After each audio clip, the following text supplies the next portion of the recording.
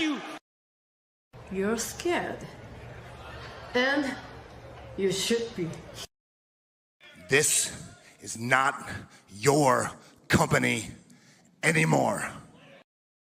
Leave the cheek of CM Punk.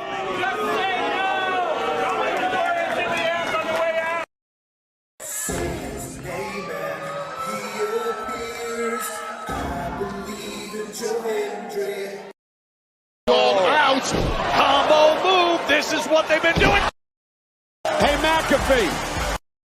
Everyone shut the up and sit down! We got a mom in the front row who taught her daughter how to suck dick! I'm Mina Shirakawa. I used to be a model. I want to put on a big show. And that's the bottom line, because Stone Cold said so. What is going on, everybody? Welcome once again to the Saturday Shenanigans, hosted by yours truly, the Renegade JJ Williams. Hi guys. Hi guys. CM Punk drama bullshit to the side. I still consider Hangman the worst AEW champion they've had. First of all, we're going to bring in Walter Cruz. I said that as a joke when what's his name did his promo Monday. He said, "I'm from a prestige university." I said he majored in Steiner, man. We've got the Heb man, James Hebert, in the house. I do really cool and dumb things on the internet. Right. A lot of shit going on here. A lot of fucking crazy ass shit. Where is Noah JD? Well, say his name and he appears, because we believe in Noah Foster. Fuck is this intro? It is one of those things where as fans we do have these desires for what we want to see, but sometimes you can't always get what you want, and there are reasons you truly don't get what you want. I wouldn't even listen to this in Grand Theft Auto San Andreas. What the fuck is this shit? God, rapid whack. Like I said, never been a greater time to be a wrestling fan than with more companies in a more lucrative spot, in a more comfortable business spot, in a sense of mind, it seems, than ever. Again, WWE is not the only one. It is not the end-all, be-all. So let's go back to the Renegade Wrestling JJ Williams to get the official word. JJ, speak! Make sure you tune in every week, because you never know who's going to drop in to join the shenanigans. Catboy is in the house. Hello, my internet family. I say if you want to make them as evil as possible, make them really mad. We have Mansfield joining the party now. What is going on, Josh? Like I told no one when we were in Cleveland, him joining JCU was just an unfortunate side effect of my shenanigans towards you, JJ. I know how it can get better, Noah. The panel chooses you. Shut the fuck up, Josh. He said that so like. We got the intro back. Yeah, I was gonna say. Just think how you and I had lunch together the other week. That was different. Ladies and gentlemen, the King is here. Say his name and he appears. We believe in King A-Train. There are so many believers in Joe Hendry. The only person on this panel that doesn't believe in Joe Hendry is King A-Train. I believe in Joe Hendry. I believe in Joe Hendry. Tell the world why you do not believe in Joe Hendry. The reason I do not believe Joe Hendry is he is Fandango 2.0 in a entrance merchant. I rest my case, Your Honor. Hey! There's nothing wrong with being an entrance merchant. He has some of the best entrances of all time.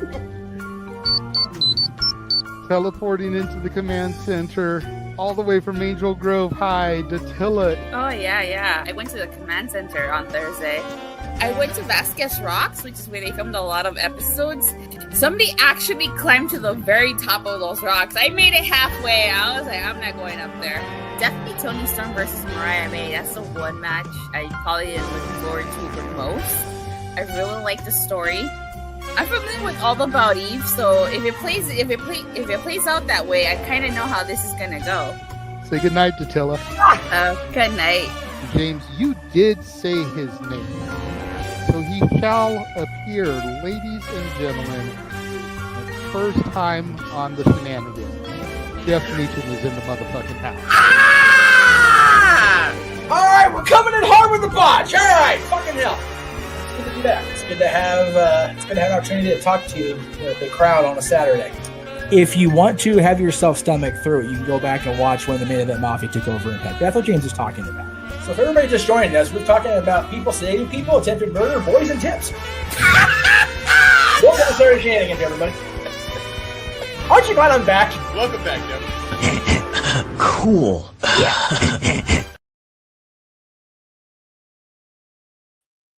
Good evening, everybody, and welcome back here once again to the weekly moderated conversation of Wrestling Madness. That is the Saturday Shenanigans. I am once again your impromptu host for the evening, the Superman Noah Foster.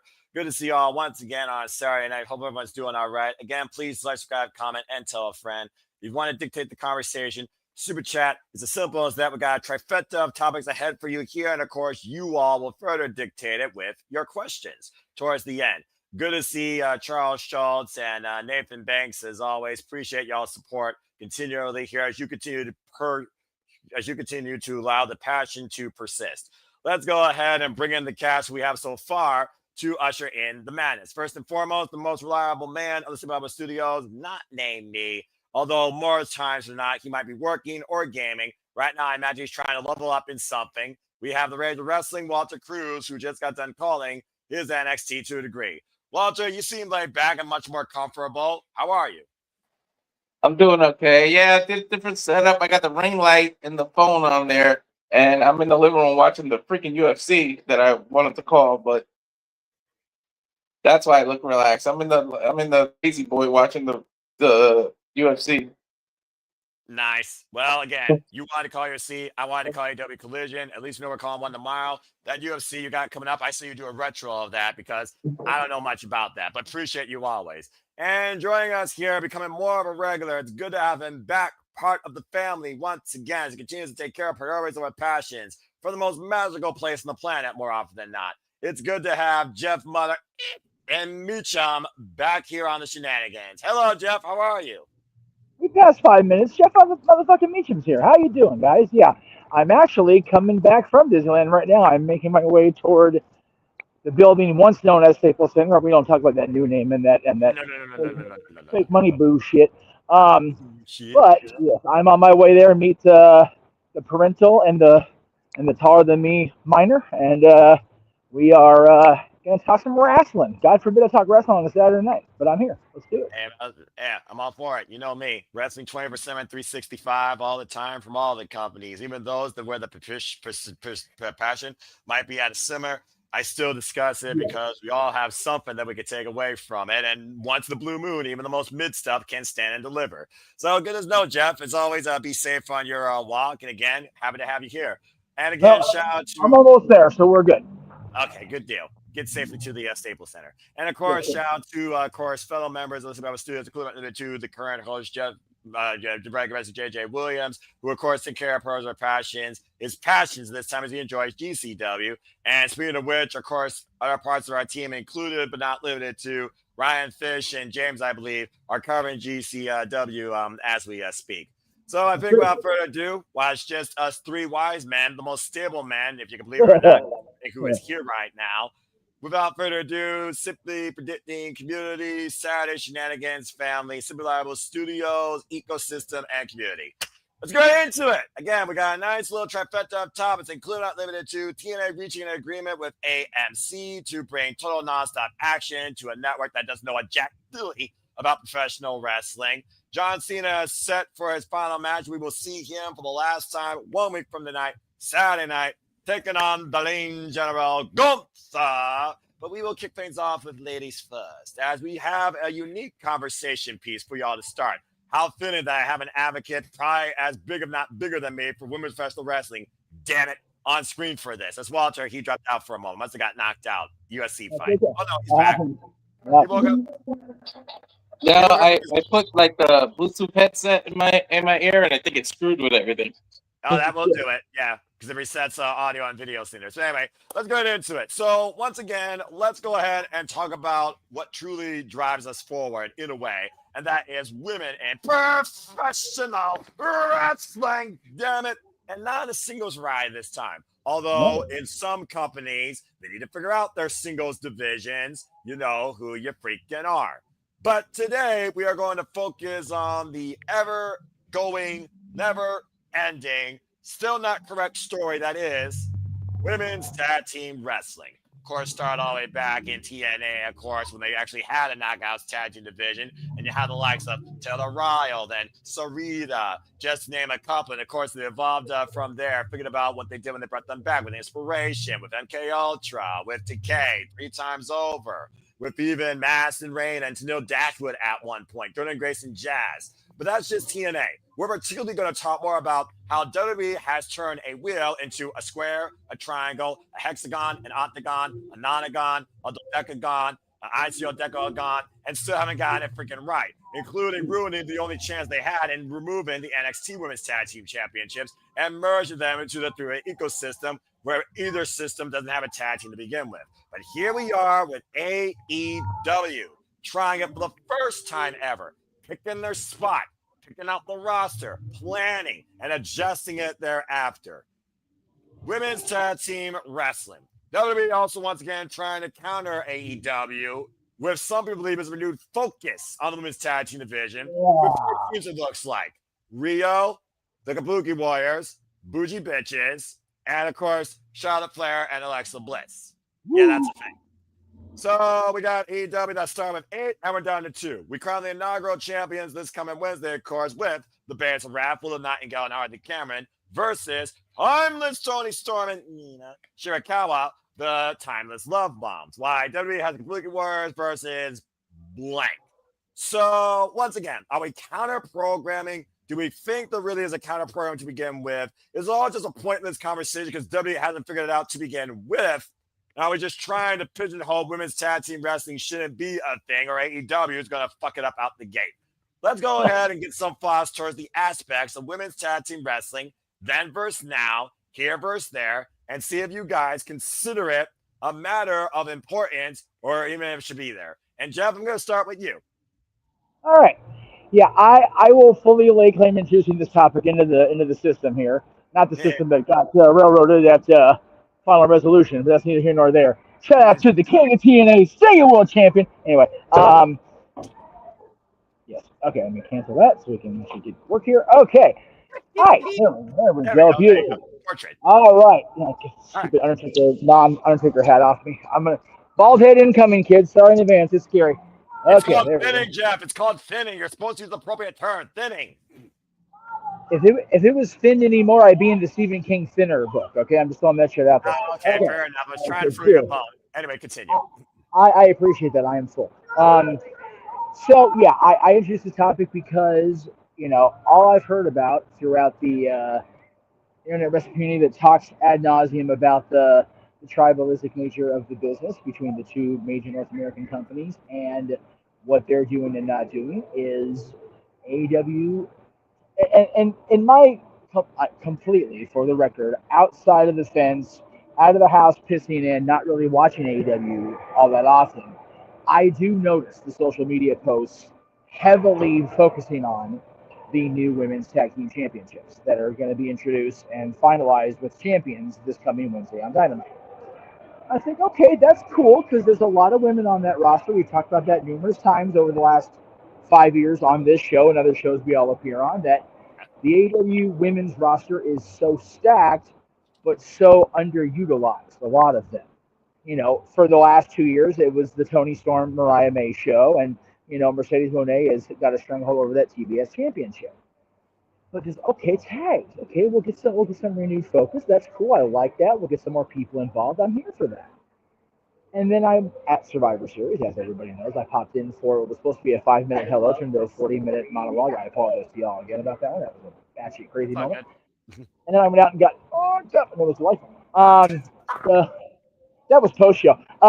Anyway, downtown San Diego. Love to hear it. It's the only thing that sounds works because it ain't baseball. Anyway, I'll be fine. I go to San Diego, and of course, Liv Morgan returns after.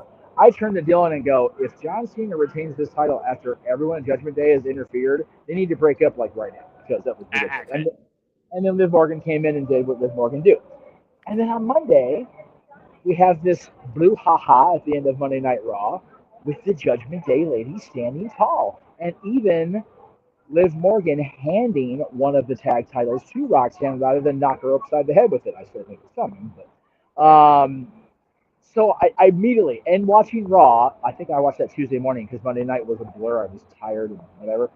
I thought to myself, are they actually doing the counter programming within the storylines now and not just in the television time block?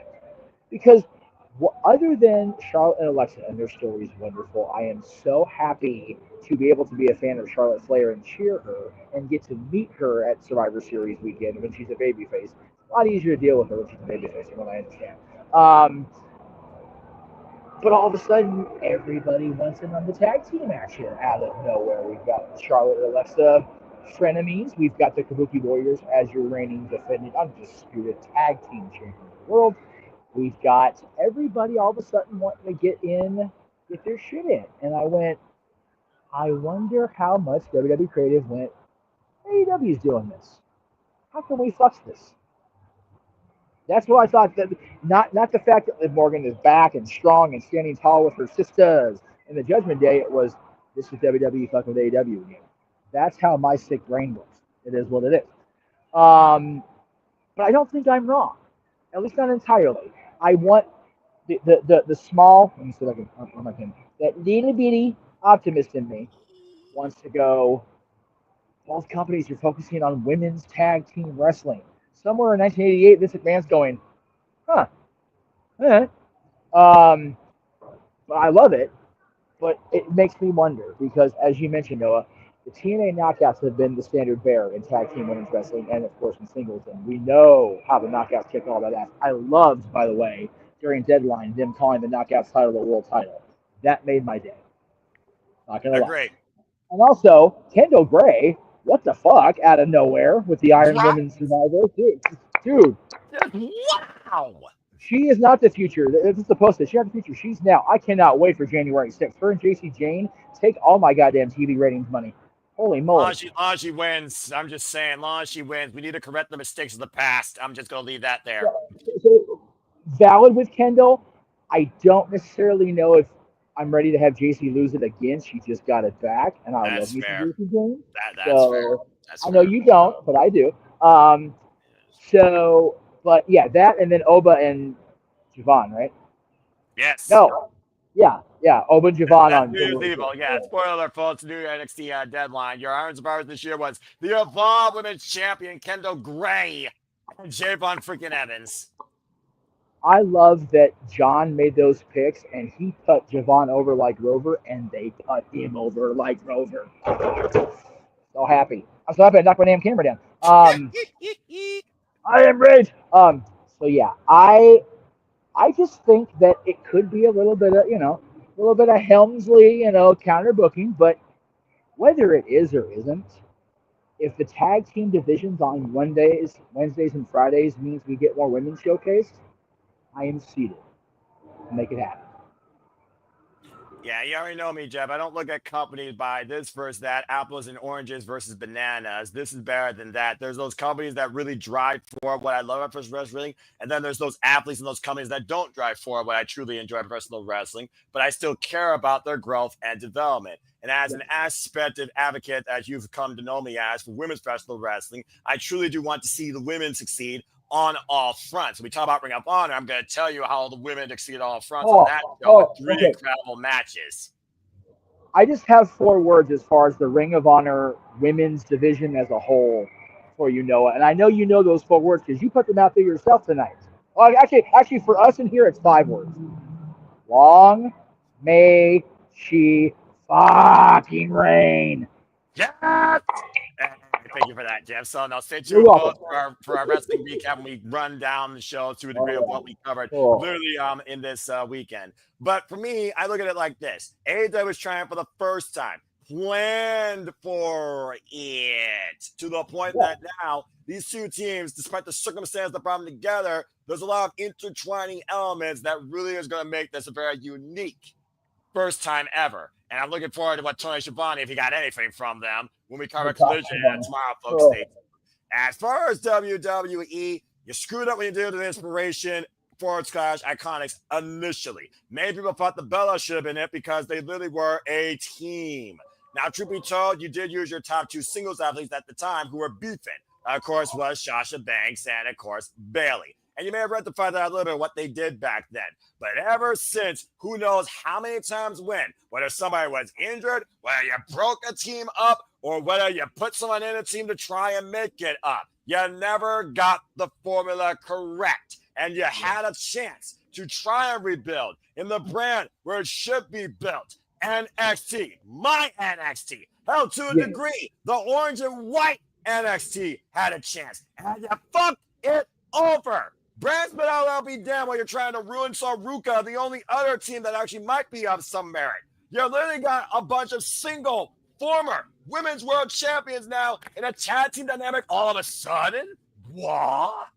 Yeah, I forget Jason Ventura. Kiss my ass. Hindsight 2020. Been there, done that. Not stupid. Not buying into this shit. There is no way in hell this is coincidence. This is planned con booking. And I'm not talking about one con versus the other, if you get what I'm saying. Because I do think there are people in WWE that aren't freaking petty. Ain't that some crazy shit? And they're not even on the damn screen. But that being said, I look at it like this. Give AEW a chance, trying it out the gate. If you keep going with WWE, you can pray, but I don't see history fucking changing. Here's what's going to happen. You're going to have bougie bitches probably get the titles because they're not going to put Nia Jax and Lash Legend with a singles championship right now. Charlotte Flair and Alexa Bliss, it might be the most genuine team to coexist right now because Charlotte Flair is a babyface. Who would have thought that world could actually work longer than a freaking month and a half, let alone not concerning a championship?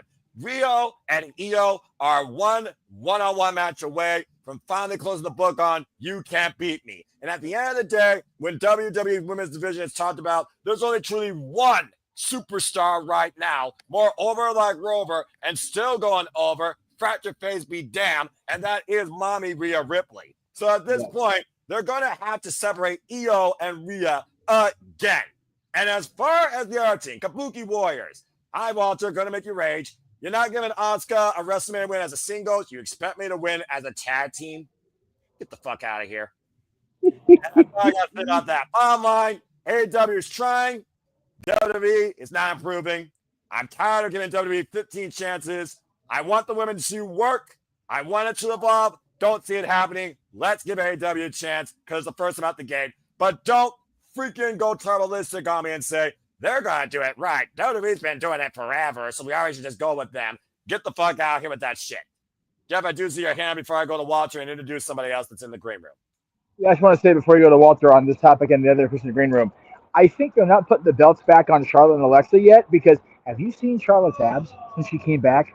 Jesus Christ. The time off was good to Ashley Flair. I'm just saying, I got to do the pose with her in Survivor Series and it was just like, where's the rest of her?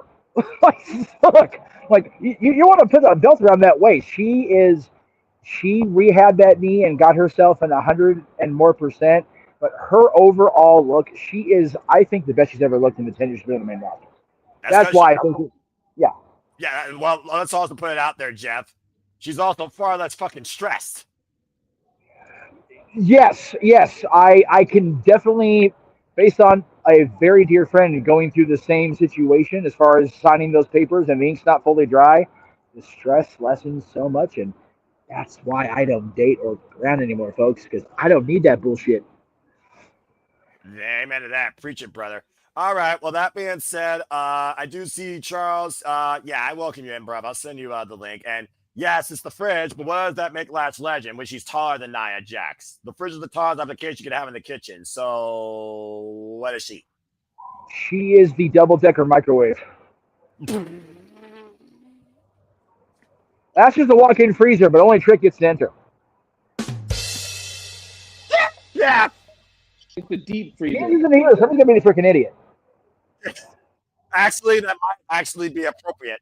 Oh my gosh. And shout out to our Canadian friend, Ash, who is on as we speak.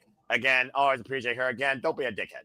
Subscribe to her channel. All right, I'll figure for that. Before I go to Walter, Charles, I sent you the link, and let's go ahead and bring in the other half of the Canadian connection.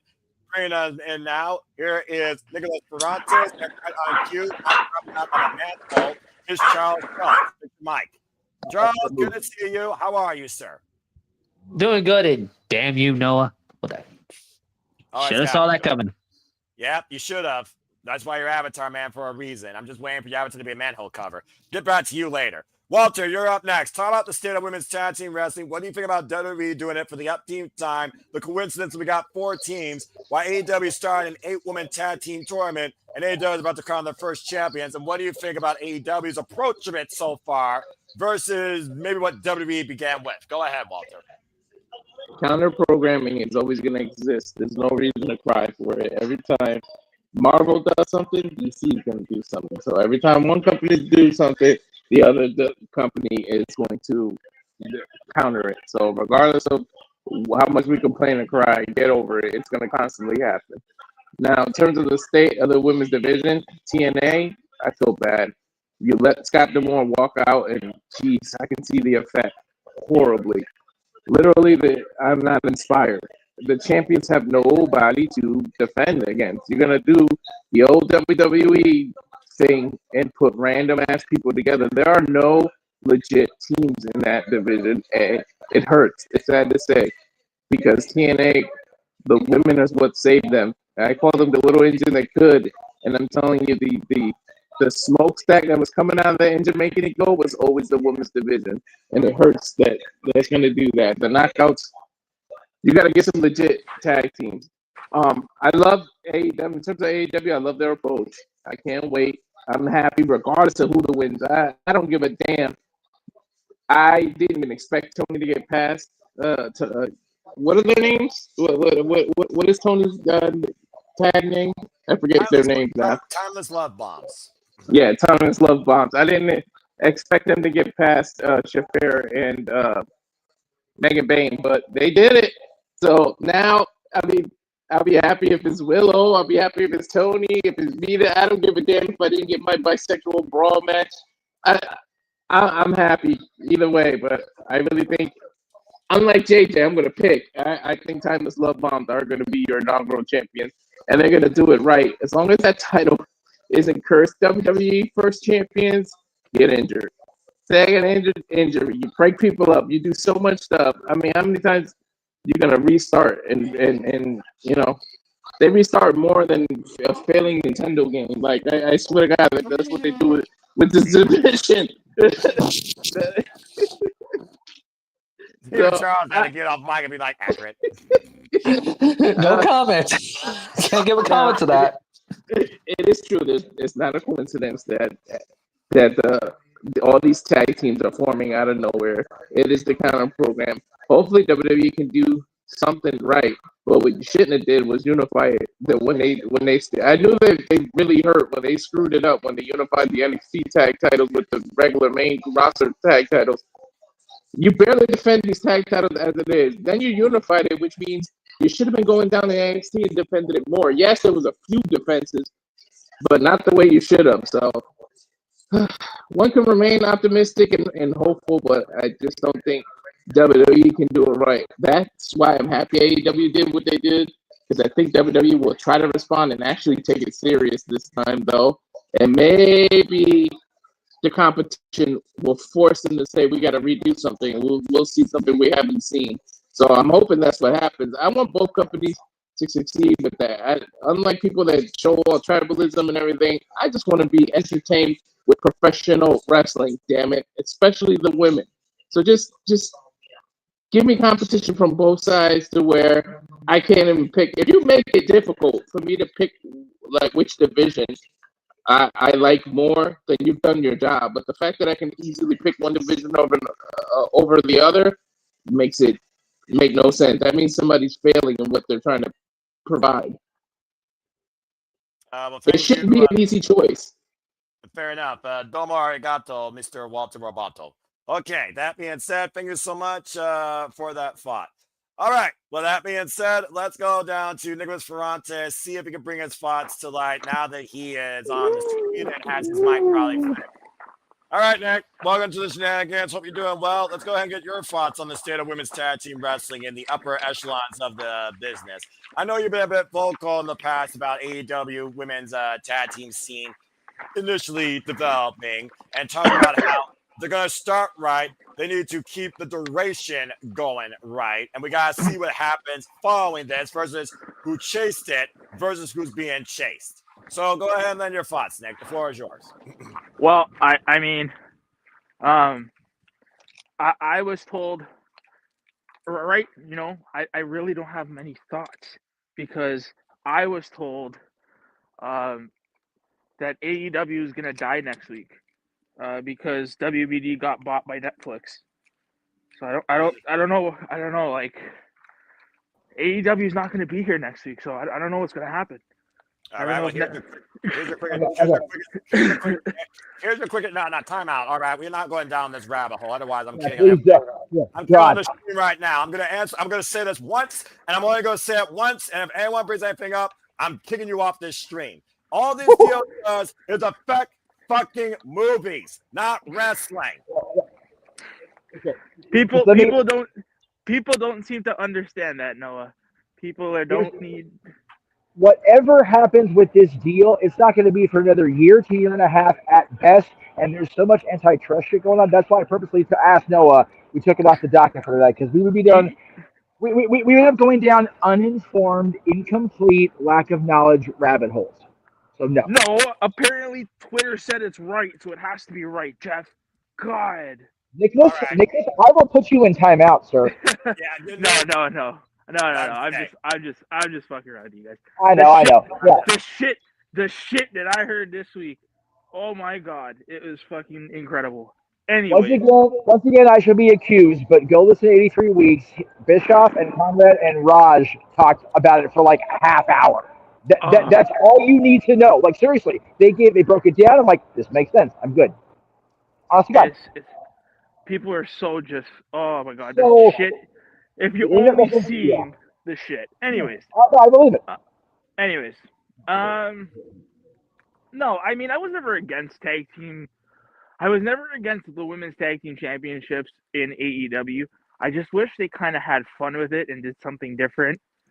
You know, all these belts have personality, but they kind of just skimped out on these ones. That's fair. You know what I mean? Like that. You're absolutely right about that.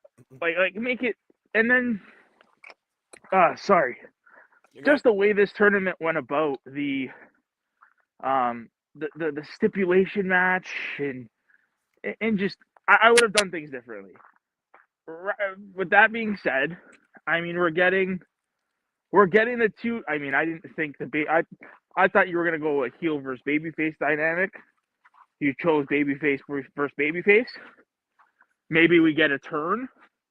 Maybe Mina and Tony turn. Who knows?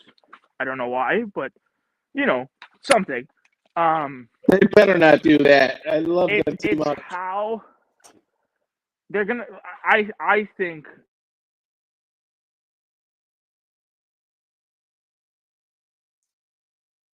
He thinks. You know what I mean? Like we can't. We got to be booking good quality storylines with these titles. I get it. I know AEW's we're wrestling first, storytelling second. I get it. But we need to invest. Like you have to give us a reason to invest in these titles. They're here, great. Let's see what they do with them. Yep. That's pretty much it. The WWE tag team scene is fucking irrelevant. Ooh, wrong way. While your opinion's the right way as far as that goes, please do not lose yourself in the way that you're trying to get home. Oh, no. I was gonna go through the wrong door. The WWE, and then I mean y'all know I don't watch WWE. I wouldn't give a rat's ass about it. But I mean their tag team scene's fucking persona non grata. Like we have a bunch of makeshift tag their belts there are worthless. You know what I mean? So hopefully they take their head out of their ass and book some compelling shit. But I don't think that is the case. So we'll see what happens. Fair enough, but I do also agree with the one thing I will say about AEW, where their titles actually have identity and don't look at an over-glorified logo prop meme.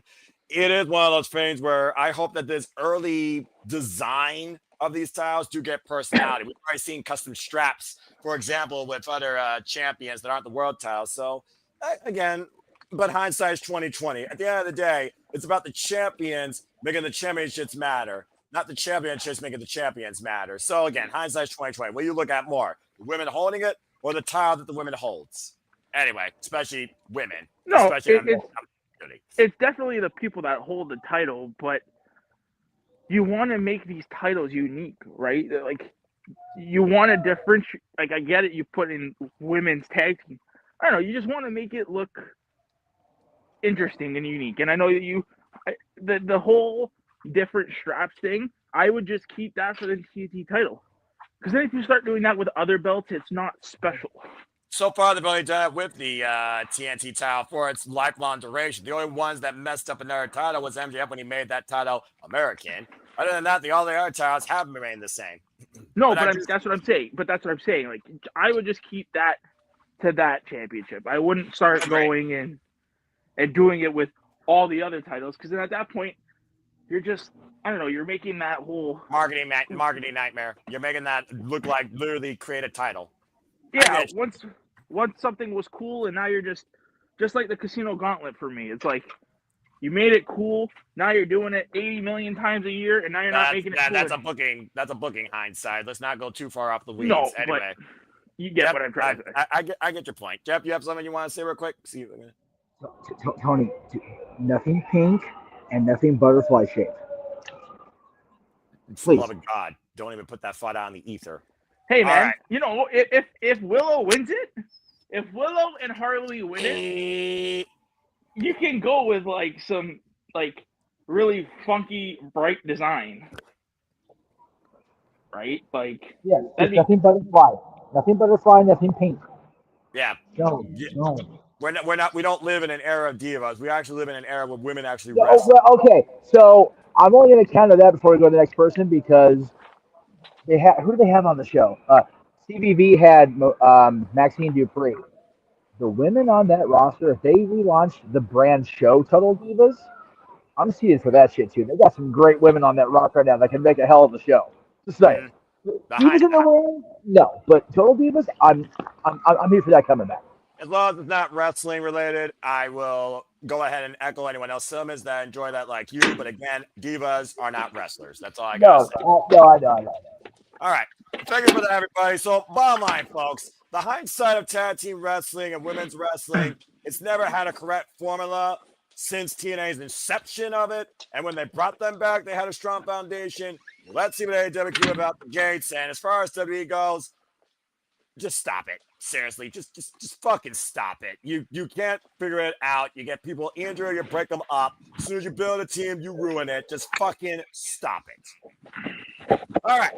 Good job, everybody. Nice, simple topic to open the docket. Since we talk about TNA, and we literally only have been going on now for a great time. Man, all right, I'm going to mute that. Making noise, producer mute them until they're not. Seriously, that's As bad. the guy who's in charge, if I find your mic fucking up, you all best figure it out. I'm going to mute your ass. That being said, again, I'm Mr. No Nonsense here. You all better keep your shit together. Anyway, as we keep going forward here, speaking of things strictly professional, again, I need no ill will, but again, technical difficulties, folks, figure that shit out. Let's go ahead and move on to our next topic. Speaking of entertainment and TV, Total Nonstop Action arrives in 2026 on AMC. What the fuck? Now, I will say this. In the past, we've seen Destination America. We've seen Pop. We've seen Spike. We've seen Twitch. We've seen YouTube. They've strictly been on Access TV. They got their own streaming platform now, TNA Plus, and now they're going to the American Movie Channel.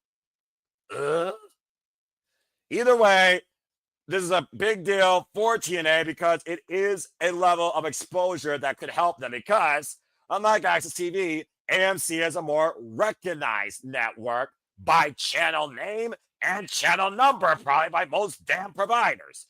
Now, the fact of the matter that they consider in most worlds wrestling as entertainment, and we've seen an element of cinema and storytelling furthermore incorporated particularly in TNA thanks to WWE influence and NXT's involvement, they may be able to make this work, but I don't know how long it could go or how it gels into a 100% movie ecosystem. On the previous networks, they had mature content that wasn't movies. They had music. They had MMA Women Fighting with Invicta. They had Spike TV that gave you a little bit of everything.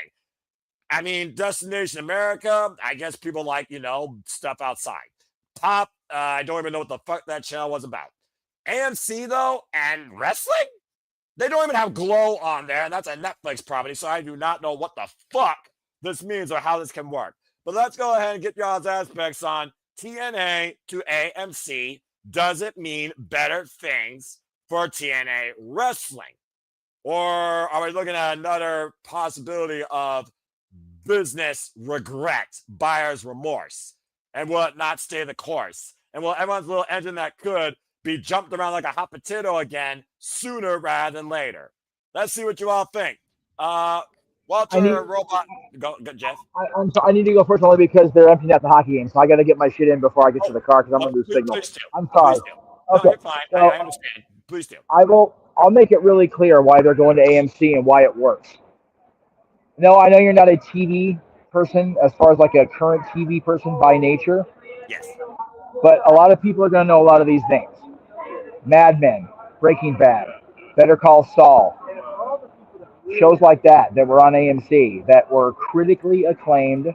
Right now they've got shows that the TV series of The Interview with the Vampire. The Walking Dead is an AMC property, that whole franchise. There is compelling, critically acclaimed television throughout the AMC originals library, let alone them, re-showing, classic movies. Like, I think they show the Rocky franchise once every 26 minutes, I think is how they do that now. Roughly. I'm exaggerating, obviously.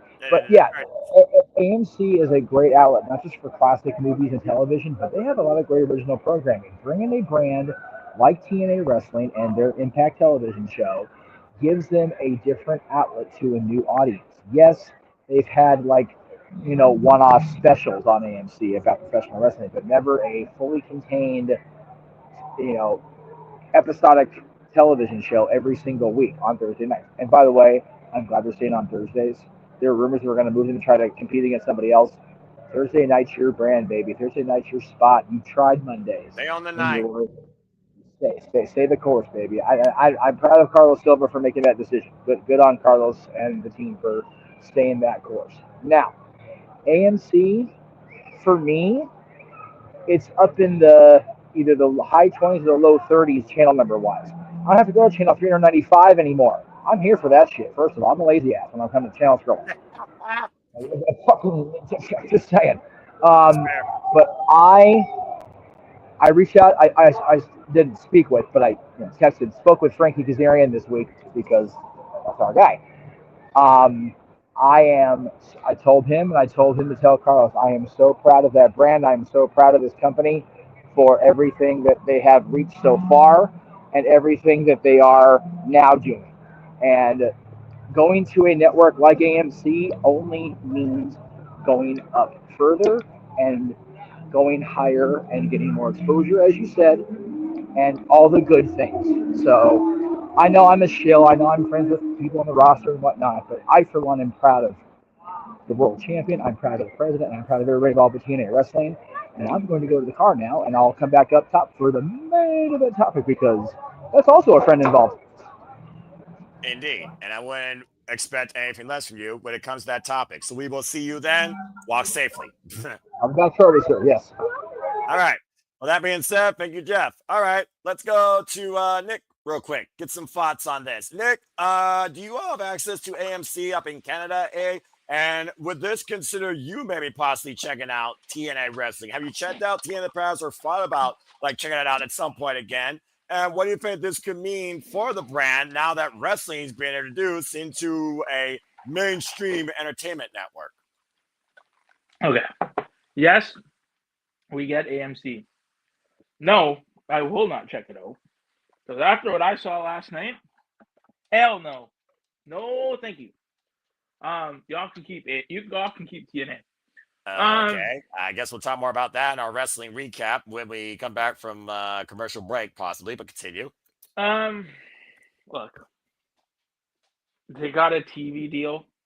Great.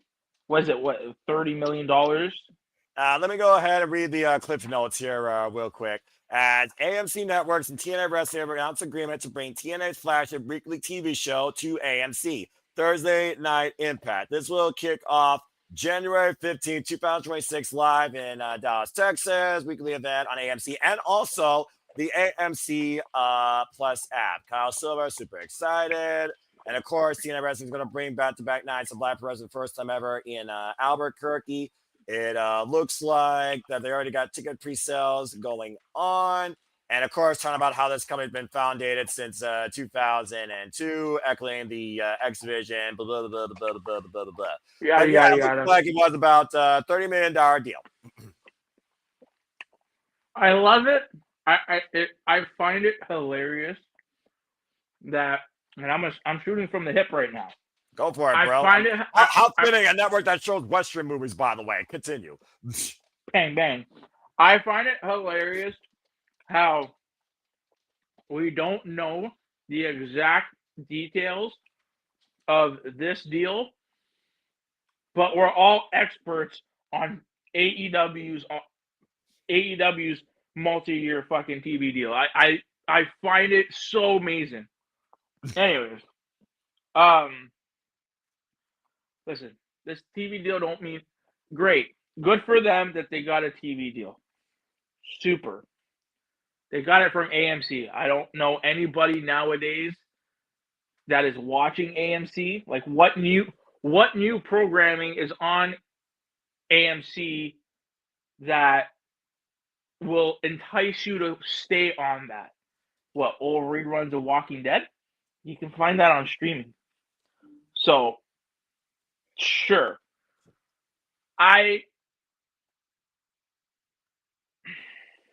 They got the TV deal, great. Until I'll deem this TV deal a success or a great thing for them when the partnership is over. And I would say this the same thing about AEW, so I don't want to hear anybody bitching and moaning. I'll find this to be a success or a failure when this partnership is over and they can stand on their own 2 feet. Because to me, and I'm taking, I don't watch the TNA weekly product, but last night when I watched Final Resolution on TNA Plus, when we watched that, I just saw NXT. Like, it's they're practically, TNA doesn't have an identity. So I mean, what? Who do they have? Leon Slater. That's it. Maybe that was like the one match that I was like interested for, and maybe the Rascals. But again, other than that, like, to me, I see NXT. So until TNA can stand on their own 2 feet and be their own brand, I'm saying this nicely, who gives a shit? Okay, it's a fair outlook. And for those that are wondering, TNA Impact will be on Thursday nights. Later start time, Walter, 9 to 11 p.m. Eastern Standard Time each night. And people complain about the collision time slot. I say it's still 2 hours though as well. But again, hindsight's 2020. To also economic elements, folks, this is what you can find on AMC Plus streaming sometimes. Original, popular shows, and movies on the AMC channel itself. Much to Just Point, classic movies, Jumanji, The Mommy, the Back to the Future trilogy, National Treasure, and apparently in feeders, AMC branded feeders, new releases like Zootopia 2, Wicked, Kill Bill, blah blah blah blah blah blah blah blah. Again, look at that lineup. Like, what new programming is? Once you've seen The Walking Dead, you've seen The Walking Dead. right? Like once you've seen it, you've seen it. So you're not going to go back and watch it. Okay, I mean, that's fair. And right now, with it being the holiday season, it's a whole different animal. There's nothing on right now is Jeff Holiday stuff. So what is AMC enticing me with? Only DNA? Like why else am I that's what I mean. Like I don't know. Like I mean, you can watch Ghostbusters 2, Elf, The Wizard of Oz, Liar Liar, Click, Mr. Mom. That's what's on right now. Yeah. Again, movies, not wrestling. Miss me with that shit. I'm about to say, you and me both. I don't watch movies. Anyway, my mom's already seen Elf more than enough times. All right. Charles, Charles, what do you think about this groundbreaking announcement now that TNA have a new TV deal on a channel that has more recognized? I mean, can you imagine somebody coming off the end of a movie not on TNT that's more of a drama or a classic Western or a thriller and going to TNA Wrestling and getting that same vibe to that audience? I mean, Big Bang Theory, at least a sitcom with comedy, and sometimes you get that sort of comedy debacle with wrestling, but I don't know about this here. Imagine you're transitioning from freaking Bad Boys to Flop Dollar's Penthouse. Again. No, that's sick. I'm just saying, it just sounds like a realistic possibility. Thank you. We're already off to a fun start. Yeah, I'm about to say, Charles, give your thoughts on this. What do you think about TNA's AMC TV deal? Before Noah decided to put a nightmare in people's heads after that. That's number one. Number two, as long as they get exposure at the end of the day, that's what matters. Because the other channels, the once they left Spike back then, that was a problem. Just don't watch the show. And that's just being honest here. No, I legitimately agree. I named the networks that got Hot Potato and Popcorn Upon. They weren't recognized, so they went to YouTube and Twitch. Yeah, which was actually easier for me because I can't exactly watch any cable networks. I haven't been since 2014. Yeah, you're saving money, so hey, you're a wise man. Continue. Oh, well, yeah. And that's why I've been stuck with streaming services since 2014. We live in a world of streaming. Cable and satellite. What the fuck are these things you talk about? Well, I've been doing that since 2014, to be fair. Okay, fair enough. Continue. Well, at least I still enjoy TNA. At least that's the one thing. As long as I can still, if they're going to be on the AMC app, now did they say it's going to be live on the same time or delay after? Well, it so far just talks about how we get 2-hour action-packed TNA wrestling exclusives on television every Thursday from 9 to 11. It said that it should be on AMC Plus. Extended weekly telecast to viewers on AMC Plus. It does not say when they would be on AMC Plus, though. It doesn't give any discussion about that. Well, that's also a thing to consider too. It's like, are they going to be for $30 million? It'll be on there in 48 hours. You know, that's probably accurate. Continue. They'll probably go do it the CW way then. Oh, live on one day, and then the next day, probably up on their app. I can see that. Again, this channel does have an app, and I have no idea what the fuck their interface is like. Yeah, I was going to say, I don't either. I didn't even know they had an app until literally today. I didn't know, so this is the first time for everything. Yeah, you're about to say. But yeah, for real, though, as long as TNA gets the exposure and everything else, that's what matters at the end of the day. Yeah, as long as they do that, we're good. Yeah, well, again, you can only pray. Nick, I do see your hand. What you guys say real quick. And again, folks, for those that thought that NXT was going to drop them like a bad habit, Carl Silva came out directly, and so did Shawn Michaels, and says this partnership is continuing. Thank you. Nick, Charles talks about exposure. Yes. What exposure are they looking for? Well, look at WWE. They're exposing themselves to everybody and everything. I would think at this point, you're just trying to study the way a human being can comprehend what the fuck is this thing we see in a four-sided circle surrounded by ropes. They're looking for anybody that's willing to tune in and literally flip the channel and be like, oh, this looks interesting. What is this? may not know what it is, but they may give it a chance considering it's on a network they're familiar with. So now, now that TNA is on an actual TV network, where I want to see, I can't wait to see the fucking number merchants out there. I want to see. I want to see people come out there. Oh, TNA got 500,000. Oh, this is a success. I can't wait to see that. That's good shit, pal. All right. Well, That's again, good shit. hindsight 2020, whoever cares about the numbers like that, I do have real statistics that don't have alienated figures. That being said, Walter, let's go ahead and get your. Oh, sorry, Charles. I did see your hand. What you gotta say real quick, and then I was also going to ask this question. If they say it's going to be live, is it going to be permanently live going forward? No. Okay, good. Nope. That's a question to ask because is it going to be? They've already came out and said that it will not be 52 weeks a year live. There will be there still will be tape shows.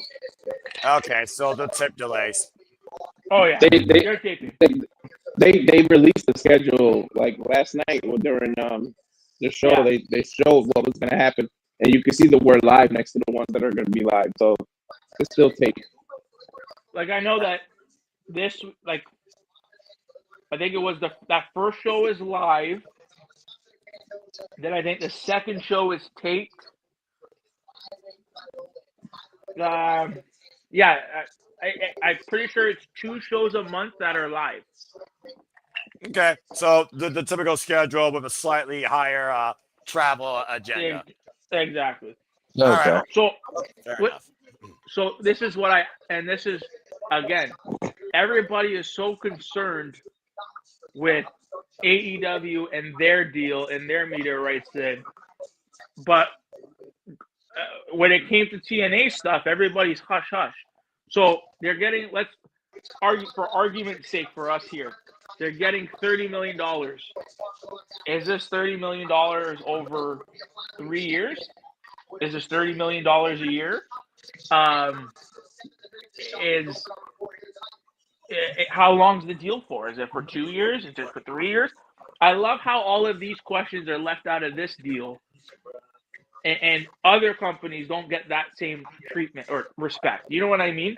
Well, to be fair, every company negotiates and does business differently. And speaking of different people and different mindsets, let's go ahead and welcome in. She's yours, she's mine, she's our Canadian friend, Ash. Hi. Hello, Ash. Welcome to the Shenanigans. Good to have you here. And that being said, thank you, Nick. Ash, we've only talked about the state of women's tag team wrestling right now versus then, AEW, kickoff, WWE, squandering. But more importantly, we're right now talking about something that you could probably lend to because you got a mind for the business a little bit, talking about how WWE's now a monopoly. It's a monopoly. But here we have TNA Wrestling heading to a new TV deal in 2026, AMC. Now, what we know, it's going to be multi-year. They don't disclose the length of the deal. And last time I checked, companies don't have to do that except within themselves and their shareholders. It's not for the public to know that.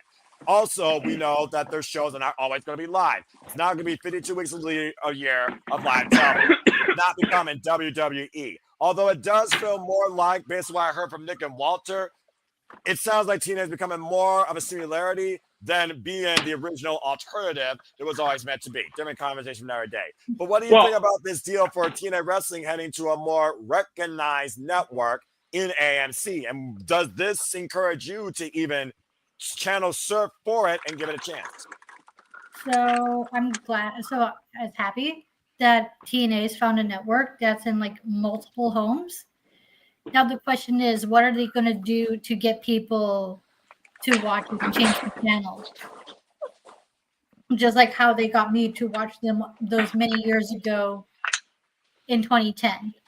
Because it was a lot easier back then as opposed to now because in 2010, TNA argue with how it was like the booking. At least they had an identity. Something to be like, yeah, something that made them separate from WWE, but because they're partners with WWE, they don't really have an identity that separates them from like WWE, AEW, and other pro wrestling companies. They're just, and I hate to say it, they're just there. They exist, which is good because you want more options for your wrestlers because not everyone wants to work at WWE, not everybody wants to work at AEW. So there's that other option for them because not everybody's willing to work in Japan or where else, right? The more options, the better. That's what TNA needs to do. Is like, what can they do to get people who aren't interested in their product to be willing to tune into that specific channel, even though it is in multiple homes? Yeah, and again, it's one of those things where you're on a new network. Do you change your presentation in any way? Do you change the perspective of your product? Do we get a new theme? Do we get a new stage? Do we get a new outlook as the roster's kind of been overhauled? And pretty much it's just one of those things right now where we have to see what happens before we actually pass judgment. And at the end of the day, I've always been a fan of TNA. Hell, I still call myself TNA faithful. To this day, based on what WWE's become, I say, fuck this NXT, not my NXT. And I might be saying that more prolifically based on what Walter is probably going to tell us soon in the wrestling recap. But that being said, at the bottom line is this. If it means more opportunity and more monetary gain for the workers, the wrestlers that we support and love and want to see continue to flourish, that's the number one thing that should matter, because at the end of the day, if you don't have opportunity, if you don't have a platform, you don't have a job, you can't support your family. At the end of the day, a wrestler is a human being like all of us, despite the fact everyone wants to be a businessman, a lawyer, a journalist, and some sort of freaking reporter, and we're not even certified for any of that nonsense nor paid for it. And more people think about everyone else versus themselves. That's probably why their lives are in shambles. But anyway, that's a whole different conversation another day. But I really am optimistic to see what TNA Wrestling can bring to AMC, to the point I'm actually watch the channel because I don't give a damn about movies, if you haven't figured out by now, people. Well, thank you for that, Ash. Walter Cruz 2.0, you're last. Go ahead and then your thoughts on this topic. TNA going to AMC in 2026. Is it now becoming more of a WWE similarity? Is this a chance for it to find, once again, an alternative identity, whether or not it was what we knew it as previously, if not something differently that we can enjoy again? What do you want to say regarding this? And then we're going to take a commercial break, folks. Am I still R2D2? Oh, yeah. You dude, Yeah. you're trying to transform into a damn. That's what I'm looking for. That's what I'm thinking of. Damn it! It's the headset. It's the Thank headset. you. A transformer, like an Autobot or a Decepticon. Thank you, Ash. Thank you. Thank you. I was thinking that, and it completely disappeared from my mind. Thank you, Ash. You're Again, welcome. I don't watch those overglorified movies with an overglorified budget of explosions, ending with a stupid kissing scene either. Anyway, Those are only Walter, the Michael Bay ones, not the 80s animation. Totally The different. only Michael Bay version of the Transformers I like is the first one because of the end credits song. That's it. Because of the band I like. That's about it. And also, I did enjoy the first one more than all the right. other one. All right, let's not turn this into a mainstream. You know what? Fuck it. Fuck it. You know what? Walter's trying to reprogram himself, so let's go ahead and get Jeff's thoughts on Transformers real quick. All right, Jeff, you got fun on Transformers? I liked the 80s cartoon, and they're fun to interact with Universal Studios. That's my take. Oh, and John Cena seemed funny in Bumblebee trailers. All right, Yeah. there you go. So, folks. Thank you, Jeff. Thank you, Jeff, for that side tangent. So, folks, if you haven't learned by now, the original cartoon was awesome. The new movie sucked. Okay, great job, everybody. Now, hold on. We gotta admit though, Transformers 1 was actually really good. No, it wasn't. Thank you, Nick. Thank you, Nick, for signing with me here. I'm going to be the only one. Thank you, Nick. At least I got those. Sick. Badassatron. So good. So good. All right. I don't know if Thank you, Nick. I don't know if Rotten Tomatoes give that a fresh rating or not, but apparently the Nick rating system says that's good shit. Okay. Well, that being said, why Walter Cruz programs? Bottom line, folks, give TNA a chance if you left it, or if you haven't ever seen it, or if you want to see it flourish, and then go from there. 2026, have a New Year's resolution. Speaking of which, coming up here on Shenanigans, we're going to talk about Fire Resolution, Ring of Honor Final Battle, NXT deadline here very soon in the wrestling recap. Much more to continue. As I did see your hand real quick, what do you want to say real quick? I was about to say, the debut episode on AMC has to hit all cylinders. Yeah, yes. You only get one chance to make a good first impression. They need to line that shit up. And you can't make a mistake when you're live. Go ahead. Ash. Exactly, because the NXT. Oh, sorry. Walter. Boggle. Okay. Am I still? No, that's. Am I good now? Yeah. Yes, that is much better. Ash, finish your point, then we'll go to Walter. Then I saw your hand. I was about to say, because the CW NXT debut episode, they loaded that card, and it was a solid show. I remember tuning into that. Actually, come to think of it, that's kind of how I kind of got to meet all you guys without going to Twitter Spaces. Because if I remember correctly, it was me. I was watching it, and then just out of nowhere, here you go, JJ. Here's 50 Canadian bucks, and that's where the joke started of the Canadian dollar super chat. Oh, yeah, I remember that. Yeah, I remember that. I literally was like $50. I remember that. The sad part is, I tuned into that episode just solely based on a rumor I heard. Sometimes all rumors you need to get someone's interest drawn, it seems. All right. I will say this. That was a very solid episode, though. Was it enough to get me to watch weekly? No, but it did give a whole new perspective of, okay, I may not watch this, but I totally get why people watch this. And hopefully the debut TNA episode on AMC does that exact thing. Fair shout. All right. Well, thank you for that, Ash. Walter, you're the last one. Then Jeff had a closing thought. Then we'll move on. I think Charles had a closing thought too. So, Walter, go ahead. Your thoughts on the AMC deal for TNA Wrestling 2026. What's your aspect towards it? All right. I think I'm good. It was the headphones. I put them away. Good for TNA. They got this. Hopefully, everything works out. What I do hope is that NXT CW deal expires and they can go to AMC so I can actually fucking watch stuff live on not that god awful CW app shit, and maybe that NXT is going to keep a close eye of how TNA does on AMC. But Ash, you were talking about what made TNA stand out before. Originally, what made them stand out was that they were really different with a 6-sided ring and the X Division. The X Division is what carried the original TNA through it all, and the Knockouts division. Damn right. We don't have the 6-sided ring anymore, but we still got the Knockouts division. And as long as they get that strong debut episode, you need to book AJ Styles versus Leon Slater for the X Division title. You need to bring AJ Styles back home to TNA. Listen, hold on. Well, with all due respect, you can load that shit up with the fucking Undertaker versus insert new talent here. That debut episode don't mean shit. None of it's gonna mean anything if their creative is still dog shit. So I mean, what does it matter if the debut episode they load it up? Their creative is still shit. Man, creative has to, in order to load it up, creative has to step up, but they do need some kind of change. Like maybe you shouldn't have let Scott D'Amore walk out the damn door, because that's where it started going and screwing up.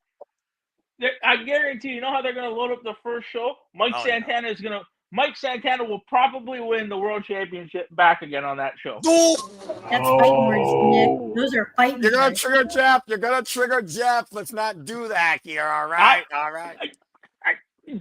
Dude, okay. I'm pretty sure AJ is going to return that night. Watch and fight Leon Slater. But regardless, dude, it is exposure, and you're on a more watched network. And at the end of the day, for what we do and what we love, we do this streaming thing. It makes it a lot easier for all of us to access it, because we all have access to it through shared platforms or our own individual platforms. So happy for them that they got on the network that I can actually fucking watch. All right, fair enough. Thank you for that, Walter and Nick. Now, I remember Jeff and Charles put something saying the Ash. I will go with you last. Jeff, you had something to say. I know during a bunch of Ashes, I believe, fought. Go ahead if you can. Yeah, I did. Have somebody else go though. Okay, fair enough. Charles, you had something to say real quick? One, Nick, what the hell's wrong with you? What? What's You actually, you know what? No. You know what, Nick? You're not as that somehow wasn't as crazy as what I heard back on Super Predicted. For freaking Final Resolution.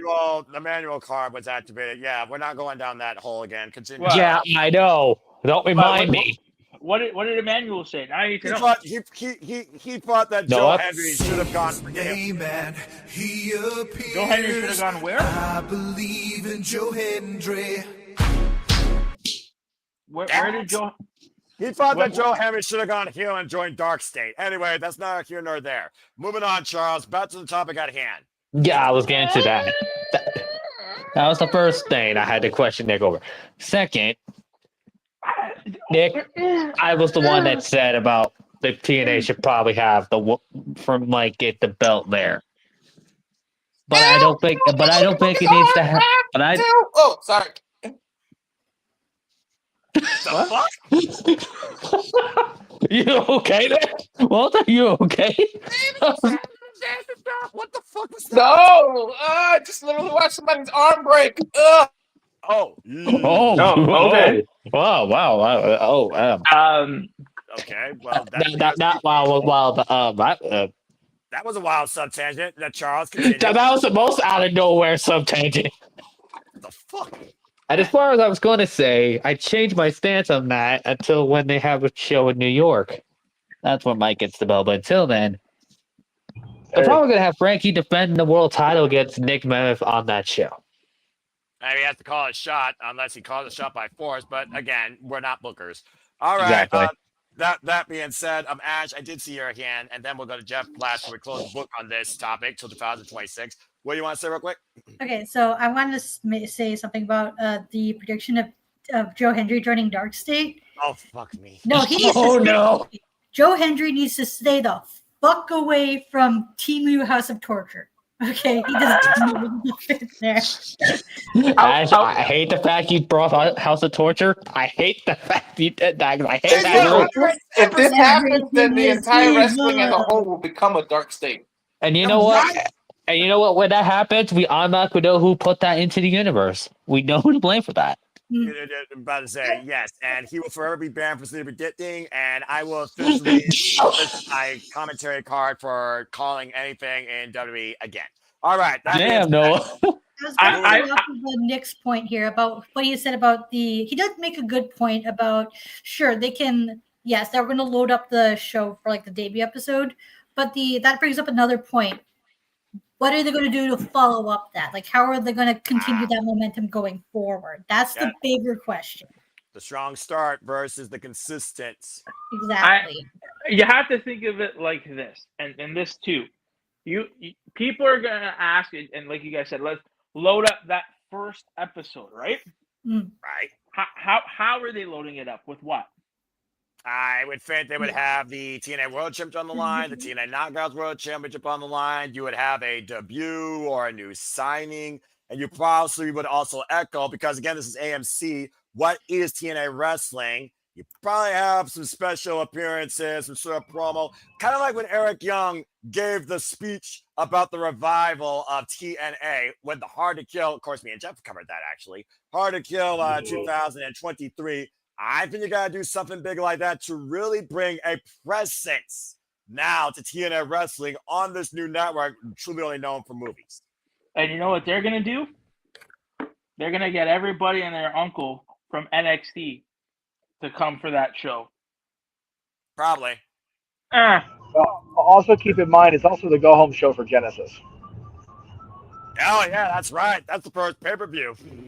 Yeah, so they're going to promote the pay-per-view. So they may not necessarily have every title on the line. I would have one of two things either on that show or on Genesis. And I'll go ahead and go into what I was going to say before I had to stop. One of those two shows needs to be Nick calling his shot. And if it's not Impact or Genesis, it needs to be Q1 2026. AJ Styles needs to face Frankie Kazarian for the world title before he drops it to Santana. I have to see that. And the TNA diehards will lose their mind over seeing Frankie defend the world title against AJ Styles. And both of them have said it out loud. Well, Frankie said it to WWE, me. WWE allow that though. Yes, That absolutely. Absolutely. You know, remember, AJ has said he's retiring in 2026. If it's me, after the John Cena match, you know, Nick, you very unnicely talked about TNA Creative. And I don't want to hear it because AEW, creative or not, has averaged losing 15-18% of their audience on television over the last 5 years with no signs of it turning up. So that argument doesn't hold water for me. Sorry, doesn't. Not at all. No, but you're absolutely right though. AEW's creative right now isn't lighting things on fire either. But we have to keep. Nick, that's the problem. They actually are lighting shit on fire. That's part of the problem. Okay. There. And we're now going to discuss the creative boardrooms of wrestling companies. Continue, Jeff. So with AJ, if this is his last year and creative beyond the John Cena match isn't there, yes, he's a World Tag Team Champion for the moment, but that can be easily changed. Put that man in TNA for 2026 and just let him ride it out the way he should. I'm just saying. If they're going to stay partners, with WWE, like it's because they're they're going to drop the partnership and this is like, no, guys, it's day one of the announcement. Let's let it cook for a minute. That announcement, that partnership is going to go into this thing with AMC, which helps NXT promote on CW and vice versa. But yeah, if I'm Carlos, Mr. Silva, I'm gonna be respectful, and whoever else is doing creative, I put AJ Styles in TNA for the majority of his final year of wrestling. You can only hope. I mean, it's a fair point, Jeff. You can only hope because again, it's literally where he was built. He's the inaugural X Division champion, the cornerstone of TNA wrestling. He and Kazarian are originals. Like Walter's calling for Leon Slayer versus AJ Styles to endorse Leon truly as the future. You just pushed it up to another level with AJ Styles challenging Kazarian for the world championship. And I'm going to be totally selfish. If they don't do it in Orlando or in Nashville, bring Rebellion back and do it here, please. Yeah. NSC, please. Stop it. You're in the most expensive market in the country. Stop it. No, I want to. Plus, they have to be challenging for the PWG championship with each other. So just bring that shit full circle too. Just saying.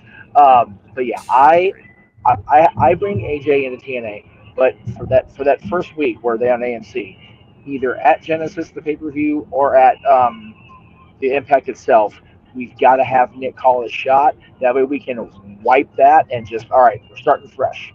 Either Nick calls his shot and loses, or somehow Frank sits on a banana peel and Nick his title back. I don't want that. I'm good with either one of them. I love them both to pieces. You guys know that. I'm okay with either, but I do want Frank to be a reign champion. But that match, that guy's going way too fast. That's an asshole. That's that dickhead, not an asshole. I think that those two guys should be a major focal point, especially Frankie being the original. He has been all over media all week. He has been driving the media appearances. He's been out there. Bully Ray on Busted Open, just him and Frankie toasted / gargled Jack Daniels for braver souls than me. Yeah, Frankie's got to lead the charge. You know, we were talking about the women's tag division earlier. The Inspiration got hell of a promos and do media, and they're the Knockouts Tag Team champions. Whoever's TV's playing, mute it, or mute yourself, one or the other. Sorry, guys, we're just trying to. Not me. Keep it professional here. There we go. Continue. Yeah. So, the Inspiration can go out there and do media. You know, Cassie's proven that she can do media across all boards because when the Dodgers were challenging them for the World Series, she was all over it. It was great. So there's little things that can be done where changing networks can benefit everybody. AMC gets the wrestling fans going, oh, okay, we kind of heard of this, especially with Aaron Gretz, watching all the AMC TV shows. So, like you said, though, bottom line, this can only be good. And Nick, I heard you mentioning the fact that oh well, we got 550 as success. That is a success for TNA if they get those kind of numbers. They've never even remotely sniffed at those numbers. Okay, AEW going from where they were and having 550 is like, so that's where the difference is. But my thing is with that is that, and that's why I'm asking what is a success for AMC? Because again, you can load up. In my opinion, wrestling in 2025, I think more the latter part for me for AEW. Noah can disagree with me. I don't think it's been good. No, I don't think it's been good. No. But this is where it's coming for TNA. You're going on a new network. You need to have that good creative. You can load up the show as much as you want. You can load these shows up as much as you want. But at the end of the day, if your creative's not there, your creative's not there, and it's shit. And again, though, I'm just going to say this real quick, Nick. You're talking to a guy that can give a fuck all about cinema and stories overruling all professional wrestling. As long as I get something compelling with some of my favorite wrestlers, competitors, and athletes that I see in the ring, I can give two shits less. Honestly, I enjoy AEW more than WWE overall. And as far as AEW, some stuff doesn't work, and some stuff has been consistent the whole year. So yeah, maybe some stuff's fallen off, but other stuff has risen. And Continental Classic season is always a go-to for me. So again, don't put words in my mouth. I know you're just trying to get perspective, but as far as the Superman goes, I enjoy all elite wrestling, and I don't need every match to be some over lame brain storytelling. Sometimes I just need a good competition bell to bell. Anyway, Walter, you got something to say real quick?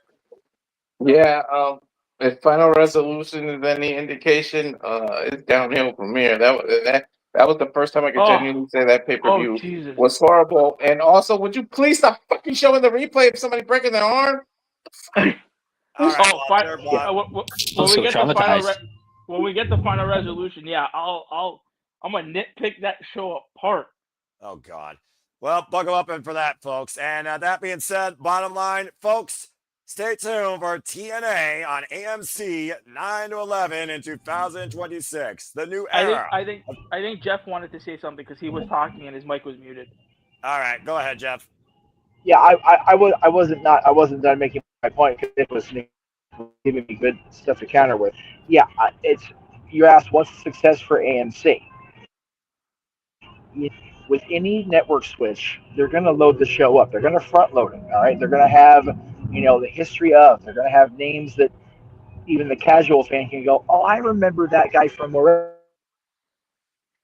They did it when Raw went to Netflix. They did it when WWE went to, at that time, the Nashville Network, and then when they came back to USA Network. That first week, it's going to feel front-loaded. My concern is if they're pre-taping show 2, week 2, that means they're going to pre-tape the fallout from Genesis. So I don't know how that works for a live crowd. I'd never been to a show where they taped the show that was going to air after a live pay-per-view. I don't know how that would work unless you just pre-tape all the backstage stuff and fill in the live audience with just matches, which is fine because they're not going to hear the commentary, so whatever. But yes, they will pad that first show. They have to get the new crowd to go, oh, okay, I can fuck with this for 52 weeks a year. That's fine. But to your point, there has to be compelling enough storylines contained within the here's what we are to get them to go to TNA Plus or to pay-per-view that weekend. And then coming out of that pay-per-view is where you get the, okay, here's where we're going. I was going to put a post on Twitter before I left work, and I completely forgot. We already know the first 3 world title matches for WWE in 2026. We have Bronson and Punk. We have Jane and Bray. And we have Oba and Javon Evans. We know those matches are going to be the first 3 world title matches we see from that company in the new calendar year. TNA on AMC, January 16th, has to let us know beyond that weekend, where are we going from here? So I would put at least 1 world title match, whether it's the Knockouts or Frankie and whoever, got to have something that's going to make me go, I need to see this pay-per-view. And I need to know what's going to happen next week. Draw me in. Jeff, Yes, sorry to say, don't be surprised if Nick calls his shot that night. if he calls his shot, great. I'm for that. I am all for watching Frankie Kazarian and Nick Nemeth wrestle. Take my damn money and run away with it. Just beat him for the title. Frankie needs to lose that title to Mike Santana in New York, like you guys said. Has to be there. Just don't do it any sooner than that because I might have a stroke if Frankie loses already. But yeah, have the show, give a good advertisement of what we've been and what we plan to be. That's how you do this. It's gonna be on my tombstone, guys. Wrestling's not hard to book; it's just hard to finance. A lot easier to finance on a major network like AMC. And I guess we'll see soon enough whether they go belly up shortly afterwards. Walter, are you just pranking your brow real quick? I was curious what Jeff said. Have you ever been to where they tape something after a pay-per-view is going to air? Because he said that, and I'm real curious. Like, how the hell do they do that? Under the previous regime, when I went to Slammiversary in 2021 and the follow-up, they did tape shows as a combination of content to come in and out of Impact Television Weekly and the TNA Plus specials. Now the TNA Plus specials, I guess, are live. That's no longer the situation. They probably changed the formula since. My thought process is if they're going to tape the show to air after Genesis, whatever storyline advancement will take place in backstage pre-tapes. Yep, pretty much. That way, that was not going out to the live crowd because if they see it, they're going to go, oh, so that's what's going to happen on Saturday or whatever the hell this Friday. So the matches in the ring will just be kind of like, it's very much like an episode of Star Trek. It's going to be self-contained within itself without any storyline advancement. All right. And I assume the specials, PLE, etc., are going to be on TNA Plus and all the weekly shows AMC. Impact will be on AMC. The PLEs will still be on TNA Plus. I think Explosion is going to be on TNA Plus only going forward. I know they've kind of been flirting with maybe moving that to television, but AMC is not going to pick it up as far as I've heard. All right, fair enough. Well, bottom line, folks, stay tuned for the new era of TNA on AMC. Go with it or ignore it. Good luck to TNA Wrestling. All right, well, that was a friggin' 90-minute talk of friggin' Mad Money brought to you by MSBC, and I can give two shits less with all of that friggin' viewer talk and number nonsense as far as me as a fan. But to anybody that's not, that is basically what they need to do. Execution is key. You either hit it out of the ballpark out the gate or you stumble your way on through, kind of what AEW has become. But AEW still impresses me more to a degree because I love professional wrestling. When we return, speaking of professional wrestling, we're going to talk about the GOAT for the last time. As we discuss John Cena, the last time is now. Final opponent officially has been found after this commercial break. And now for a taste of things to come.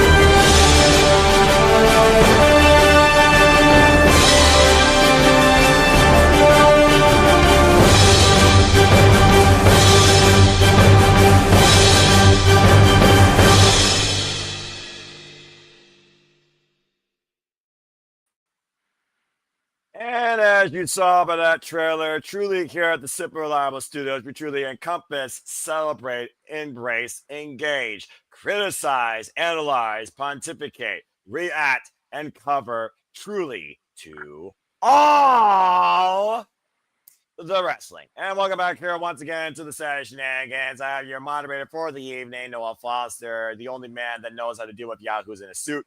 I have Walter Cruz, Nick Ferrantes, our Canadian friend Ash, Charles Schultz, and Jeff motherfucking Meacham. Again, thank you all for tuning in. Please subscribe, comment, tell a friend. You want to take to the conversation, super chat, simple as that. Emmanuel, I did see your super chat. We will save that after our wrestling recap, where the viewers will dictate the conversation. That being said, the predetermined conversation continues going forward as it was made official. And speaking of being made official, after an illustrious 23 years in WWE, never waving, never giving up, whether or not he was never tired is a whole different conversation.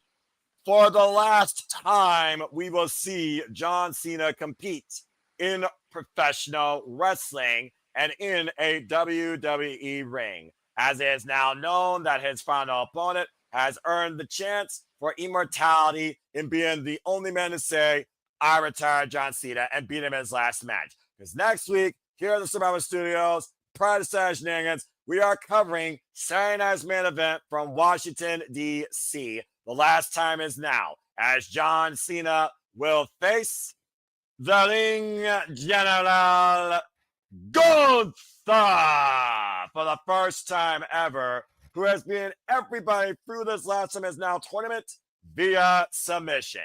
So that suddenly being said, we are going to go around, give our thoughts on John Cena's final opponent. Was it the right choice? And dare I ask if you have an early prediction? Jeff, I will start with you, as I saw your message earlier. As a friend, if it wasn't already known, I'd love to get your thoughts on John Cena's final opponent. Yeah, I wish I could be on camera for this, but the lighting is so cruddy on the freeway here. By the way, that picture of me and Mickey for you 80s children, that's Mickey as Bob Cratchit from Mickey's Christmas Carol. That was the theme of the restaurant yesterday. We were giddy kids. I love it. So I've been mulling over this since we left San Diego. I still don't know how I'm going to feel when next Saturday comes. I don't know how I'm going to react. I don't know what I'm going to say on Shenanigans afterwards. I'm okay with it. I don't want to know. I want to just be on the air with whoever's doing commentary and be in that moment. And I think that's how it should be for John. I'm so happy for him that he's gotten to the place where he can recognize that he's not at this step, of being that John Cena anymore. And he had said for years, if he got to that point where he realized it, that he would step away. And I love that John is that self-aware. I hope for his sake. I hope for Shay's sake and his family's sake and his fans' sake that he is the first one that actually stays retired when he does.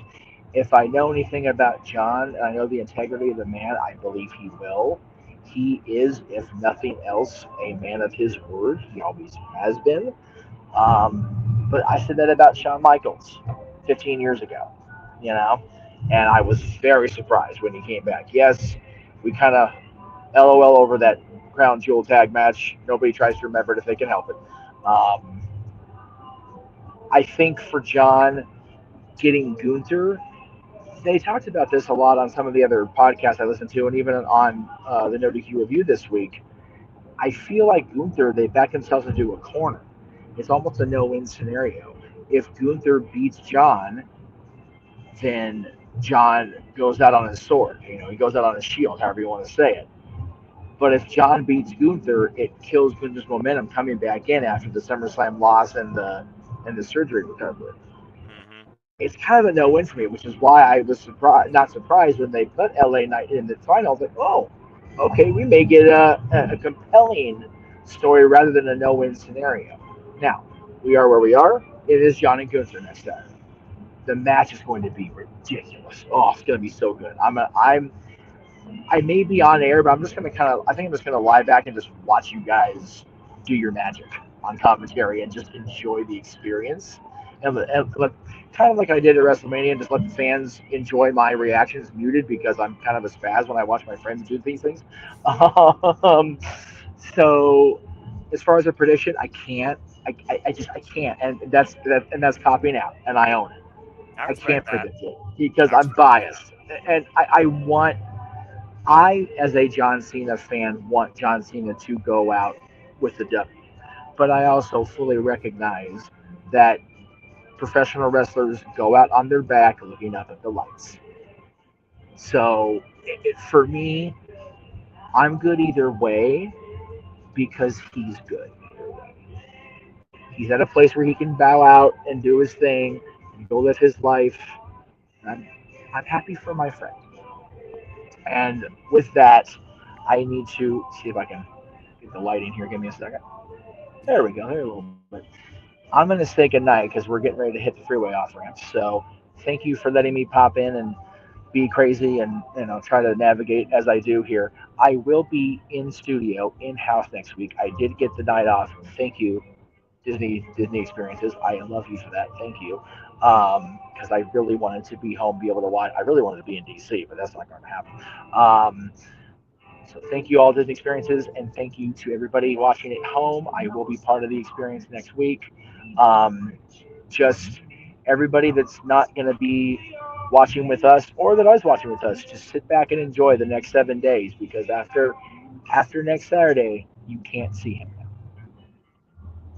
Well said, Jeff, and thank you for that. Again, folks, you can follow Jeff Mudder from Meacham on the social media, as you see there, as the Jeff Meacham Network relaunches the new calendar year. The day after Wrestle Kingdom 20, when Hiroshi Tanahashi will also have his final match in his illustrious career. As Mr. WWE ends this year, Mr. New Japan Pro Wrestling ends the start of the new year. Thank you always, Jeff. Have a good night. Get some rest, my friend. And until next time, as always, keep on leading the right way. Love y'all. See you next week. See ya. And then there were 5. All right, y'all. Let's go ahead and continue the conversation here as always. Walter, I did see your message, so I will go to you next. You and I talked a little bit ad nauseum during our NXT deadline watch along, and you already had some food for thought based on Gunther's story he's telling through this tournament. So let's go ahead and get your thoughts on the fact that now it is Darlene General that is officially John Cena's opponent. You all can actually watch the match in full, by the way, that he and LA Knight had on WWE's YouTube channel in full. I highly suggest you do so because I was quite surprised with the way the match ended and the post-match statement. Walter, take it away. Your thoughts, despite the fact you just saw a man get his arm broken and probably got pissed at a UFC result. Are you going to be pissed either way based on what happens next week? Now that you know John Cena and Gunther are going one-on-one for the first time ever, never to be seen again. Go ahead and lend your thoughts, my friend. I'm not gonna be pissed. The reason I wanted to go next is because I don't want to watch the main event on mute because the main event is on. Well, I have to mute the TV because then you can hear the feet. But I love the story they're telling within the story, and I don't think it's gonna hit me that this is really the last we see John Cena in the jorts and actually wrestling, because he said we're still gonna see him backstage. He's gonna take on some role, but it's not gonna hit me till the actual event is over. And I know Jeff just mentioned looking at the lights. I don't think that's the story they're going for. I love when Gunther was announced, I was the first one to say Gunther's winning the whole thing. I think we all saw this coming because it's the biggest fight you can make. But I love the story they're telling within the story. If you think about it, since Gunther has come back, he's won every match except, I think, one via submission. He's trying to make everybody tap out. And so far, he's been successful. John Cena's, for the better part of 23 years, has been saying, never give up. So the submission specialist Gunther has become versus the man who can never give up. That story is being told. And when I really feel like you say you want a prediction, Gunther is going to actually make Cena tap out on his last match. And then Gunther will be made. From there on out, he will be really made. The man who made the man who can never give up actually give up. I don't think he's going to pass out.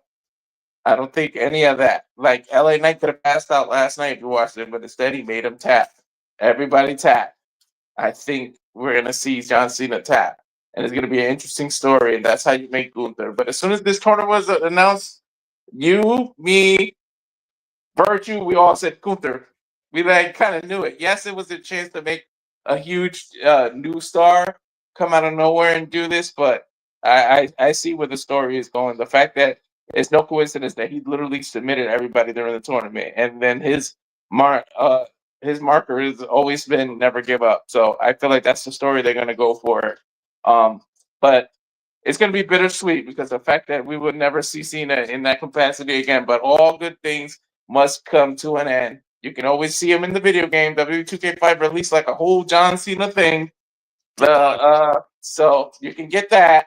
And that's the only way to fantasize. I do think, I know it's a funny haha that people don't really retire, but I think he might be the one that's true to his word.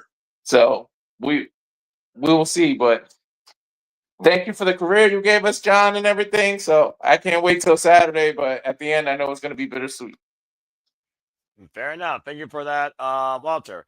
Charles, I did see you sporting the greatest of all time. So let's go to you next, and then we'll go to the fair lady as a fan of the Techers. So what are your thoughts on John Cena's final opponent being the Ring General? Much to Walter's point, John Cena has never given up. In fact, he's the only man I know that has never said, I quit. Even in an I Quit match, with wins over the likes of The Miz and Randy Orton, for example, when he made Randy Orton reach his breaking point in 2009, and The Miz at Overdrive. So then your thoughts towards John Cena's final match in his career. One was also over the limit, by the way, with The Miz. Yeah, over the limit. Back-to-back years, because the year before that, 2010, Batista. Yes, Batista. And he literally threw him off the top of a car. Also, JBL. You forgot about JBL, too. Well, JBL was the first one. He had his Judgment Day in 2005. True. But as far as this goes, yes, I'm rocking his 2012 shirt, green shirt. So, yeah, I expected Gunther to, as soon as the tournament was announced, and I just had a weird feeling Gunther was going to be in. I hope Gunther's won the whole thing, which happened. Right. And also, to be fair to Walter's point, not everybody got tapped out. Solo was the only exception to the rule. Powerbomb. Exactly. After Solo get kicked in the nuts. As he should. When Gunther got cheered. I was like, what time Gunther got cheered? I did say except maybe one, because I knew there was one of them that he didn't tap out. And you were yeah, right. it was Solo when Gunther got cheered for kicking somebody. Somebody gets cheered by kicking somebody else in the nuts. There you go. Hey, turnabout's fair play. He did it first. You know what? Fair point. Yeah. You can't. There goes what. But as far as this goes, we're off to a fun start already. Off to a fun start. You know, it's the shenanigans. It's what I friggin' moderate you yahoos for. Continue. And somehow Nick is driving us crazy with the weirdest outfits this week. So we're good. That's because he knows I have a zero tolerance for bullshit. And also he was out about walking. God bless you, Ash. True. Continue, Charles. I the show. Too late for that shit. Continue. I took a couple weeks off. I need some more creative ideas. So I say rest your mentality. There you go. Continue, Charles. As far as this goes, yeah, I'm with Jeff because I've heard it too. It's like WWE kind of got themselves into a corner here with this match. Because on one hand, if Cena wins, then what the hell was the point of this whole entire tournament? And also Gunther coming back just to lose and to Cena. But if Cena loses, people are not going to be happy because the Gunther this whole entire tournament was made, and then Cena losing the Gunther, it was like, what the hell do you do here? It's like you're stuck here in this situation. So they better have a good plan to get us out of this one. But deep down, I do see Gunther being Cena, and I've been calling Gunther to be the one to make Cena tap out in his final match. Okay, then. Fair enough. Because it literally, ever since Cena turned face in 2004 or 3, whatever those years, he's not tapped out once since then. And that's a long time. Yeah, he always stayed true to his morals and his freaking loyalty, hustle, loyalty, and respect, whether it was the chain gang or whether it was the leader of the reality era. Exactly. That's why that's going to be the case at Saturday Night's main event. Cena's going to tap out in the middle of the ring. All right. Well, we'll see if that comes true. Ash, again, you are, of course, efficient in the Bloody Techers. Gunther, of course, a throwback to the unorthodox, but also the traditional. Considering the mat is sacred, I consider Gunther is going to put this match in the highest regard in his WWE career. Gunther has not lost a singles match, though, when it doesn't involve a title, though, yet in WWE since he's been part of this company. And John Cena is entering his 2,320th match to close things out. So what is your thoughts on the fact that this is our final match in John Cena's career next week? And what do you think the outcome is going to be? Is this a no-lose situation for the Lean General, where if he loses, there is no going forward because there is no turning back? As John Cena said, he is here to give back to the future. We saw what Dominic Mysterio did when Judgment Day literally four-way teamed him, and Dominic Mysterio got the Intercontinental Championship back, as people called him the workhorse of this year, including SBN, #1 under U30. Gunther, the mystique of having a 90% plus win rate, though, as champion with a single number of losses in the illustrious WWE career. Will John Cena hurt him in the long haul? Or at the end of the day, is it a humbling that maybe you think the Lean General needs? You think about the bad blood towards Jey Uso if he was going to win. You think about how much you've been aboard that train, the gravy train on LA Knight. Yeah, maybe we're lobbying for that. But that's not the case. Neither man are involved in this equation. There is not going to be another chance. This is John Cena's last opponent. Go ahead. So I was thinking about this for a while now, especially like all day while I was at work, and I was thinking, like, it's gonna hit. It's not gonna hit me that this is John Cena's last match until I hear that farewell speech, if he does get one. He's opening Saturday night's main event, by the way. He is not main eventing. Okay, so it's not gonna hit me until this is over, even though. I will say this, me with John Cena, it's just been it's been up and down. It's just, I used to be like super into John Cena at one point, and then I just, like everyone else, kind of got tired of him because I got why he was always in the main event scene, because he's your cash cow, the big money draw, and I get that. And it just, I don't have any issues with John Cena. It's just the way he was booked. That's what I had issues with. Like, I had no issues with the man. It was just how he was booked. And I'm sitting there thinking, like, okay, if Gunther wins, this is good. It gives him much needed momentum. But if Gunther loses, how are they going to recover from that? Like, how is Gunther going to recover from that? That's my main takeaway, is like, because I'm okay with Gunther losing. It's just how he recovers from there. Like, I know I'm thinking like way too far ahead, like I always do, but I'm just hoping that this match is a solid farewell match for John Cena.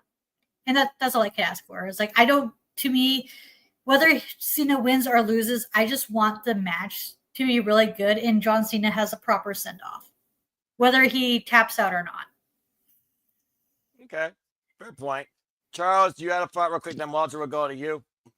I will say the fact that it's open in the show, which is insane to think about, because the whole point of this whole entire build-up for Sunday night's main event is Cena's last match.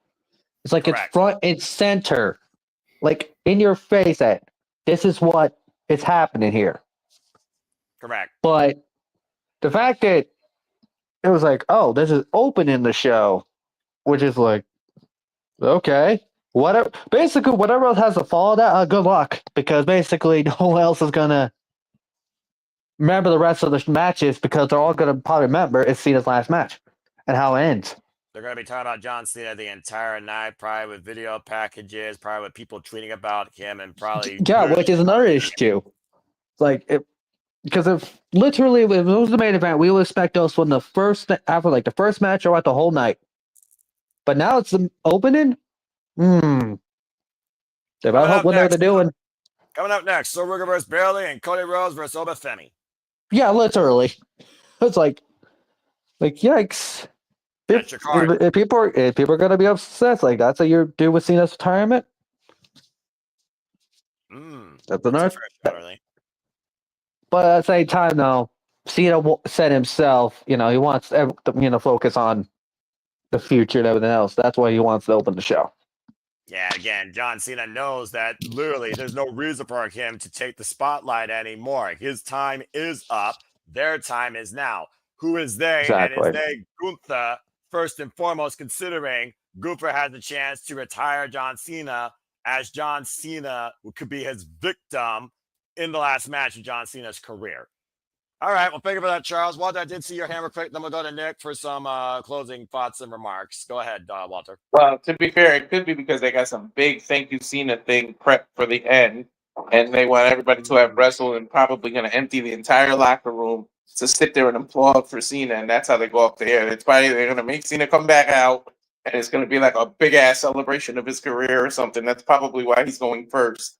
So they could have showered, done with the wrestling, and then everybody's like a thank you Cena, and it's going to be a big thing at the end.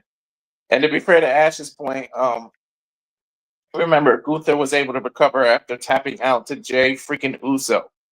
He didn't lose that much credibility after that. We thought it was going to be the end of Gunther, like they screwed it up. But he was able to recover for that. So if he loses to Cena, there's a way he can recover for that. You still got the Chamber. He can win the Chamber. You got the Royal Rumble. He can win. So there are ways for him to recover, although I don't want to see that.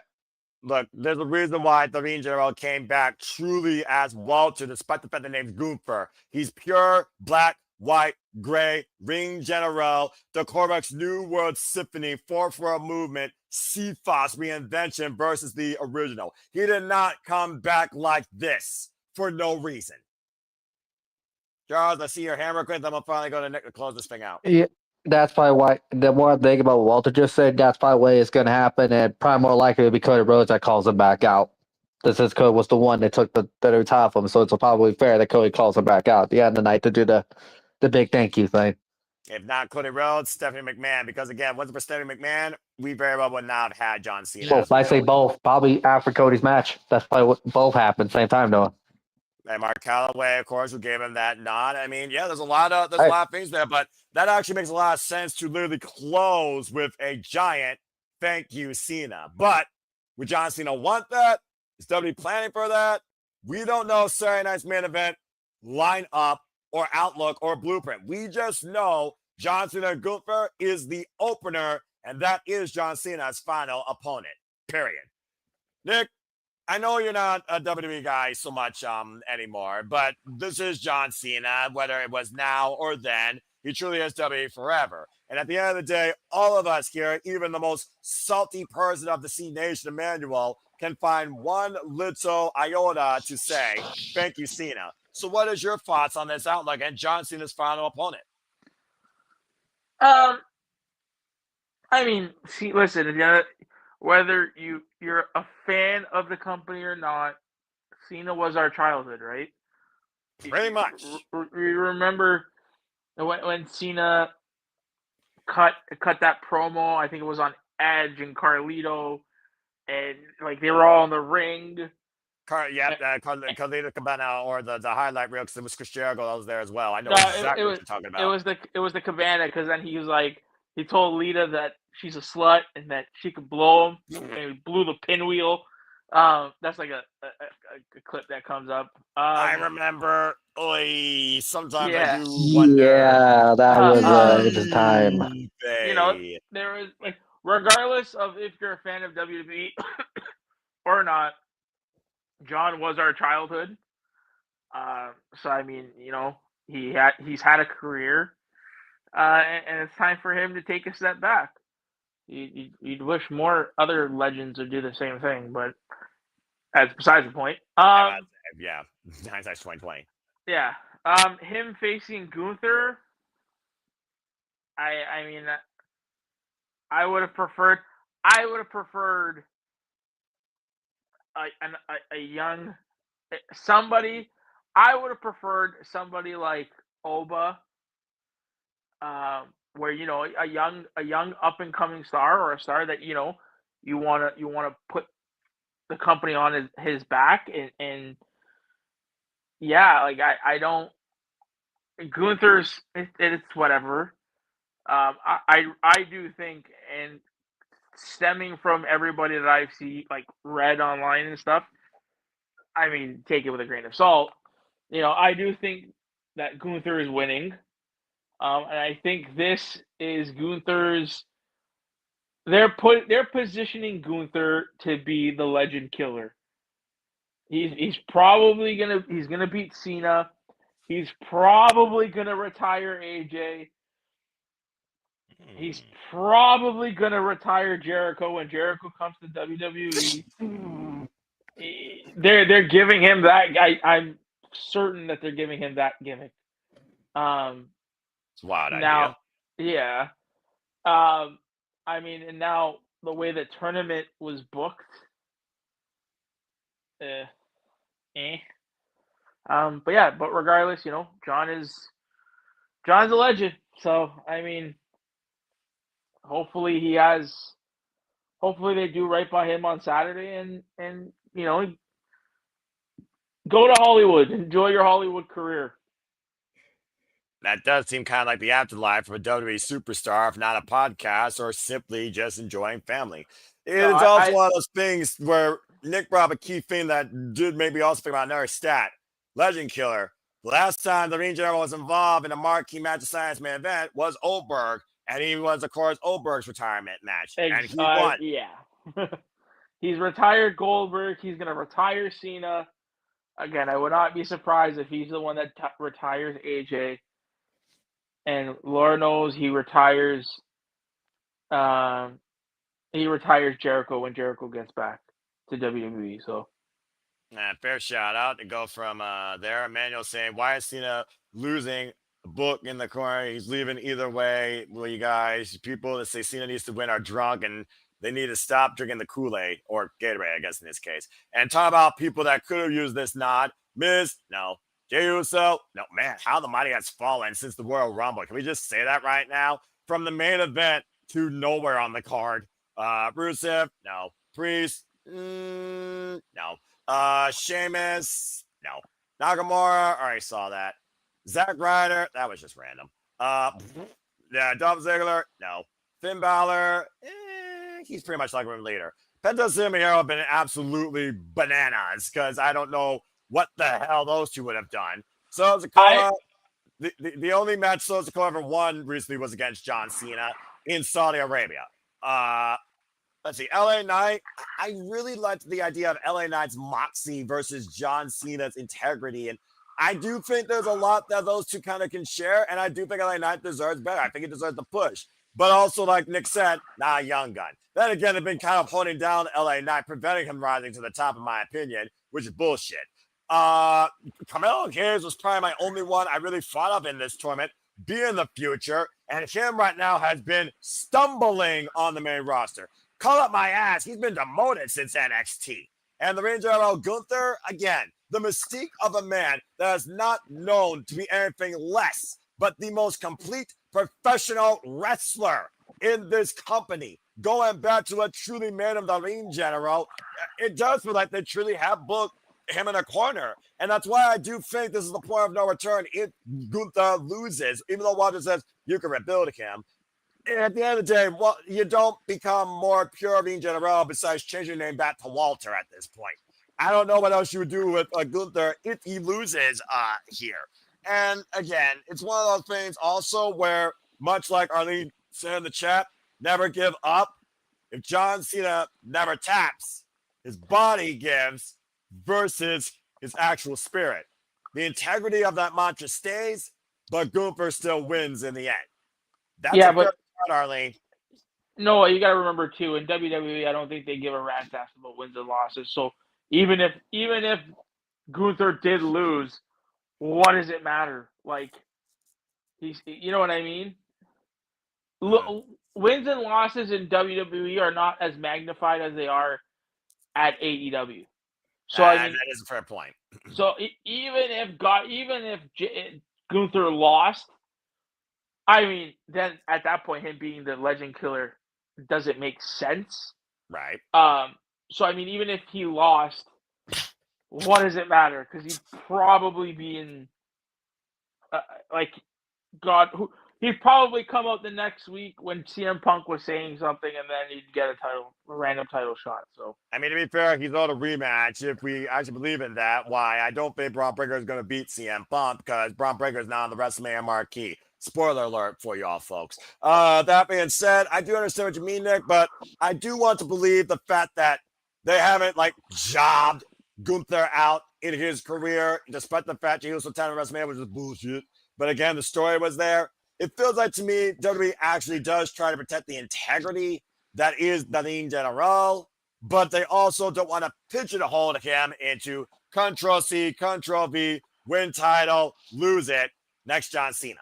So again, I'm holding out for something positive next week because at the end of the day, you can't let negative pressure or the past and history hold you down in why you still try and enjoy this business, no matter what company it is. But I see your point. And again, folks, next week, me, Big G, Walter, Jeff on standby. We'll be covering this match and Saturday night's main event in full. Stay tuned for that right here on the Pappelallee Studios. Charles, I did see your hand real quick before we go to a commercial break. Unless anyone else has anything else they want to be said. Otherwise, hold your peace. Go ahead, Charles. Can you do me a favor, bring up that bracket thing up again? No, real quick, please. Absolutely. Thank you.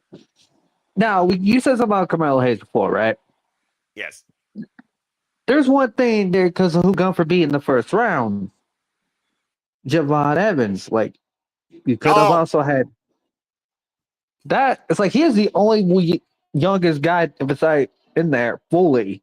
Like that true guy. So, it's like, you could have had, did like Nick's point about who could benefit more or something like that.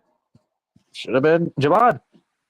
I will say this about Javon Evans, though. He's still bouncing forward in NXT, and we'll talk about that in our wrestling recap after the commercial break. Bottom line, though, hopefully the future of WWE main roster can be figured out by the not under 50 sub 40 club, and maybe we actually get some fresh reinvention in the new calendar year. All right. Again, thank you, Cena. All right. Yes. That being said, great talk, everybody. When we return from this commercial break, you guys will control the conversation, and we are also going to go around the horn and give you a wrestling wrap-up recap for what we saw in TNA Final Resolution, Ring of Honor Final Battle, and NXT Deadline for what was worth the Iron Survivor Challenges. So stay tuned as the conversation continues right here in the Survivor Studios on the Saturday Shenanigans. And now for a taste of things to come.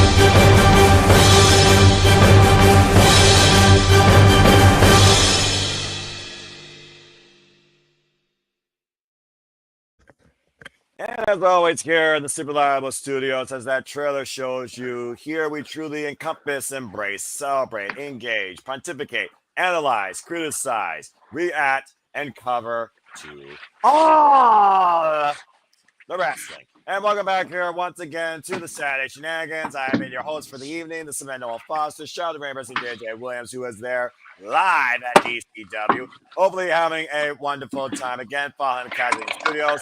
And shout out to our GCW commentary team of Ryan Fish, Russell Fish, and of course, James Hebert, who does really cool stuff in the internet and finds himself editing more than ever as they are, of course, covering that show. Again, you saw in the trailer, upcoming content, including the two, me and Walter, actually covering this episode of Collision tomorrow at some point, of course, now on the East Coast this Sunday. As we continue our coverage of the Continental Classic, stay tuned for more on that, and then we'll be back Wednesday live covering AEW Dynamite. Winner is coming, Samoa Joe defending the World Championship against Eddie Kingston. Continental Classic as it continues, and of course, the Bears of Rap take on the Timeless Love Bombs to crown the first of AEW Women's Tag Team Champions. As of course, we cover all the wrestling in and out here, 24/7, 365, all the time for all the biggest shows, pay-per-views, specials, including Ultimate 2, WWE, NXT, ROH, AEW, TNA, NWW, HLG, DCW, JCW, and other independent promotions alongside that. It's been a busy week here at Superchatted Studios, so now we've come to the freelance part of the show. Not only were your super chats, including Emmanuel's earlier, did the conversation, but we're going to give you a simple, quick wrap-up recap of what we've covered recently, as this weekend gave us a primary trifecta from TNA Wrestling, Ring of Honor Wrestling, and of course, tonight, NXT. We're going to go ahead and kick things off with Nick and Walter bringing some highlights, and I do mean brief highlights, to Impact Wrestling's Final Resolution. Walter, you and Nick covered that show. What were some takeaways and some results you can give us from that? TNA might be going downhill. That's my takeaway. 5 out of 10 pay-per-view. Literally, I don't even remember the card like that. I'll tell you the only thing by far, leaps and bounds, like Mount Everest, best match of the night was the Order 4 versus the Rascals by 20 miles. That was the match where the entire story was how the hell do you deal with Agent Zero and how do you get him off his feet? Where literally they could not get this man off his feet. They did everything. They threw themselves at them. They launched themselves at him. There were times where they knocked him out of the ring and he was still laying on his feet. The man would not go down for anything. It literally took all 4 of the Rascals to dive at the same time, to pile on top of this man to make him finally leave his feet. The man literally picked 3 of them up at the same time and threw their asses around the ring. Would launch Desmond half to way to Mexico. Like, the man was throwing them all around the ring. Rascals did a hell of a job selling for him. They made Agent Zero look like a star, but at the end, I fucking changed my pick, which I shouldn't have did it. I'm fat. You gotta listen to your goddamn gut. The Rascals won, and I never should have changed my goddamn mind. But you guys, in the simple predicting, made me change my mind because of the way you guys convinced me. Damn it! I'm not doing that shit anymore and changing my mind the day of. But other than that, it sucked. Frankie was okay. They should have teased Nick cashing in or calling the shot or whatever. I don't know why they didn't do that. AJ Francis, it's an AJ Francis match. What the hell? Even Slater couldn't make the best out of him. Damn. Damn. The biggest takeaway of that was that Rich Swann finally fucking has a brain and got away from him. And it was the stupidest ending. Literally, the referee saw him have the title in his hand and was going to hit Leon Slater for it. And then he just looked at her. It was the most cartoon shit. She covered her eyes and turned around while Swann hit Francis with the damn title, setting up Leon Slater to do the 450 Swanton to win. The referee literally turned herself around to not watch something that should have been a disqualification. Walter, that's how bad this got. Walter, are you there? Huh? I said, are you there? I can't see you. I'm there. Okay. That's the referee, huh? Oh my gosh. It was That's a horrible. video game Noah. ending. What the hell was that? I'm not proud to call myself a TNA fan last night, man. It was horrible. Even the tag team match with Inspiration, they tried their best, but then Ash by Elegance was out there, and she's gonna try her hand on commentary, I guess. And she's got a special coming out where it's like a documentary on her. So hopefully they actually reveal why she had to retire. But the Elegance brand came out at the end, and then Danny Luna and I almost said Izzy. What the Indy Hartwell. Indy Hartwell came out there, and they started fighting, which is now going to lead to some crazy match next week. I don't know if it's no holds barred. I forget what that match is. Dog collar. Yeah, dog collar match. Collar. Yeah, between those two. It was bad, dude. It was really bad. And what about the Knockouts World Championship? Layleen Lee and Zara Brookside. That was the other match I cared about. Oh yeah, they were good. They told the story, but then again, it was too much. They would knock each other down and then give their hand and get each other up and stop the middle of the action to hug each other. Like, oh, we're so happy we get to fight and we're baby faces and we love each other. I was like, yo, stop fucking hugging in the middle of a match. Like, beat each other's ass and you can go out later. It was like a love fest. I don't know, and not the Tony Storm kind that I like. It was just weird. I don't know. I don't know how Nick felt about that, but it literally was like a weird lesbian love fest. It's not the thing you wanted, though. Well, you want that one that would see Tony and Mina. Well, there you go. Okay, then. Wow. Well, thank you, Walter. That being said, let's tag in his partner, Nick, and get some closing thoughts before we close the book on the TNA recap and get Charles Nash's thoughts based on what they heard. Nick, anything further to add? Dadgum. I mean, I was just gonna say it was fucking shit, but I mean, Walter went off, so Rage engaged, yeah, there you go. Okay, yeah, no, thank God that I got the free 1 month subscription for TNA Plus, because if I was paying for that show, I'd be fucking pissed. TNA is not for me. TNA is not for me. While I was watching it, I felt people want to say that AEW is WWE light. No, TNA is WWE light. That don't surprise me. I thought I was watching an NXT show. I was very, very just I was bored. They started the show off with Mike Santana. If I'm Mike, and this is why I said, and Jeff's probably gonna listen back to this and be like, Nick, you're an asshole. But with how over Mike Santana is, you did him so fucking dirty. Oh my god. If I'm Mike Santana, I don't want to be in TNA. Like, did Mike Santana beat Charlie Dempsey? What does it matter? What does it matter? Take him win where you can, I guess. I don't know. But this is my point. Mike Santana is so over. He beat him clean and pretty quick. Damn. No, it wasn't quick. What do you mean? I was complaining that the match went too fucking long. Oh, actually, yeah, it wasn't quick. It was too long. But I mean, with ease, not quick, but with ease. Well, that was like what, the first of 3 TNA versus NXT matches, right? Because this is Division 2.01, right? Yeah. Let me tell you, the most exciting part of the broadcast was when we found out live that Mercedes lost the ROH title to the Red Velvet, and we were like, "Holy shit, the top ball's coming!" That was more exciting than the entire pay-per-view. Yeah. All right, stay tuned with me and Ash's recap on Ring of Honor Final Battle. Following that, again, Ring of Honor fucking slapped. Continue. So, yeah, the fact that Mike Santana had to put on a longer than needed match with Charlie Dempsey after Mike Santana is so over, you did him no favors. You did him dirty. So there's that. People want to bitch and moan that, and again, y'all are gonna say I'm saying these things because I'm an AEW show. I couldn't give a shit. People like to say that when they watch AEW pay-per-views, it's just match after match after match after match. No. At least with AEW, you get fucking pyro and you get fire and dude.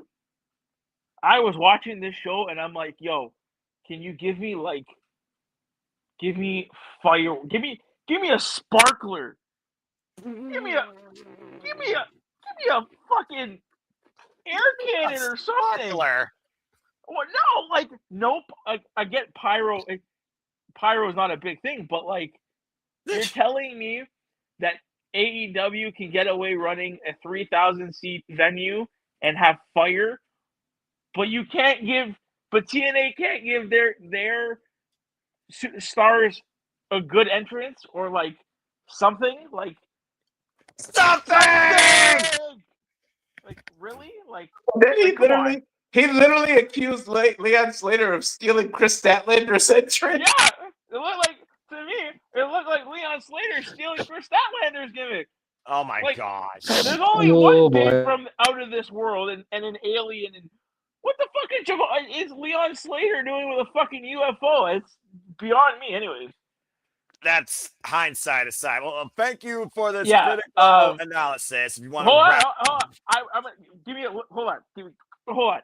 So, and this goes back to my point from before. You can load that first 8 TNA show with as many stars as you want. If your creative is not there, it's gonna be a shit show, in my eyes. When I looked at TNA last night, besides who do they have for the future? They got 2 people? I saw 2 homegrown TNA stars. 3. No. 2 that are you can push towards the future. In Leon Slater and Zaya Brookside. Maybe Danny Luna because she has a look. But this is what I said. TNA, with the way they're constructed now, does not seem like they can stand on their own 2 feet. They don't look like they're building towards the future. I feel like they need more homegrown TNA talent, young talent. that is fair. The production was not there for me. Big miss. The matches again. I was just watching an entrance and match, and then it was over. Then an entrance. The only one that had an interesting entrance was the Rascals, and that was probably the best match on the card. I really like Mustafa Ali's group. I think the Order 4. That Agent Zero guy, that guy. You can do stuff with that guy. But yeah, no. The final battle resolution will not make me go watch TNA on AMC. You're good. I'm good. I'm good. Y'all can keep it. Okay. So bottom line, final resolution was basically shit. Okay. There's more flavor. There's more flavor in this cucumber than what I saw last night. Wow. Well, let me go ahead and run down the match results real quick, because I, of course, haven't looked at the show, and I'm sure people actually do care about TNA like I do, and some of the people on this show actually may want to know what happened. So, Cena Alexander defeated Eric Young. Sorry, real quick before you. This does not. If you are a TNA fan, go ahead and watch the show. I'm not saying not to watch the show. I'm saying, for me personally, it was a shit show. But if you enjoy TNA and you like TNA, go and watch it. Absolutely. Okay. If that's your brand of style, go and watch it. You just mentioned Eric Young. That was one thing that was interesting. He cut a hell of a promo backstage on the stairs and talking about how it's going to be a new era in TNA. And he's been there since day one, and they go into AMC, and he said it's up to him to cleanse it. It's up to him to gut it of its evil. It's up to, he was saying some cryptic shit, and then we did forgot to say that the Righteous did come out. Oh yeah, the Righteous. Yeah, and the crowd started saying, "Who are you?" to them, literally. That's bad. you're fucked on arrival when you arrive. First off, they did it. They put some wording that I think it was the Jeff Hardy. It was the Hardys match. So before the match started, they were all in the ring, and the lights went black, and then there was writing on the screen. So me and Walter were like, "What the fuck's going on here?" Okay. I noticed before on the countdown there was a vignette for the Righteous, so that's how I knew. But Walter was like, "What the fuck is this?" And then we found out that the Righteous, after that match, the Righteous came out. But when they came out, the whole crowd was saying, "Who are you?" Jeez. Like, All you right. know you're dead on arrival when the crowd themselves is saying, "Who are you?" Oh, But in terms of the matches, it was okay. So Santana won. Yeah, with the opening match. No. Oh, if you want to go to zero, the freaking the system came out of nowhere and had an impromptu match challenging people to see who can like. It was like they were scouting to replace JDC or something. Oh, okay, that makes Yeah. sense. So the system won, but it was the freaking Andersons that answered, and the dude from GCW, Bear Bronson, and the system beat them. Eric Young lost. Let me see. The Hardys retained. hold on, Walter. We missed the best part. What? NXT has another TNA championship. Yes. Stacks. Maxwell lost the international title, and I knew that was gonna piss them off. Stacks won the international title, dude. Because of Lexus King. Yeah, Lexus King came in and threw like that cane or whatever he has. And Stacks took advantage of that. And then Frankie retained and disappeared coincidentally again when NXT came back out and took over, and the show ended with like NXT dominating again, beating the hell out of the TNA roster. And then TNA emptied the roster, the Hardys, everybody came out to counter it, so NXT ran away. But I know you're about to run the rest of the card because I'm trying to get it off the top of my head. But and I think Arlene was saying it in the chat. The Mance Warner versus Matt Cardona match. Yeah. That match was absolutely shit. Because listen, we said it on every other like thing they said on this card was they're talking about the AMC deal. I'm like, yo, midway through the show, I'm like, okay, we get it. AMC has TNA. You don't need to tell me this any fucking more. Yeah. It's like every second sentence they were promoting it. I'm like, Yeah. oh my god, bro. Matt Cardona won with a Santa sack full of his own little mini action figures. That's how he won. He literally hit him in the nuts with a sack. Hit him in the sack with a sack of his action figures. Yo, and there's the fun. Good night, everybody. Oh, and they called this a premium live event. They called this a premium live event, and I'm like, yo, that's how you know TNA has been bought or is going to be bought by NXT. Yeah. They literally called it a PLE. They said PLE live on there. I was like, ooh, no one's going to be pissed. They called it a PLE. Sorry, I know we're again. What's her face, Walter? Oh fuck. Lei Ying, she retained. Oh yeah, fuck her. Who cares about her? They were all hugging. And kissing Wow. in the ring. They were all hugging and kissing babies in the ring. The match didn't really make any sense. They had the Cardona match. How do you have a match like that and nobody fucking bleeds? Like, yo, I get it. Y'all are trying to be PG now because you got to abide by the NXT WWE rules. But yo, give me some blood. And then Steve Macklin bled on accident. It was an accidental headbutt. He started bleeding. The next match, just like, how do you have a street fight with no blood? And then the next match, he bleeds. But yeah. Oh, and then Stacks punched out Santino Marella. Yeah, he hit his own father-in-law, laid him out. But yeah, so Stacks is the new TNA International Champion. Sorry, Noah. All right, you can run down the rest of the results because I forgot off the top of my head, to be honest. Yeah, I forgot the rest. I think you literally went through every match verbatim, so I don't think I need to now. And I am so fucking glad I covered the best show of the weekend. Thank you for that, Nick and Walter. Let's go down to the bottom row and get closing remarks on what my people Are you that upset? Do you not see him? Do you not look at him right now? Nick, you do not see him?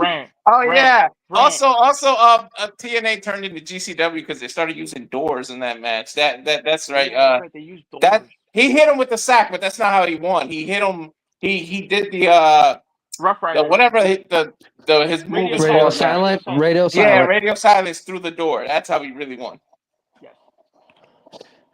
I got to worry about seeing my cardiologist in 2 weeks. I got to try my best to not let the world get the best of me. Thank you, by the way, Walter and Nick. Great work.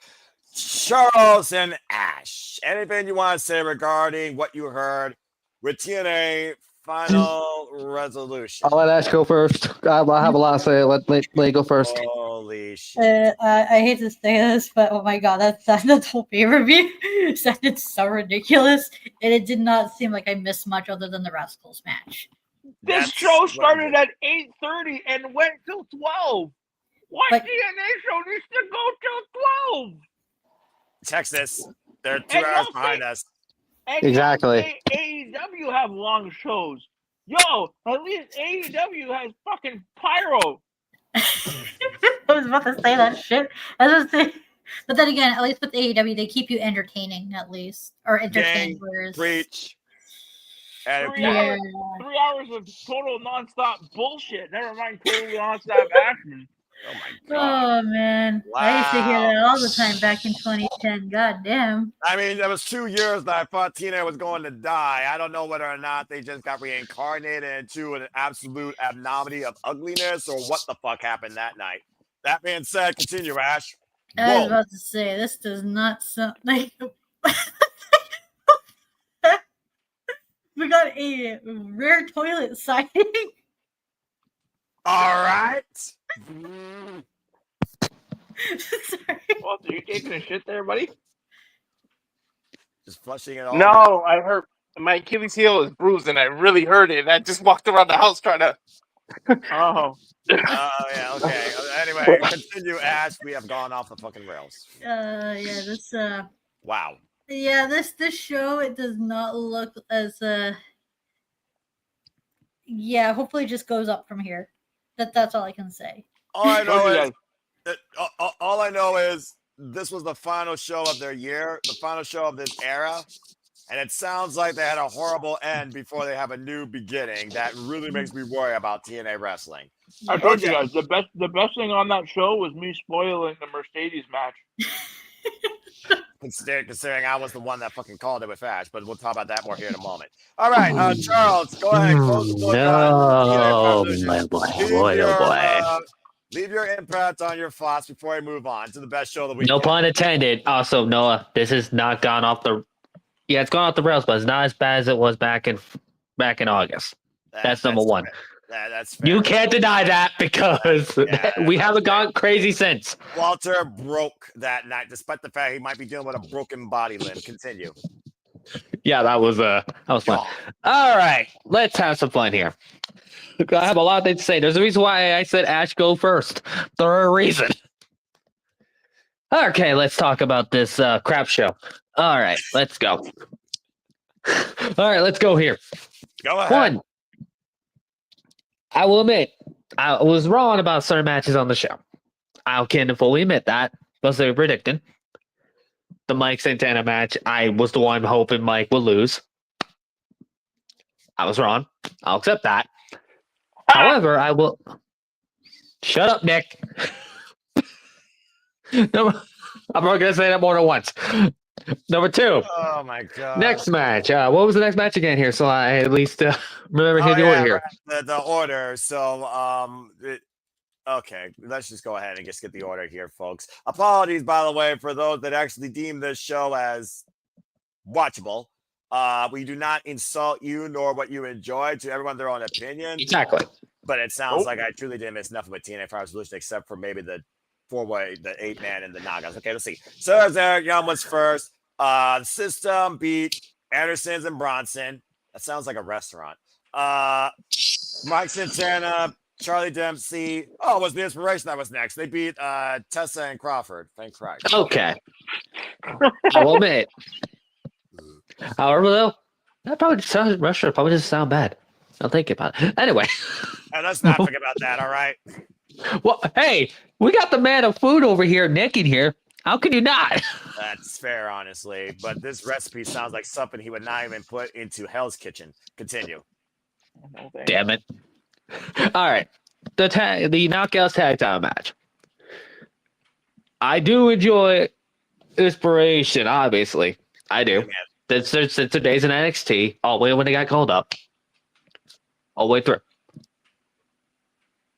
I will eventually not be surprised if I thought Tessa and Victoria were going to get the belts on that night. It's going to happen because Tessa's going to get a title at some point. I really hope not. For what? Yeah, she has a title of being a fucking loser. Well, it's more redeemed. Yeah, well, you know, I'm not getting into that conversation. We're not going down that route. We're not going down. That's a rabbit hole we don't need. Well, then again, we probably would go down a rabbit hole because of how bad this show was. Much rather go down the rabbit hole. Yeah, you'd rather go down the 1,000-foot pit to freaking Wonderland and get stuck at the freaking tea table before getting your head chopped off by the queen. You know what I'll do with the Mad. You know what I'll do with the Mad Hatter. You know what, that was better. All right. Oh, go. In 2025, Alicia Fox is on our TV screen. Just take that in. Trust me, I already have, and it already sickens me. Continue. Look, a lot of people are on TV, to be fair, that we question, okay? But this is also fair, but that's a whole nother conversation. Anyway, Exactly. from Back to there, my point. From there was the street fight. Macardona and Vance Warner. Oh wait, no, sorry. I have a quick question. Can somebody explain to me? Is not Ash by Elegance, but the Elegance brand? Are they heels or baby faces? Heels. So if I need help understanding this, then. So if they're heels, why would they cost Alicia Fox and Tessa Blanchard the TNA Knockout Tag Team Championships? Because they want them for themselves, because the Inspiration took it from them in the first place. And also the booking, also creative, or just okay. Because knowing very well, whoever was screwed over Tessa is going to be a face if they're heel. That's fair. Anybody versus Tessa is considered babyface. Yeah, literally. That's number one. Anyways, continue. But now, all right. Now the next match, street fight. Yeah, the street fight. Not all matches need to have blood, to be fair. To Nick's point. Charles. Don't. Charles. Shut up, Nick. Let me give a point here. Let's keep going. Keep it brief and simple. We've already spent 30 minutes on the biggest shit show of the weekend, it sounds like. We're going to go off the deep end when it comes to something else. I'm sure we will. But yeah, I have no issues with it. Also, Macardona doing the AA. Not surprised. Yeah. And also him giving out one of those little toys to a fan. Hey, Macardona's awesome. So there you go. Respect. Exactly. No issues with that. Move on. Next match. Yes, the next match was Steve Maga versus Stax, TNA National Championship. Good. Wow. Gotta love this. Great. Getting this new TV deal. New and all this. Oh yeah, TNA is still NXT's bitches. Good to know that visual is just telling you right to your face. Good to know. Moving on. Yeah, moving on, please. TNA Knockouts World Championship. Laylee Lee versus Zaya Brookside. I have no issues with the match. It's just why did it have to be Zaya Brookside being the first defense? It could have been anybody else. It could have been that pretty much was my lesbian lingerie match right there. TNA gave it to us because it was a love fest match. Will you stop? You know what? He covered it. I'm gonna allow it. He covered it. I was like, let him be. Oh, that one. All right. Well, there you go. Fair enough. And then the chaos ensued. Holy shit, they really did book them in a dog collar match. Jesus. All right, that's something. Now moving on from there, it was the Rascals versus the Order 4. Awesome. Yes, match of the night, and also Mustafa Ali, because I have Walter and Nick completely ignored what happened during that match. Because Ali wasn't the one that got made because Elijah showed up with a horse and literally Mustafa Ali got tied to by a rope and literally got dragged out on a horse by a horse. Yes, Yeah, that is legit what happened.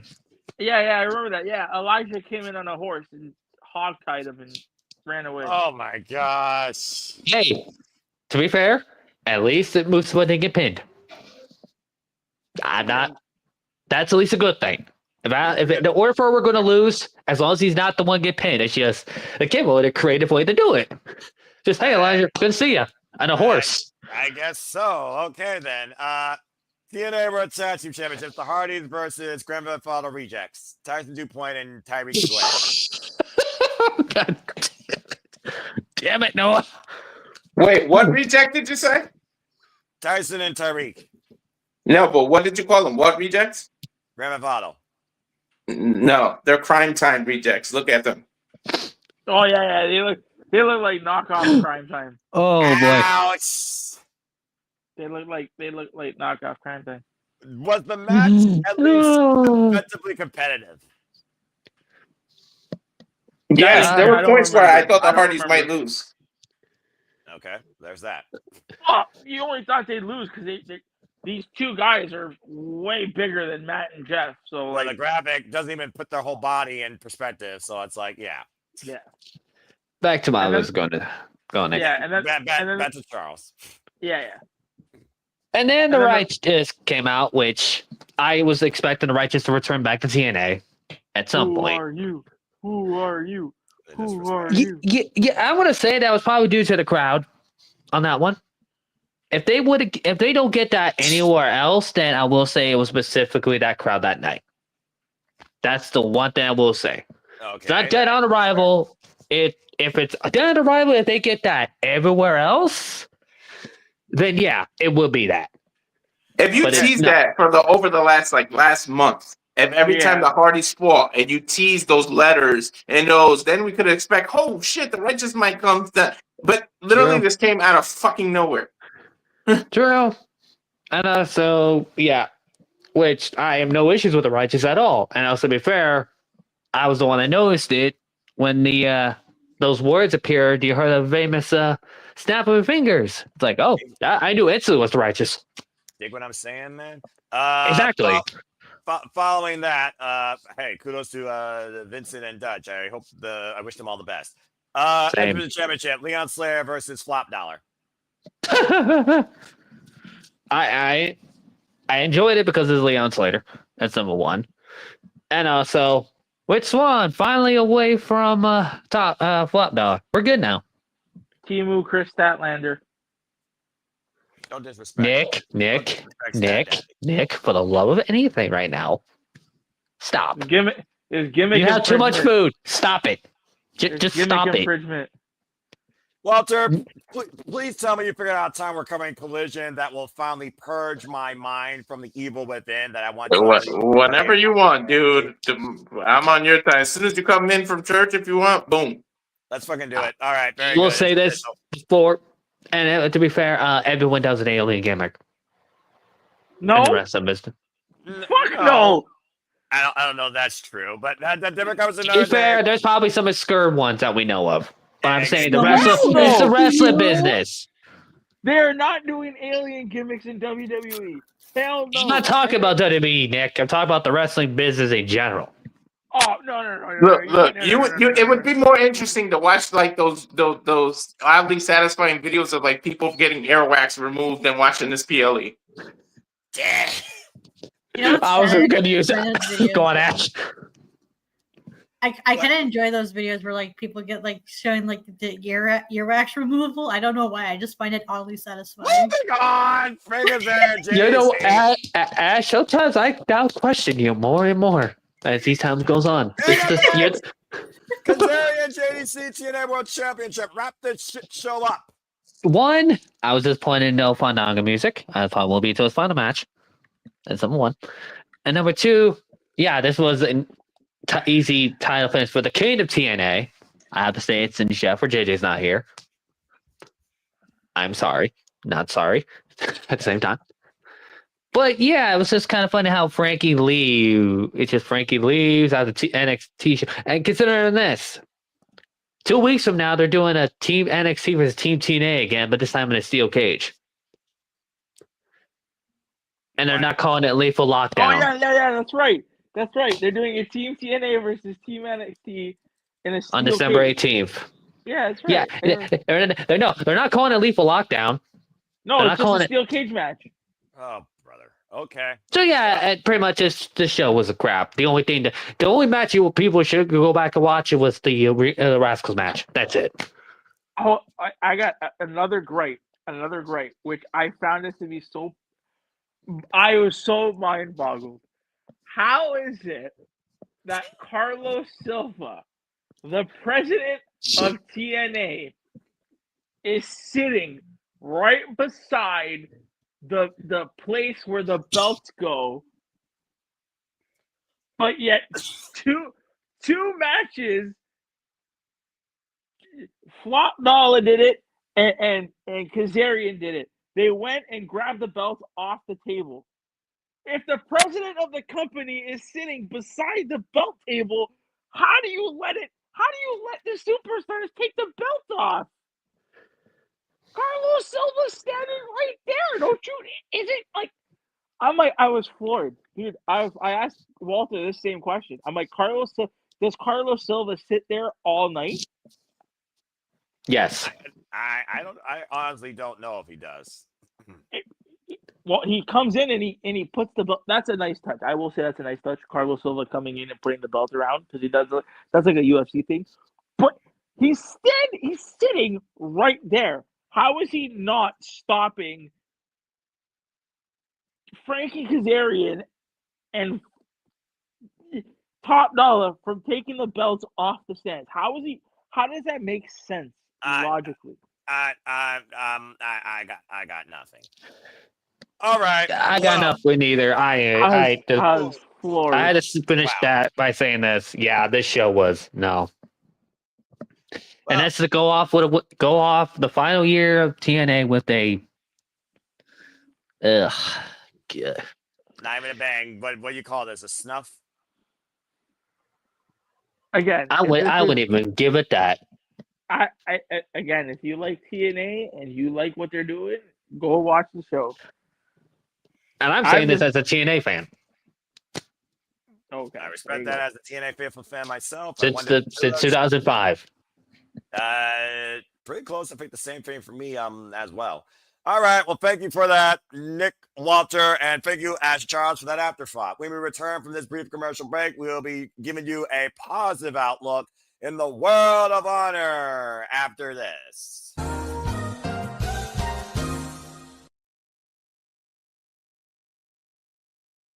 Okay, and we are back. Welcome back once again to the Saturday Shenanigans. I hope everybody enjoyed that batch of fun as we now bring you into integrity and honor. Before I get there, I want to give you a quick update on the New Japan World Tag League because your girl don't follow the tournaments because she don't have the time, but we respect her anyway. Don't be a dick as a Sky Data Bag for wrestling. In the A block right now, Bishamon, Yoda Suji, Gabe Kidd, War Dragons, and Elon Don Folly are tied at 8 points. And pretty much in the B block, it's a dead heat at 6 points. I have not looked at today's yet between Shota and Yuya, Yuto and Asuka, of course, the tag champions, Greto, Kyle Newman, and House of Torture. Renarita and Sonata, still anybody's game at this point, as of course there is 2 days of action left in the B block, I believe, if you didn't watch today, and 1 day left in the A block before I determine who goes on to the finals, of course. I imagine during the road to Tokyo Dome before we figure out who's going to the Tokyo Dome. And again, please stay tuned as me, Ash, and others. We will be previewing Wrestle Kingdom 20 beforehand, exclusively at Bad for Wrestling, the Cements brand. And we will be covering it as well, January 4th, 2026. Charles, I do see your hand real quick. I definitely want to join in for the conversation part with you and Ash. I've been just in New Japan for a long while. Well, since 2012. Respect. And of course, shout out to Saya Kamatani. Of course, Dream Queendom concludes the year for Stardom, and she will be at the Tokyo Dome January 4th, defending her strong women's championship against that women's champion, Shuri. More details to come on that. As of course, we bring you into 2026 with the best wrestling you can start off with: New Japan Pro Wrestling and Japanese Wrestling. Whether me and Walter go all Japan again with Marigold and Noah, yet to be determined. All right, now, Ash, time for you and I to take the spotlight and bring people up in positive spirits and pure wrestling delight. Let's go ahead and recap Ring of Honor Final Battle. Good Lord, this show was incredible. First and foremost, we're going to give some quick thoughts and give you all a quick rundown of the match results. I'm going to let Ash give her little quick thoughts on the matches that she cared about and her outlook towards all this. We had 4 matches on the 0 hour. The Outrunners, freaking go! They defeated the Premier Athletes. Skyfight Selena Gray beat the Real Deal, Zeta Steel, respectable bout. The Bang Bang Gang, Zay Austin beat Big Shotty Lee Johnson. And the Death Friars, William and Derek Garcia beat the Grizzled Young Veterans as we go into the main show. Now, I think Ash and I are going to definitely give our own thoughts in perspective when it comes to pure wrestling. As the women kick things off and become the first ever Ring of Honor Women's Pure Champion, the Virtuosa Deonna Purrazzo, taking on one of the brightest prospects to come up in this business, who literally is not even 21, Billy Starks. Very aggressive back and forth match here. Again, Deonna went to her craft, zoning in on the arm every chance she could. But kudos to Billy, who kept dropping Deonna on her head at one point, nearly trapping her in a sleeper. When Purrazzo went for her submission, multiple times we saw Starks exhaust her rope breaks first. In fact, I don't think Deonna exhausted all of her rope breaks during this match and went for a good 16 minutes, Ash. No, she only just used the one, and that was it. And of course, toward the end, the Virtuosa showed how much she wanted to get this with a vicious Russian leg sweep against the announce table to both her and Billy Starks. Yeesh. Yeah, and and following that's that, a number on her as well. I'm not sure who got the worst on that. Starks, of course, came back in, caught Purrazzo, eventually in a choke, fought back though with an electric chair on Starks and leveled her with a God-style pile driver, but Starks, showing great resilience, kicked out at 2. There were moments where we saw the Virtuosa almost splitting at the seams. Eventually, though, Deonna tied Starks up in the ropes, and of course, she had no rope breaks left. It was legal. Then rode her back in for a 2 count, and then she locked in not the single Fujiwara armbar, but the double armbar, Venus de Milo, while punching her in the head with her knee, and Billy Starks had no choice but to submit. So your inaugural Ring of Honor Women's Pure Champion, the Virtuosa Deonna Purrazzo. Your thoughts on that match, Ash? I love this match. This is a very solid opener. Oh my god, this was so good.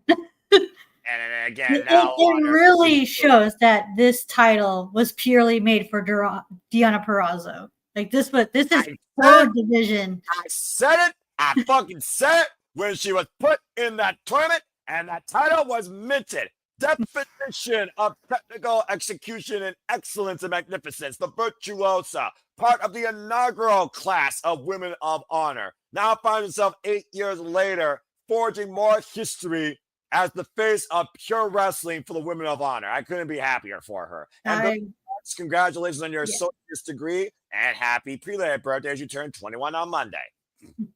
I am so looking forward to her reign and who her opponents are, because there's going to be like some wicked ass matches.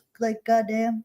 And let's not forget, Queen Aminata, who the Virtuosa had strength respect for, was unable to compete against her in that tournament. As Deonna did say, when you are clear and I have this title, I want to face you. So we know that she's definitely on the horizon. And Billy Starks, again, tremendous effort, but you can't bet against the Virtuosa in a battle of technique. And pure wrestling. By the way, Deonna 8-0 and pure magic since they've come into existence for the Women of Honor, undefeated.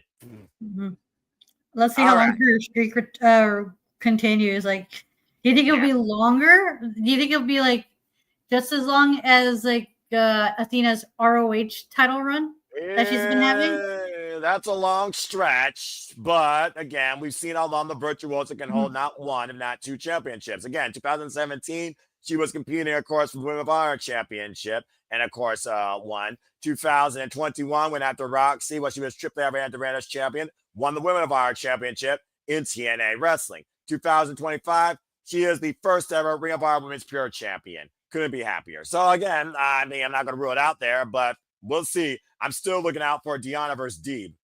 I need Yeah. that match in my life. Let's just hope her reign is really very well done. Like whether it be short or long, or hopefully it's decent. Right, exactly. And as the foundation of Ring of Honor and Pure Wrestling, I think we definitely need to worry about that. Speaking of foundations of Ring of Honor Pure Wrestling, Ash, what is there not that we can say about the 30-minute Iron Man match with Lee Moriarty and Nigel McGuinness? I should not speak because I would get in so much trouble. Do it. We're after dark. Go ahead.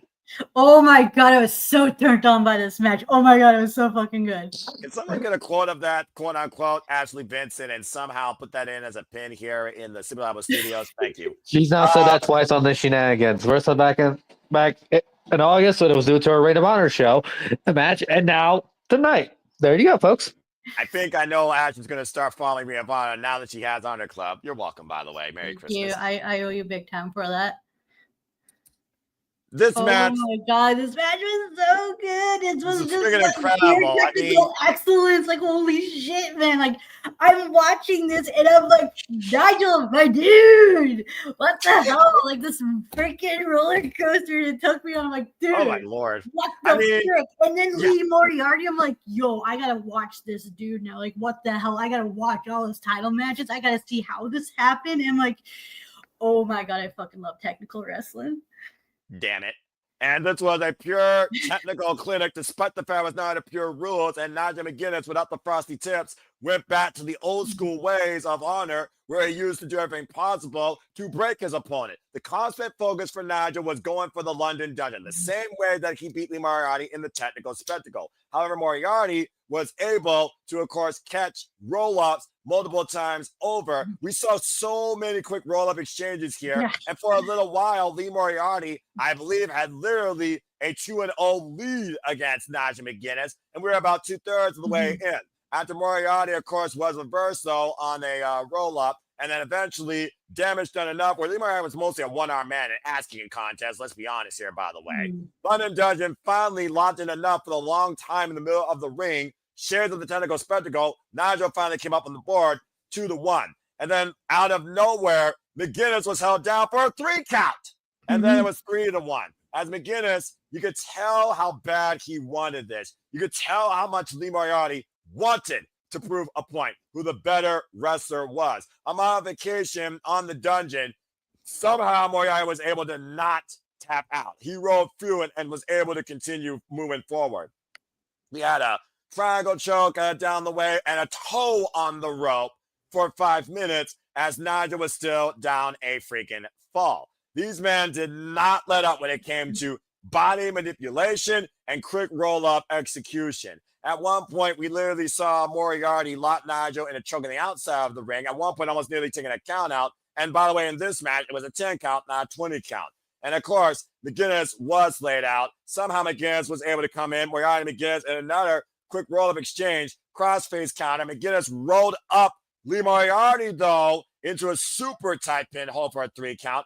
And now we were literally tied at score 3-2 with only 90 seconds remaining. And this is when it went batshit crazy. Because following this, McGuinness was able to take a 4-3 lead after another quick roll-up, holding the tights out of the referee's vision. Not prior to the fact that we also had a split leg pin for a 3 count that tied things up prior to that. 3-3, 3-3, 4-3. And then somehow, real quick, referee's back turn, rolled up back in the ring. Moriarty pinned him with 3 seconds left after a cheap shot by Shane Taylor. And the clock ran out, and it was a 4-4 tie. This match was rendered a draw. And as we move on from there, no. Lee Moriarty took the microphone and says, hell no, a draw isn't good enough. Get your ass back in this ring. Nigel McGuinness agreed, and we went into sudden death. Oh my god, it was fucking bananas, man. Like, holy. Let's put it politely, Ash. Both men immediately going for the quick roll-up, quick 2 counts by both, exchanging pinfall situations from sunset flips to crucifixes. Neither was able to hold the other one down. McGuinness rolling through off the Superman. Shout out to Colt Cabana. A 2 count again. Folding McGuinness over for another pin attempt, bridging backwards to get his shoulders off the mat for the last second.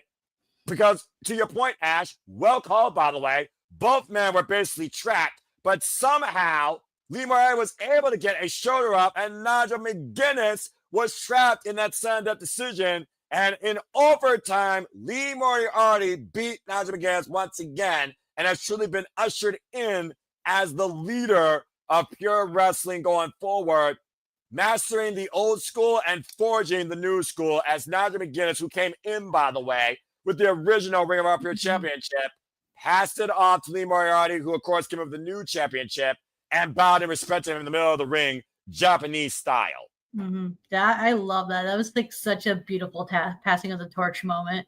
The utmost respect, which somehow Shane Taylor got pissed off about. And So you telling me I missed a technical masterpiece to watch a lesbian love fest? Yes, Correct. yes, he did. What the fuck? And I wasn't turned on by the lesbian love fest at all. And meanwhile, she gets turned on by this technical masterpiece. That's the wrong show to watch. What the fuck? Walter, remember, your wife was right, okay? Damn. By the way, John Moxley was on commentary during these matches that we just got done talking about. But following that, we had a collision. Again, folks, me and Walter will be covering that here in some of our studios later today. Stay tuned. Some point, let's say 1:30 p.m. Standard Time. John Moxley called out Gunther the Ketchka. Of course, he's going to face on Collision. Hashtag spoiler free for Collision, folks. As he took a mic and says, the well of entitlement that they're all sipping from the Don Callis family, talking about their extravagance, telling he's got no time for that bullshit. As John Moxley was raised on Ohio tap water, remember, folks, he's from Ohio. We're in Columbus. He's from Cincinnati. He was fortified in it. That got him a babyface reaction, by the way, from this audience. And if Gunther the Catcher wants to make his mark in the Gunther Classic, he has to face Mox tomorrow in the Blue League and beat him. And that is to be determined. Now, the next match was the Ring of Honor Women's World Television Championship between Mercedes Moné and Red Velvet. Talk about bringing the spice right before the bell even ring, Ash. Jesus Christ. No kidding. Like Red Velvet literally says, without having said anything, she's like, "This is my title. I'm getting it, bitch." She fucking straight up whooped her ass. Straight up, literally before the bell rang. These two went from 0 to 11, full velocity before the match even began. Trading moonsaults, meteors, modified cold breakers, back suplex, snap suplexes, and the only time Mercedes they had control when she grounded Red Velvet for a moment. She did it to Three Amigos, was thinking about doing more, didn't do that this time. Stopping herself from further suplexes. A lot of hair whipping and Red Velvet firing back, landing chops and punches up and down Mercedes Moné body, followed by a double knee strike, dropping Moné, leaning against the ropes, whip for the pin. Somehow, Mercedes Moné was able to kick out. As things continued to escalate from there, Mercedes Moné looked like she was going for a super Moné maker off the top rope, but Velvet fought out and hit a ridiculous code red off the turnbuckles for another near fall. That was the most ridiculous sunset flip powerbomb takeover I think I've ever fucking seen. As you can see, Red Velvet was absolutely apoplectic, Ash, slamming her hands on the mat, and the champ for that matter, and literally hit her with the mix that, of course, is that forward front flip. Moné was able to kick out again. She lifted Red Velvet into a tombstone pile driver, but she basically tossed her in the air and sent her crashing down ribs first on both her knees. A modified gutbuster, if you will. The champ was firmly in control. Both these women once again going up to the top rope. Moné was sitting up Red Velvet for the tombstone once again. Velvet countered, taking Moné up and over to the mat, then hitting the slice. Of course, that kick I told you about. Taunted Moné and gave her a chance to grab her by the waistband and then sent her face first into the ropes. But Red Velvet was still able to recover. Statement maker was about to be put in, but Red Velvet countered and pinned. You're about to hear some crazy shit, folks. Pinned Mercedes Moné for the 3 count and regained the Ring of Honor Women's World Television Championship. And Walter collapsed. In the words of Daniel Bryan, yes, the downfall begins. Yes. And to your point, 13 belts Moné, now 12 belts Moné. Ash, this was the WTF of the night for me, but this was also a hell of a match. Again, we can say what we want about the cringe character. Bell to Bell, Mercedes Moné does bring out the best and worst of her opponent. I've never seen Red Velvet this driven or competitive. That was wild. Right? She was basically saying, was like, no, this is my title. You won that by a fluke. I'm gonna like she came out like ready out the gate. She's like, this is my title. I'm keeping it. I'm gonna show you who the real boss is. Not you, you fake ass CEO. To be fair, she also was trapped in the statement maker and somehow was able to counter that and pin Monet out of that. It was a counter pin that allowed Red Velvet to win. Mercedes Moné dropped her guard for a split second, and it cost her. So, yes, folks, the downfall of the CEO might be beginning as we speak. Speaking of which, Mercedes Moné will be defending her Rev Pro Undisputed Women's British Heavyweight Championship against Riho, former Progress Women's Champion, very soon. So she might lose the title that she's held for the second longest time, literally right after the fact she just lost this. There's no mic. I don't know, man. When people lose, they change. We'll see. Mercedes Moné, you said yourself, she's been unraveling since she lost against Chris Statlander for the second time for the AEW Women's World Championship and the first time ever against Stat Dad, because that's where it's at, damn it. Oh, so again, JJ, fuck you. I told you. Mercedes, make like a magician and disappear, bitch. And then following that high-octane match, here's what we learned from the next match, Ash. Everyone loves the Beast Mortos. Everyone hates Sammy Guevara. Ring of Honor World Tag Team Championship match. Talk about a cool down. I mean, literally. And this, of course, playing the fact that Hechicero and Beast Mortos and Sammy Guevara have formed this alliance, smart team, ahead of Survivor the Fittest, as Beast Mortos and Sammy Guevara had a chance to become double champion tonight.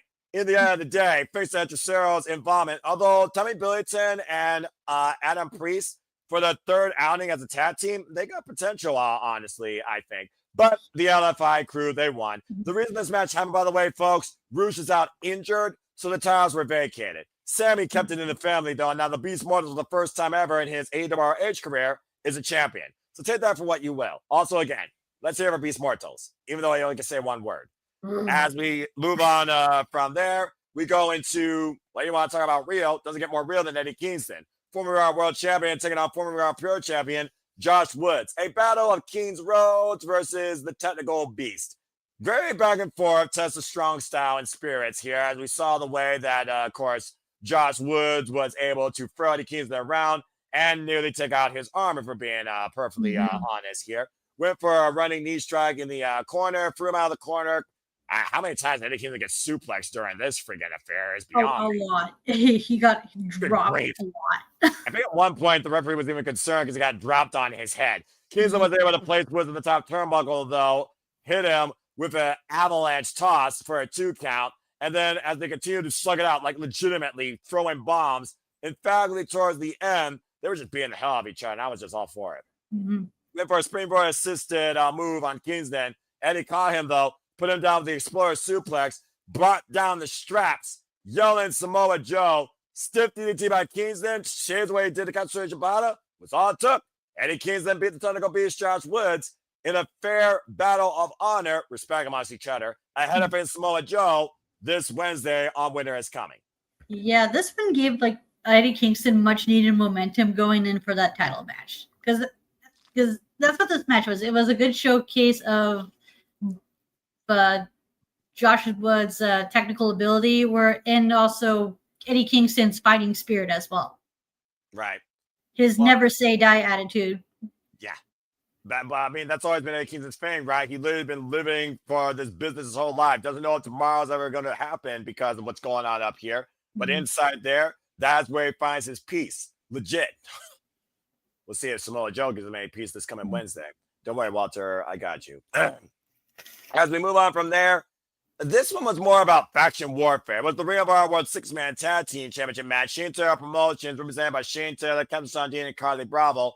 They took on Skyflight, Scorpio Sky, Dr. Martin, and Darius Martin. We also had outsiders, including Trisha Dora, Anthony Ogogo, Christopher Daniels, and Layla Gray. At one point, we literally saw Layla Gray square up, take the jewelry and the heels off, and literally go after Trisha Dora, full-on Lufez Prejudice ground and pound style, as both of them fought backstage. Anthony Ogogo was looking to square up and knock somebody out before Christopher Daniels came in and hit Angel's Wing on him.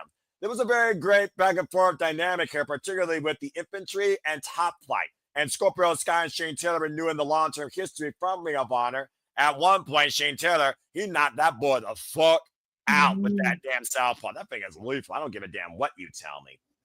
After Shane Taylor took advantage behind the referee's back with an interference, it was a stiff right hook dash right to the jaw, allowing Captain Sean Dean to get a roll-up win for STP to hold on to the championships. Again, Top Flight still denied gold, but still a commendable effort, I would say, for the newest, I would say, trio on the scene. Yeah, this was a very good showing for like both factions. Like everyone had their moment to shine, and there was like a lot of like chaotic high flying moments where like it was hard for me to keep track of who was doing what and who was legal. Again, there's the reason why I'm play-by-play here, folks. Just saying, Ash, though, did a great job, and Ash was just trying to see who the hell was who. You were confusing Darius and Dante for quite a while, and Dante almost got the damn win. Yeah, I really enjoyed this match. This was fun. It was like a good This was a good introduction to me for everyone. There you go. And that being said, we move into history again as an AEW championship was defended for the first time ever. The AEW National Championship.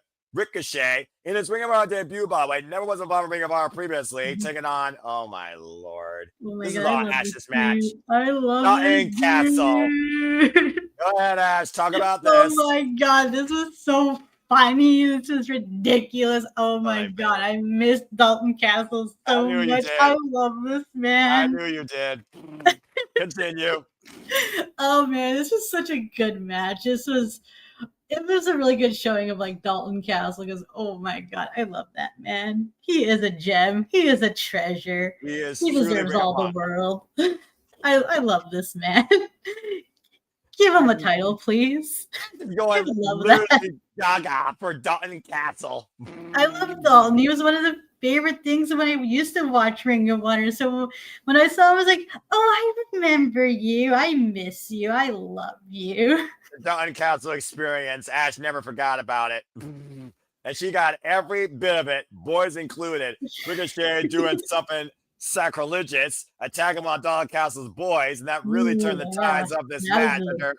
Yeah, that was a big no. That really lit a fire under Dalton Castle's ass. He was really giving him the Ricochet. But considering Dalton Castle mostly did shenanigans prior to that pissed Ricochet off, confused the hell out of him. Ricochet had to do something to counteract that. Go. Anyway, as of course this back and forth continued, Ricochet continued the offense. At one point, Ricochet was looking for some high-risk aerial maneuvers, and Dalton Castle pulled an Orange Cassidy and rolled rolling out of the ring. From one side of the ring, then the other side of the ring. And Ricochet's like, no, we're going to stop doing that shit. Then got caught in Gator Rolls. Dalton Castle, once again, bringing his amateur background into play. Kind of disoriented him, for being perfectly honest. And literally, eventually, he hooked him up for the banger rain. Ricochet was able to counter it, though. As Ricochet was up to the top rope, Ricochet went for a suplex. Castle from the end of the floor, but Castle countered. Little Ricochet back inside the ring. At one point, these two were deadlifting each other over the ring post from one side of the ring to the other. What the hell was I watching? Right? It was pure ridiculousness. That's what it was. Ridiculousness and counter wrestling. Who knew those two things would go in the same sentence? Anyway, back by drop on the floor, though, at Dalton Castle. Finally went for the banger rain and got it. And 2.5. As we thought that literally the first time since he beat Cody Rhodes for our World Championship, Dalton Castle was going to win a title, considering he's a consecutive final battle performer. I think this was his 9th final battle in the row. Ricochet sent one of the boys into Dalton Castle as he went back in the ring. And as soon as Dalton Castle got in, bang, spirit gun, Ricochet retained. This was a nice match. I want to see more of Ricochet in Ring of Honor, and because I want to see who else would Ricochet like go out there. Because I want to see Ricochet go all over the place, like Rev Pro, New Japan, CMLL. Title. All right. Well, we'll see what's next. And of course, we know Tony Khan will probably have him book, defend on AEW sooner rather than later as well. Wouldn't surprise me if he did next day, considering Galaxy Con was literally Ring of Honor and Collision back-to-back days. which brought us to the first half of our two main events. The semi-main was the survival of the fittest for the Ring of Honor World Championship. If Bandito's not Wrestler of the Year, something's fucking wrong with the wrestling community if they love professional wrestling or claim that they do. Ash, what can you not do to Bandito, it seems? The guy literally won with one arm. At this rate, like, the only way you can stop the bandit is if you gun him down. Literally. I think Bandito came out like Zorro in all white. Yeah. Anyway. Oh my god, I love Bandito. I love Bandito. I want to see more of him. Walter and I called what we thought was Bandito's match of the year, and this one I took the cake because we called him for Hechicero. And guess what, Walter? It came down to Bandito and Hechicero in the end. And Walter's already saying he's my wrestler of the year. He's just taking it easy, probably in a much more peaceful state versus where he was in TNA Wrestling.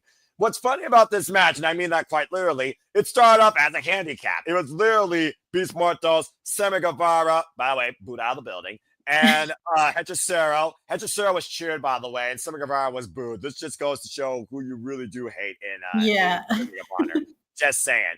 And, of course, we also had Commander and Bandito working together for quite a duration of this, while Blake Christian's like, okay, you all do your thing. So basically, when it came down to the triple team effect was working to a degree. They were trying to rip the mask off. Then Blake Christian, he was trying to also get involved here. He even tried to challenge Guevara one-on-one.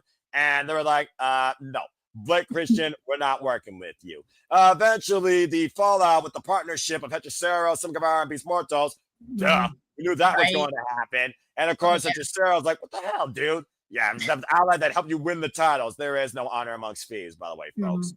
As fans continue to escalate here, and Blake Christian was looking to take advantage. Bandito and Commander, they basically took the match over. High aerial, lucha offense by this amazing duo as they were truly on the same page. Bandito literally using the shoulders of his body to launch Commander onto the freaking floor. Good Lord. That was a fun spot. I love Commander and Bandito's teamwork. I want to see them eventually go after any tag titles because they make for a very solid tag team. And they really do, by the way. Some great double team efforts here, as of course we saw Sammy Guevara get double team, ending in a rope walk moonsault from Commander. Sammy Guevara was eliminated first, so my friend Sandy's nightmare was officially gone, which left the Beast Mortos alone without a teammate. You would think that would throw him off. It did. And by the way, Christian, he got pummeled multiple times here, but he also was a spot picker.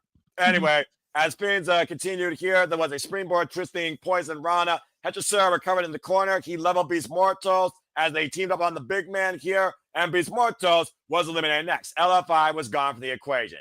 And of course, that left us with four. As of course, Survivor of the Fittest is a six-way single elimination match. As Hechicero kept the momentum going, conjuring up his own mad scientific nature that we know him for. Commander Bandito went for a top rope double team maneuver, but Blake Christian got involved, stopped that from happening, hitting both of them at the same time with a Poison Rana.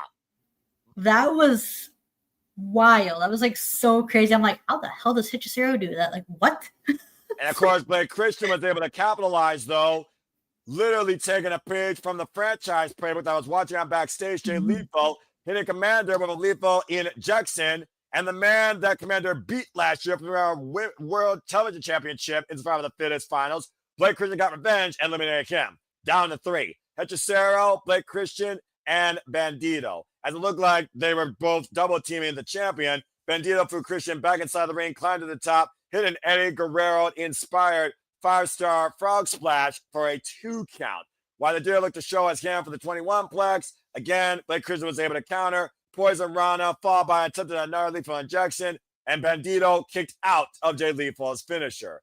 As Blake Christian kept the offense going, Hechicero was neutralized for the time being. A hammerlock spinning backbreaker, but then Hechicero grapevine the legs of Blake Christian. But again, some of the Christian was able to escape. As things continued to escalate, though, Blake Christian found himself eliminated via a roll-up, trying to take advantage of Hechicero's work on Bandito. And of course, Blake Christian, sure loser, he tried to literally re-break, if not did so, break the arm, of course, of Bandito, snapping it back. And it looked like Bandito was going to relinquish it. Yeah, exactly. I'm not sure exactly what to make of that. Shout out, by the way, to Nicholas Ferrantes, who may have found the GTS here. Anyway, please don't talk about breaking arms after what I saw. I'm traumatized today. Anything R's related conversation right now for the rest of this is going to traumatize Walter. I did say it was a one-armed man, and I proved my point. That's, of course, it came down again to Hechicero and Bandito. Hechicero did everything possible to further cripple this man. Yeah, Bandito became a one-armed bandit, and we're not talking slot machines here. Yeah, right? And that's some crazy shit. Accurate. Back in the ring, Bandito, he literally lined up the chest of Hechicero. Hechicero wanted it just as bad as him, if not more. Hechicero was down on his knees. Fire bat, though, locking Bandito into a crucifix, rolling the injured shoulder all around the mat in a gator row. Pinfall attempt for a 2 count. As he lifted him up onto his shoulders, somehow the champion countered a poison Rana and rolled up Hechicero in the end for a 3 count. And Bandito survived the first ever survival of the fittest for the Ring of Honor World Championship, and is still Ring of Honor World Champion. Did he pop it in place or just leave his arm hanging like that? I think Hechicero may have done that, actually, because all of his attack, as Ash would say, was focused on the arm. And at one point, we saw both men literally on the apron as Hechicero was laid out on the steel ring steps, and Hechicero literally landed on the steel ring steps on the right side. So again, you could have heard that thud. That was an emphatic freaking thud. Good Lord. Crumbled in a heap. Any match that has Bandito and Hechicero is just a banger. It's like, you know, 2 people just mesh. These 2 just bounce off each other so well. Like, it's legit. Pro wrestling soulmates. Yeah, I'm about to say immortal rivals fight forever. As, of course, his partner, Brody King, came out to celebrate with him alongside Commander, who was proud of Bandito winning, despite the fact he fell short to what might be his best amigo in this company, as Bandito proves that he can be the survivor of the fittest. First ever survivor of the fittest Ring of Honor Championship. The champion went in, the champion survived, and won in the end. Again, this match was an endurance battle, to say the least. Especially for Bandito, who literally survived almost everything that was thrown at him. Yeah, including the proverbial kitchen sink.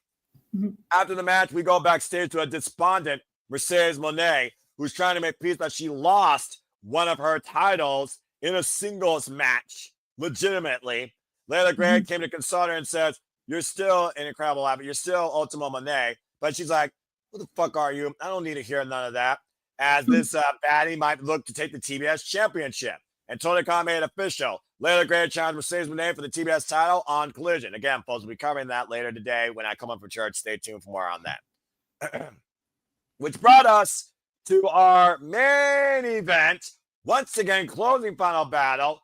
Third time in a row.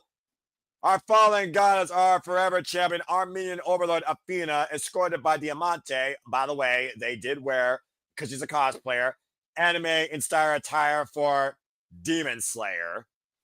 Taking on the Black Widow of CMLL. This might be a new mamacita for Walter. He might want to watch this match and think what she's made of. Athena's already a mamacita for me. I love me some Athena. Well, you should go check out Persephone, because boy, did she bring the attitude and the strength value, despite this being her first chance at the Ring of Honor Women's World Championship, despite the fact she locked horns with Athena January 5th in that fatal 4-way at WrestleMania. Yeah, I know who perceived it. Yeah, I remember her. She's a lot of woman. She had a really good showing in this match. Like, holy crap. Like, you want to talk about powerful, strong women, which is my type in wrestlers for women. Oh my God, this was so good. It's like they made her look really, really strong. I need Persephone versus Chris Statlander somehow. After I get Persephone versus Jamie I'll give you one better. Give me Persephone versus Megan Bain, please. Stop it. You stop it. I already called for that last week. What? Why are you telling me to stop it? Because you're making me want to do AEW right now, and I need to go to bed for church. Seriously, that's why I love this company and this women's division. Yes, we cannot make saints become sinners right now. Well, you know, it is what it is, and God bless you, and Lord forgive us. That being if I said, didn't have to work in the morning, I would go nuts and do Collision right after this shit. I'm crazy like that. I mean, I wouldn't blame you, dude. But again, priorities over passions for me, as I do have obligations. That being said, This match, yeah, this was freaking nuts. This was a strength battle of two badass bitches. Athena looked very small, by the way, compared to Persephone, if that might shock you, by the way. And the focus here was Athena's back. Persephone spilling into the corner, crushed her with a freaking hip attack, suplexed her in the middle of the ring for a 2 count, stand on the attack for most of this match in the early going. As Athena at one point threatened the official, don't tell me what to do. Diamante, of course, was in her corner, using distractions, of course, and that was the only way they took advantage of Persephone. And then Athena got whipped by Persephone into the corner and into the barricade. And the story here was this back. After lifting her off the ground and throwing her around like a ragdoll to a swinging net breaker, mounting the champion for a series of ground and pound punches to the skull. I thought she literally was going to knock her the fuck out. Persephone continued to follow up. Yeah, right. 2 big knees in the upper back. Again, focus attack on the back. That was the story here. Athena trying to mount some offense was unable to. Eventually was able to recover enough to roll Cena up in the ladder after getting a boot to the face and also her boot driven into the back with the arms hyperextended. Persephone and Athena went right back at it. Big shoulder takedown, sending Athena to the outside as the two men engage in vicious warfare. I'm talking about some physical, hard punches and bombs being thrown here. Yeah, they were like really stiffing each other. Yeah, this was not a freaking just play day. This was a this was a straight up slobber knocker. And Persephone carrying most of Athena's offense, of course. Athena trying to fight back, but again, delivering an onslaught of also chops and punches. And Athena, though, went for a dive. Persephone caught her and slammed her hard on the floor with a fallaway slam with that ridiculous, sinister smile, the confidence of the challenger. Persephone lifting Athena for a crucifix powerbomb on the outside, but Diamante saved Athena's hide. As we go back inside, master dropkick up the top rope, only good for a 2 count. At this point, though, Persephone's inexperience as a competitor, so young her career came into play, you saw the frustration all over her face, Ash. Yeah, and that ended up being her downfall. She had to keep her cool, but her temper got the better of her. Yeah, modified Texas Cloverleaf surviving the Koji clutch because the power and the leverage of Persephone allowed her to lift Athena off the mat. Both women trading roll-ups at one point, a ridiculous exchange, 2 counts constantly. As Athena left the Koji clutch in again, Persephone made it to the ropes as this battle of attrition continues. With Persephone down to her knees, Athena laid in a series of stiff strikes saying, "You are nothing more but my bitch." And that pretty much woke up the fire and fuego in the Black Widow. As the champion continued to taunt the challenger, boy, did she fucking paid for it. A series of 3 German suplexes and a kip up, followed by a monstrous spear. Not going for the pin, though. She was looking for the crucifix bomb once again, which she did hit earlier, was not enough. But it would be enough this time. Athena kicked out for a 2, though, after that. And again, I was like, what do? You keep going after it. Do it again if needed to. As she literally stomped across the chest of Athena, climbed up to the top turnbuckle, but Athena somehow recovered enough to launch herself up and throw Persephone off the ropes, setting her up, don't know how she did it, for the O-Face, and forever continues as Athena retains the Ring of Honor Women's World Championship. But I would argue, out of 30-plus offenses, this was her most taxing one to date, in more ways than one. Yeah, this was a very solid match. I loved how the story of the match was a body part, and it played into the finish of the match because there's like 2 different stories of it. It was like the Persephone's letting her emotions get the better of her, Athena outsmarting her because of the veteran, and you also like both overcoming back injuries they sustained at the hands of each other. Right? And that, folks, is how Ring of Honor Final Battle ended as Blue Stars came out to celebrate with her minion Overlord and Diamante as Forever continues. And the final battle shows that Athena still is the longest reigning Ring of Honor champion in this company's history. Happy wrestling, everybody. Ring of Honor Final Battle was fucking incredible. Once again, as Ring of Honor previews are, simple as that. As closing thoughts and remarks. I love this pay-per-view. I've forgotten how much of a technical paradise Ring of Honor was. Ring of Honor was tailor-made for people like me. Same, Ash. Same. Yeah. And it was an honor calling this with you. I look forward to calling Supercard Honor with you. Oh Again, my god, I great love this show. This was just, oh my god, this was the Tecker smut I needed. Simple as that. Simple man approved. Let's go ahead and get Charles and Walter's spots before we go ahead and wrap this thing up with deadline. Charles, I will start with you.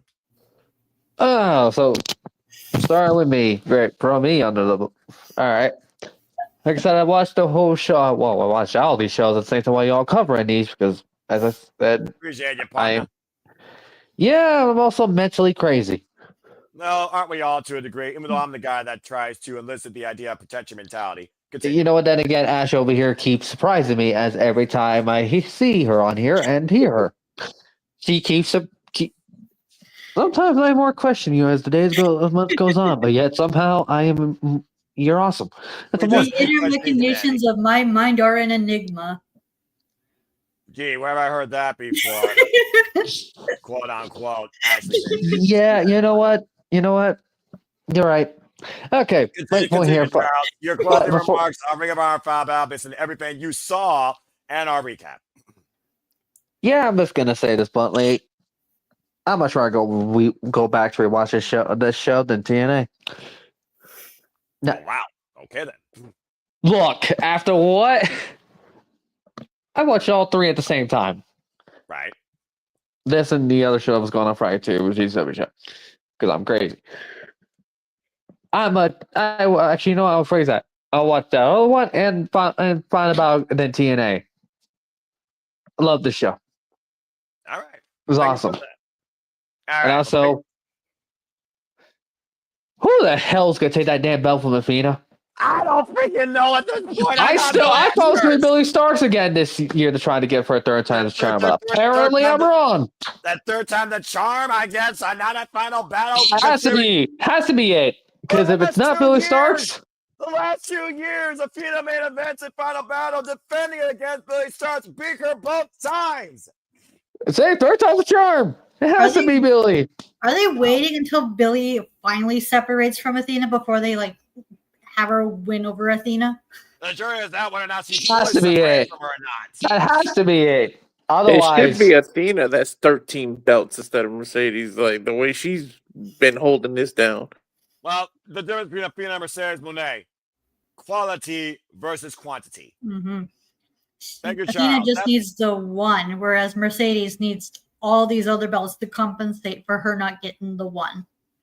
The one that she will never have, because that's where it's at. Dan. She's never gonna have it. She's just about belts and freaking male strippers or whatever, Chippendale people. All right. Well, that being said, Walter. Look. Is he raw now? Unfortunately, he's not. Not anymore, anyway.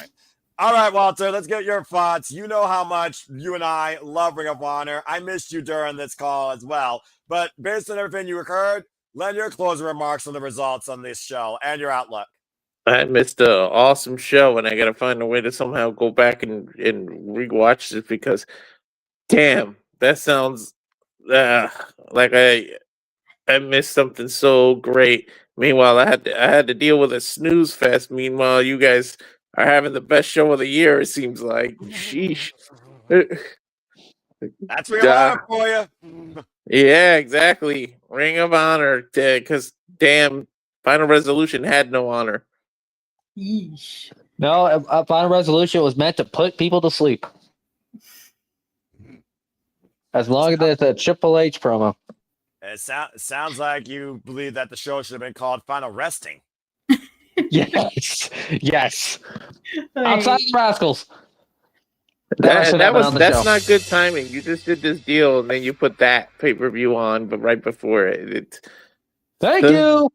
And I love this company. I'm telling you, I just love professional wrestling. I don't give a damn what the freaking 3 or 4 initials are ahead of it. Just give me good That's wrestling. the mentality of the Super Reliable Studios, folks. Damn it. And I joined GCW vinyl matches. I'm used to it. I'm a masochist for death matches. I love Joshi wrestling. I love. Look, I have James question me almost every time, so hey, nothing new. I'm about to say everyone's going to question me when it comes to my outlook on wrestling, but that I'm looking forward, believe it or not, to Ricochet's reign because, like I put in the comments, I said it. I really feel like he should go through each company, and then you got to end up in a multi-man match where one person represents each company. Like if you made this title the Workhorse Company and you said it was going to be that kind of title, then I need him in CMLL, I need him in ROH, I need him in New Japan, and then on one of the AEW pay-per-views, you get a multi-man match where one person represents each company, and you do an elimination match. Like he needs to earn it, and it's an inaugural title. You need to make the best of it. You have to make a good first impression. That would be perfect if they're doing another Forbidden Door next year.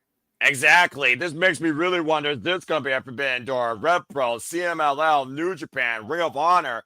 That'd be wild. Right?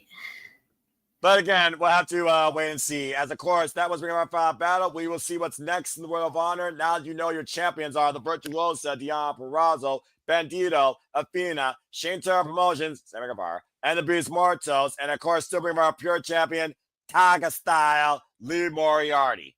Yes, Charles, I see your hand. And also about the Bandito match. That man might as well just hold that title for probably the same amount of length as Athena at this point. I mean, it's ridiculous. Dynasty.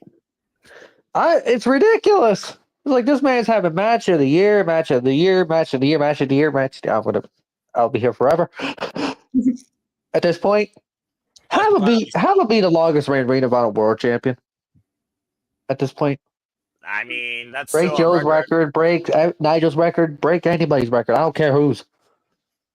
All right, fair enough. I mean, again, holding Bandito on a hell of a guard. Again, congrats to the Virtuoso. So don't split up Brody Kane and Bandito either. Don't ask.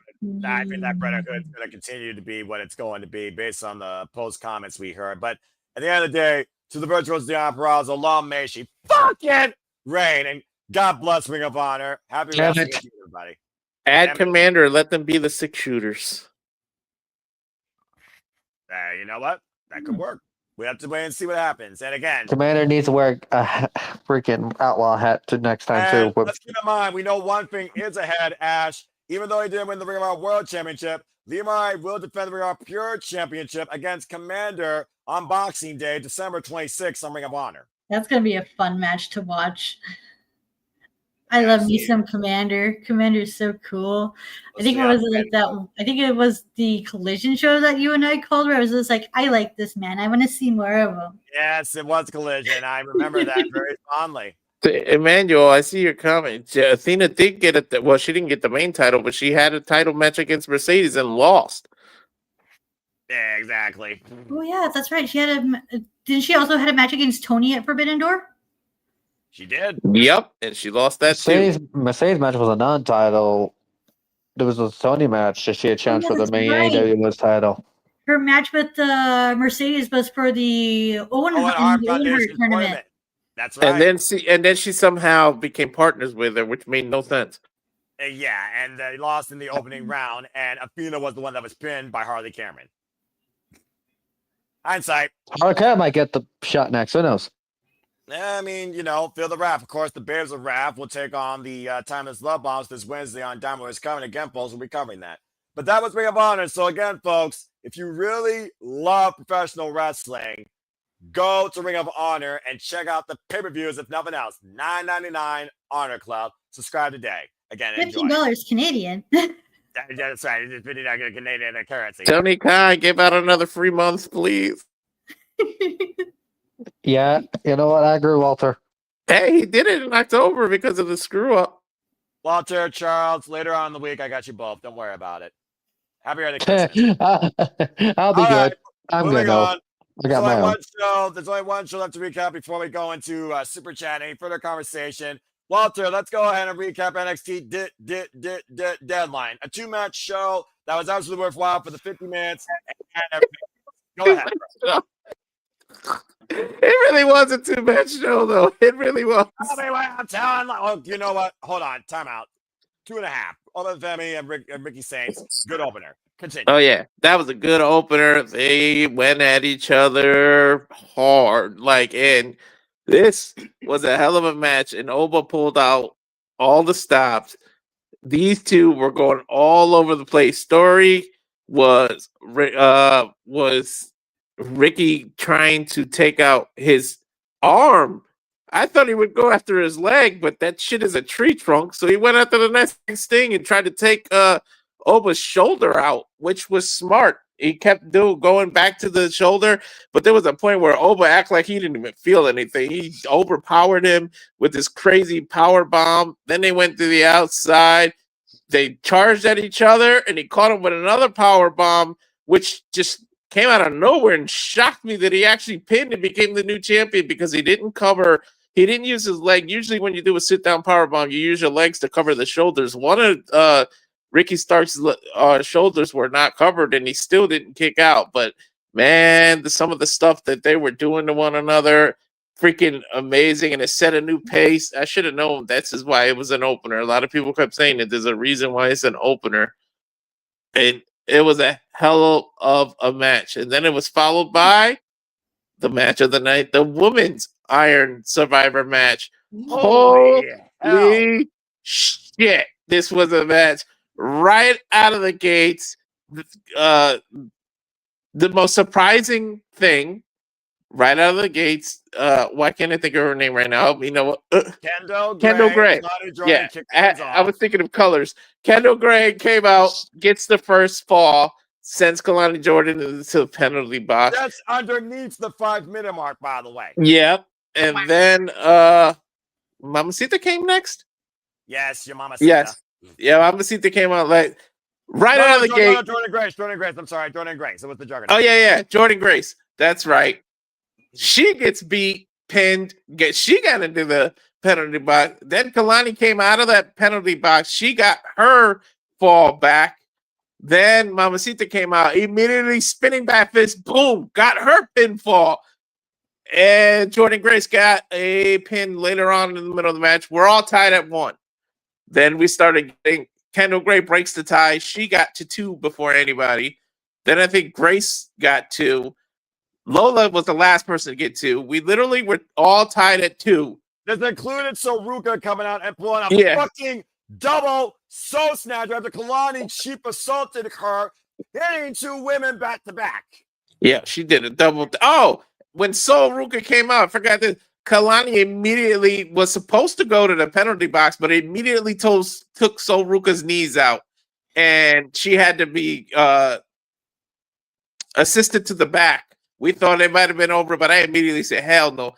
I thought what they were going to do with Sol Ruka was going to come towards the end and all of a sudden start snatching souls and catch up. But she came out about 2 minutes after, came out. Actually, it was when Kalani got out of the penalty box. So what's that? 90 seconds later, she came back out and then kind of destroyed Kalani. Then we literally throughout the entire match was tied at 2 until literally 24 minutes and 57 seconds. When Kendall Gray came out of nowhere. Then it was 24:58, and she got a 3 count literally with 2 seconds left over Mamacita. I'm sorry that you had to get pinned, but the way the story that they told was done so well that I don't even give a shit that it was Lola that got pinned. 2 seconds left, and Gray, a rising star, which is what this kind of match should have built. This is what the Iron Survivor is meant to do. Every time somebody wins the Iron Survivor, they go on, they become a breakout star, they go on to actually win the title that they go after. So could this be she goes from Evolve to an NXT champion within the span of the year? Kendall Gray, I kept saying it on the call, has the chance to have a rookie year that rivals literally Kurt Angle, one of the greatest wrestlers to ever put on a pair of boots. She has the chance to rival his rookie year if she could pull this off. The way they told the story in this women's match was freaking awesome. Everybody started spamming moves, and it was smart because they kept trying to roll each other up, getting quick pins. That was the name of the game. You want to try to do the most by expending the least energy. but damn. I mean, Jordan Grace at one point was celebrating. Kendall Gray immediately meteoric, right? Nearly got another fall.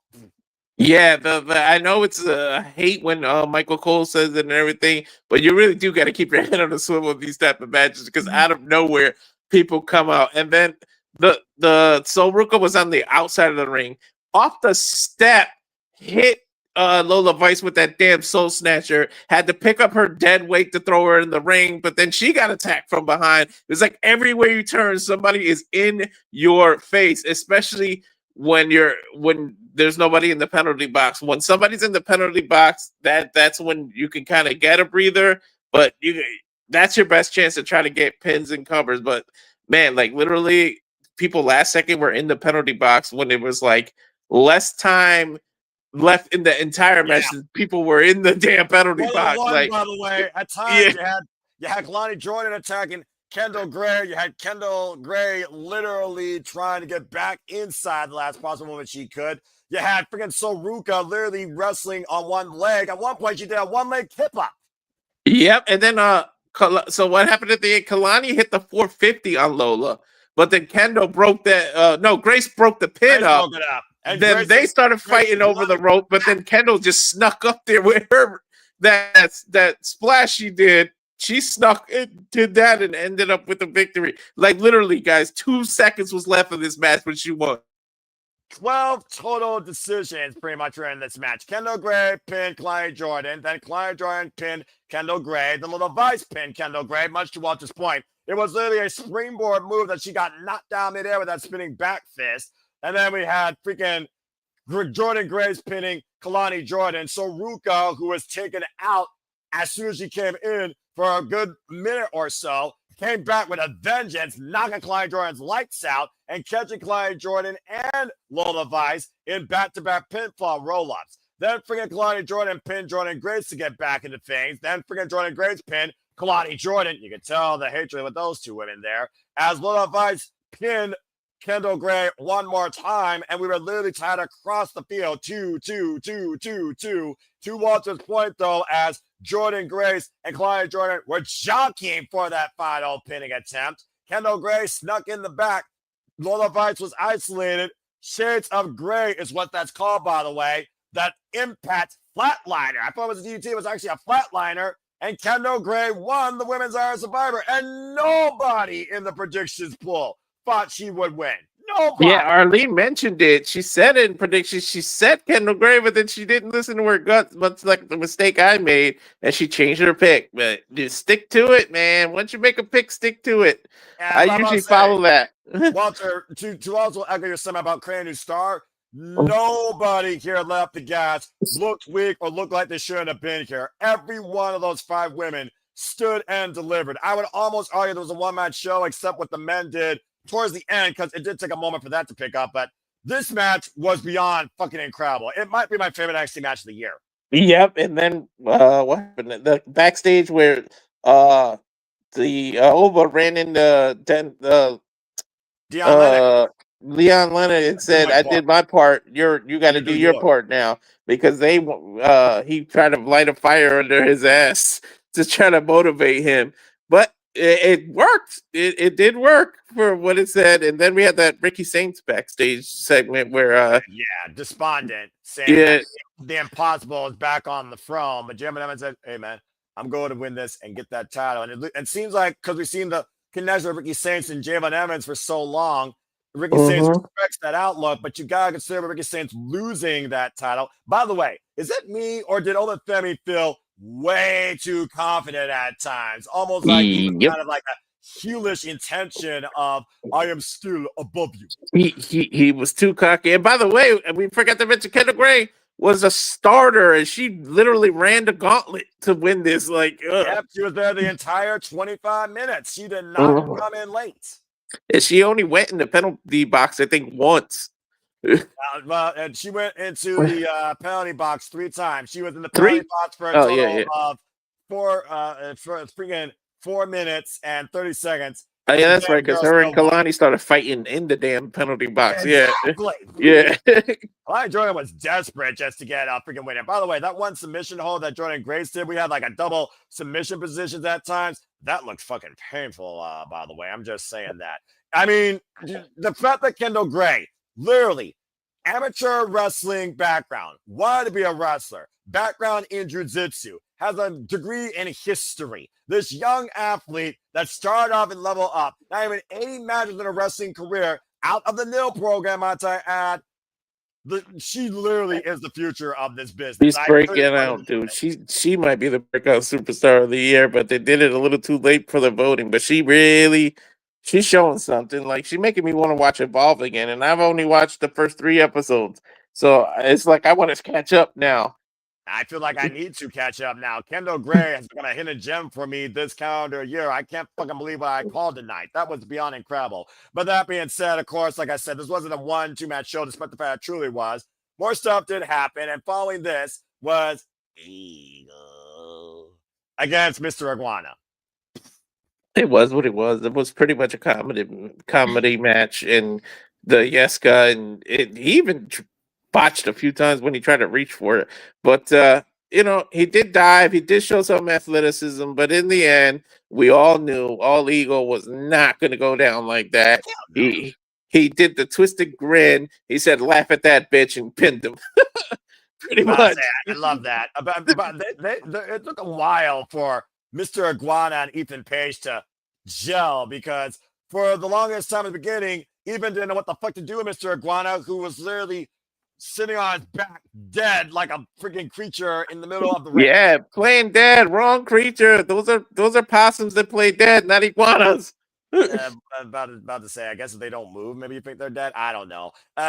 No, what they do is let you get the tail, because they can grow their tail back and then they run. They leave you with their piece of tail to distract you while they go away. I'm just gonna say this real quick. During the age of NXT takeovers, you didn't get this underwhelming, ridiculous shit. So this was, but it is what it is. They did something. And this was also something, but this was not a match. This was a therapy class. And I think both these women need some sort of psychology. Izzy Dames and Paxley. Yeah, they told a real story with their psychology. Poor girl. Like, I know it was makeup, but the way she was so sad, and how many times can you have a broken heart, man? I feel bad for Tatum, but the story was, of course, the freaking rest of the crew had to be out there distracting her, and she kept falling for these hugs that Izzy wanted to do, and it's like, why are you falling for that? Like, she literally just broke your heart, and then you fall for the hugging. But then she kind of caught her, like, in it. She knew she wasn't falling. Her, you could see how her face and her emotions completely changed on that second hug, and that's what everybody was like, oh shit. But it was a good back and forth match. It ended with her getting distracted by the 2 dolls. They ripped Tatum's doll's head off, and it gave her distracted to fall to what the hell's her move? Game over. Dame over. Yeah, Izzy Dame. It gets the 1, 2, 3. I told you she was gonna get the first one. I'm glad I did change that one, but this is gonna lead to some crazy shit. It's gonna be some kind of crazy match that goes, whether it's a straight jacket match, whether it's a casket match, some crazy shit is gonna end up happening between these two. Yeah, this literally was just a match of how do you channel anger, how you suspend it. Izzy Dame at one point playing, "I'm sorry, apologetic, please don't hurt me." The most aggressive spot that Tatum Paxley was able to do was that lightning spiral on the announce table, but thanks to the calling, Sean Spears and Mr. Pointless, it just was not Tatum Paxley's night. The preying on Tatum Paxley's mind that Izzy Dame did here was pretty much the starring role of this match, it seems. It was meh, but it does show that Izzy Dame could probably be a character, and she seems pretty proficient in the ring, but honestly, I was like, why? Yep. Then they cut to a backstage segment where Miles was getting interviewed, and he revealed what number he was going to come out, because he literally gave the reason, and he chose number 3. So then we were like, well, who's going to start it? And of course, the two 21-year-old OGs, the future of this business, whether it's TNA, NXT, WWE, whatever the hell, actually start the match, and we knew we were in for it for the long haul. I said, if anybody can test their endurance and end last, it's these 2 young bucks. And them, they did, and I don't mean the young bucks from the AEW, fuck them, but But if these two had really went at it, trying to get each other with pins, we saw these crazy ass high flying moves that we knew we were going to see. And then right off the rip, much like the women, the first fall, the first person to get on the board was the eventual winner, Javon Evans. Then Matt came out, changed the whole dynamic. Then these three were going at it. And then Bourne, with his own high flying, knocks these two all out of the ring. Then two were going at it. It seemed like they were more focused on each other, as if Miles Bourne was just an afterthought. Miles Bourne said, "Hey, I'm here." Then he runs and does this somersault flip to the outside to prove to them that he's there. So, I mean, yeah, it seemed like Slater was just really focused on proving himself or trying to get that fall back. The fact that he lost, and he lost the fall with like 15 seconds before Bourne came out. So it gave Javon a few moments of rest before Miles Bourne came out. But yeah, Slater came out of the penalty box pretty much just trying to get his pin back, which is probably what his downfall really was. Then, of course, Retribution, BS bullshit, wannabe Temu version. He came out next. I knew it was. There was no way they were going to make Henry come out. There was too many faces to come out in a row. They had to have him come out and completely change the style of the match. But, I mean, the match was going. And who got the next fall? I think he got the next fall, didn't he? Yes, the Dion Lennox took the next fall on Javon Evans, making it 1-1 between those two. Yep. And then Slater finally got out. And then when they were all in the corner, no, I think this actually happened once everybody was out. But that move that he does that flies clearly over the turnbuckle is fucking ridiculous. I don't know how the fuck he does it. It's beyond insane. Yeah, it's insane to even think about, let alone actually try it. And then, of course, the last person came out. Yeah, Joe Henry, and the crowd reacted. He appears. I believe in Joe Hendry.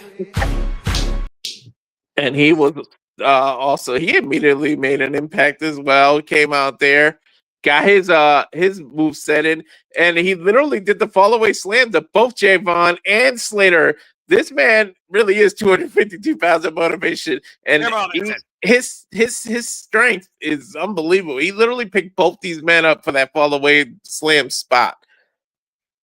And then a couple pins later, we, much like the women, I think we were tied at 2 as well. Yeah, everybody got 2. It was ones. It was ones across the board because Henry been friggin' Bourne, and then Leon Slater finally got pinned, pinning Joe Hendry with the friggin' Swanton 450.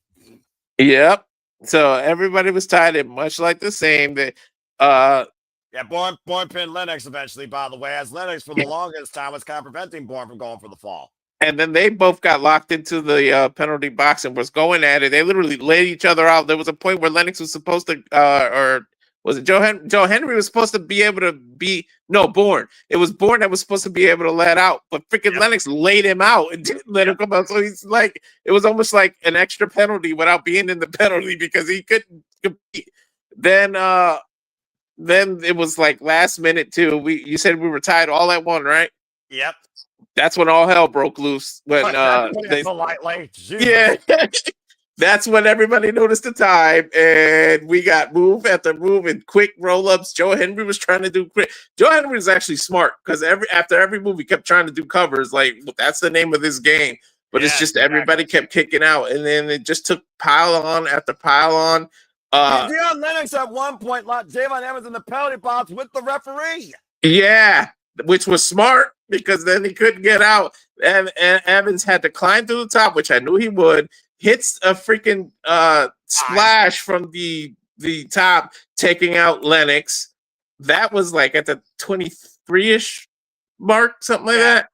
Yeah, and then Joseph got a competitor in his lap. I think it was Dion Lennox that was thrown into him.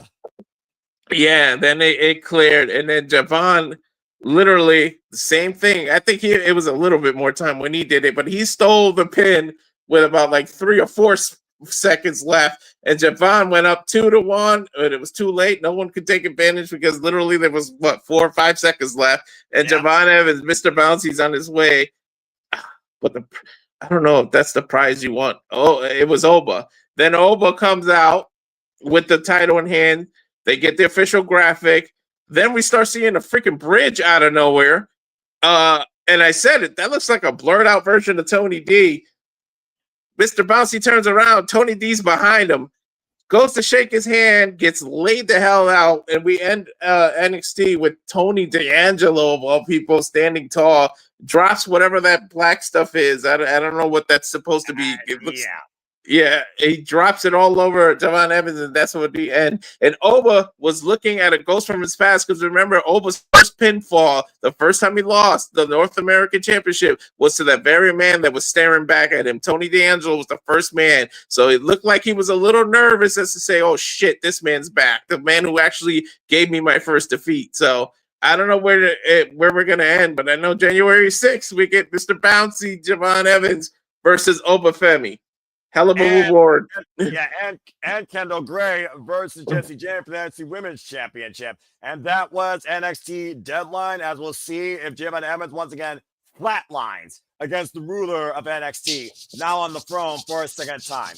Thank you for that, Walter, and great job. Let's go now and get your thoughts before we go to Super Chats and news things for the evening. Good Lord, what a show this has been. Ash, let's start with you this time. Your thoughts on NXT Deadline based on what you heard. So the women's Iron Survivors match sounds like it's absolute bananas and chaos. The shit I would love to watch, because I am all for shenanigans and chaos and all that good shit. Keep plug. The Oba Femi Ricky Starks match, that sounds like it would be really good because I like both men. Oba Femi is like, oh my god, you want to talk about towering powerhouses? Like, yes, please give me more of you, please. This modified fall from grace. He sat out with the power bomb to pin Ricky Saints for the win. Yeah, I remember the first Oba Femi matchup I saw of his was his match against Moose. I'm like, I like Oba Femi. That's a dude to look out for. Yeah, that's a fair shout. The Izzy Dame Tatum Paxley match. I feel like also like more of a story builder to me. Like it's like all about like the soul psychology. Yeah, and I'm looking forward to like seeing where it goes because I was watching Halloween Havoc and the follow up to the NXT show. I'm like, oh my god, Tatum Paxley's me. Like, she just wants a friend. She just wants to feel like she belongs. She just wants a family. God. She wants to be loved. I saw that. I'm like, oh my god, that's shit. That girl's kind of like how I used to be. I feel for her. I'm like, damn. You have someone. Like, don't worry, Tatum. It's gonna be a while, but you'll find your family. He's too trusting. Right? Too vulnerable. It's too accepting. There's a reason why I'm a heart and soul. But anyway, continue. So what else is there? What else did we go through? The men's Iron Survivor match? Yes, men's Iron Survivor match. And of course, your boy from Canada, Ethan Page. May long he reign. Keep the title the way it is, because that title has never looked so much beautiful. Oh, all hail the red and white and the maple leaves. But to be honest, you could skip that. He says that as he cuts out. But he's not wrong. As long as the title stays the same, it's just like because the North American title has never looked so beautiful. Gee, I wonder why you would say that, our Canadian friend.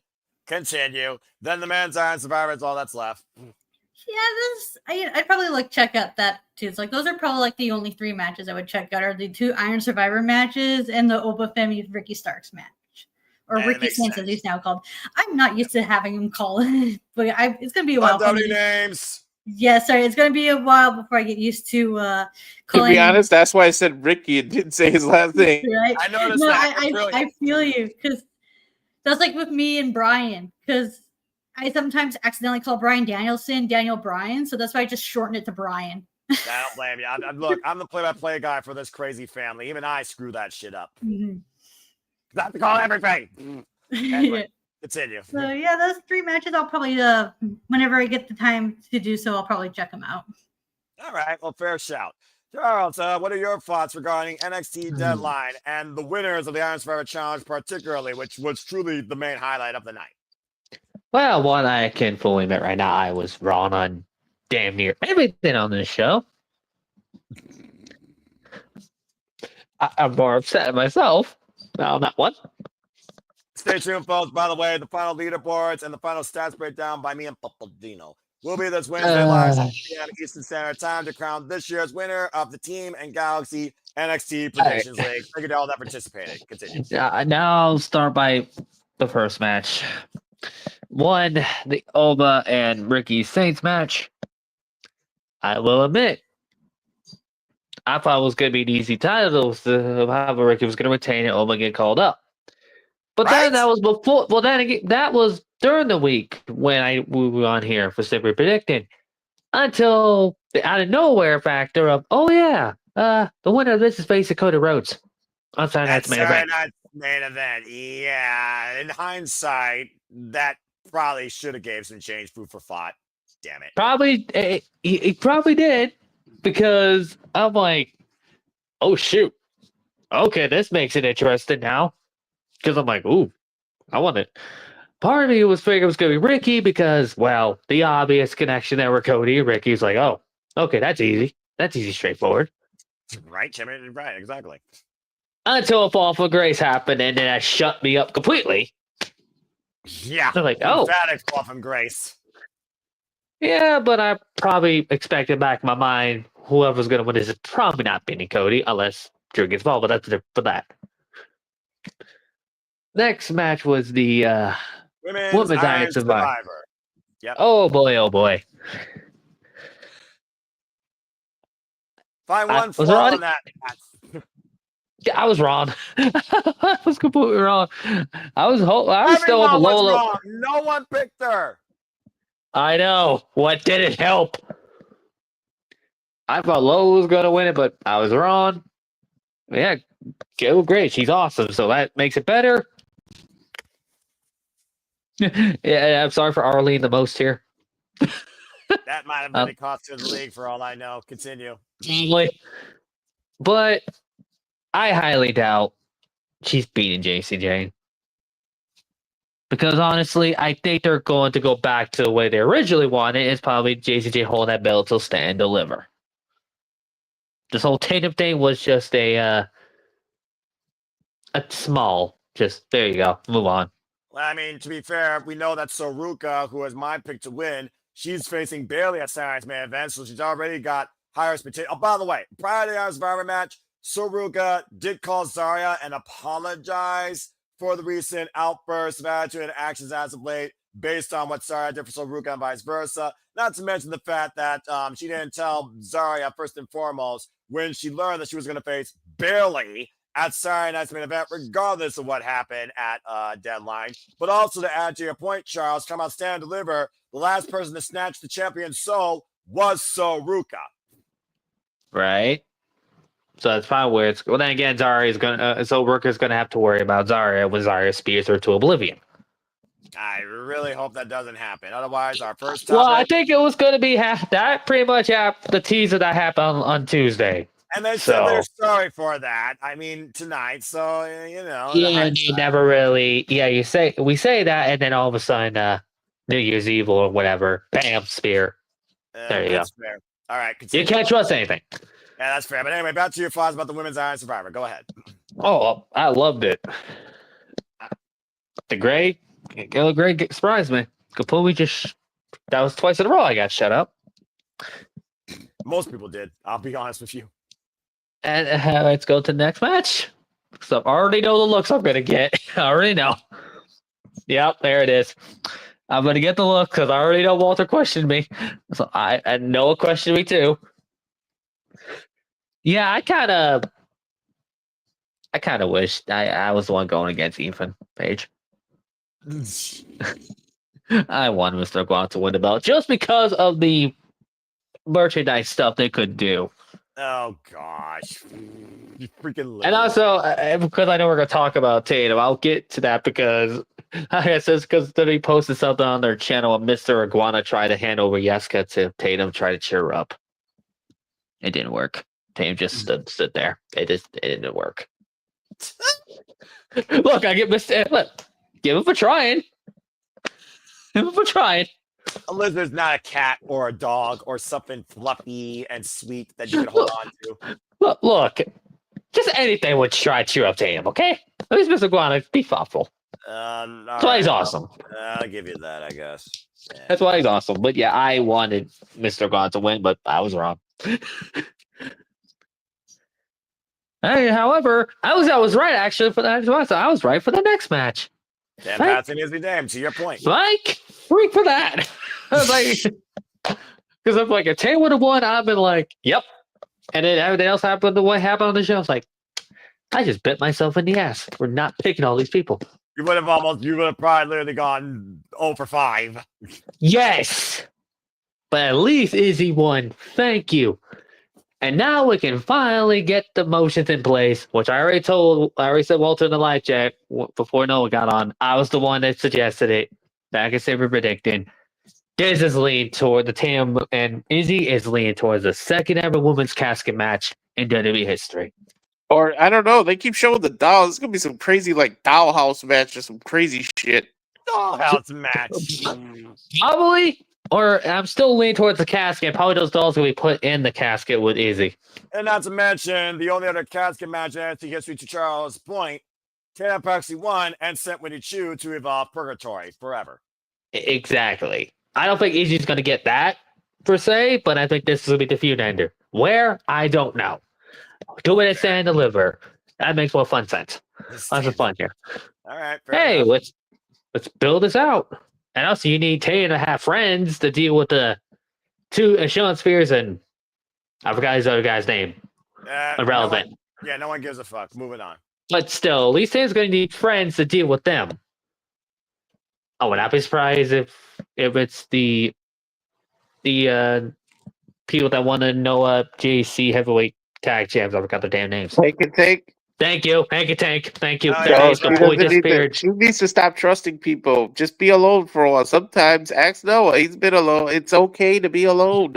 Well, eventually the number and the annoying, she's going to need two people to deal with John Spears and yeah. So at some point, you can't do it forever. Hindsight's 2020. Exactly. But yeah, at least I was right for that. Whew. Next match? Men's Iron Survivor, that's it. I should have picked Javad. I told y'all. And I realized at the moment they also confirmed, oh yeah, New Year's Eve was going to be the title show. I'm like, crap. Oh, I regret to pick Leon heavily.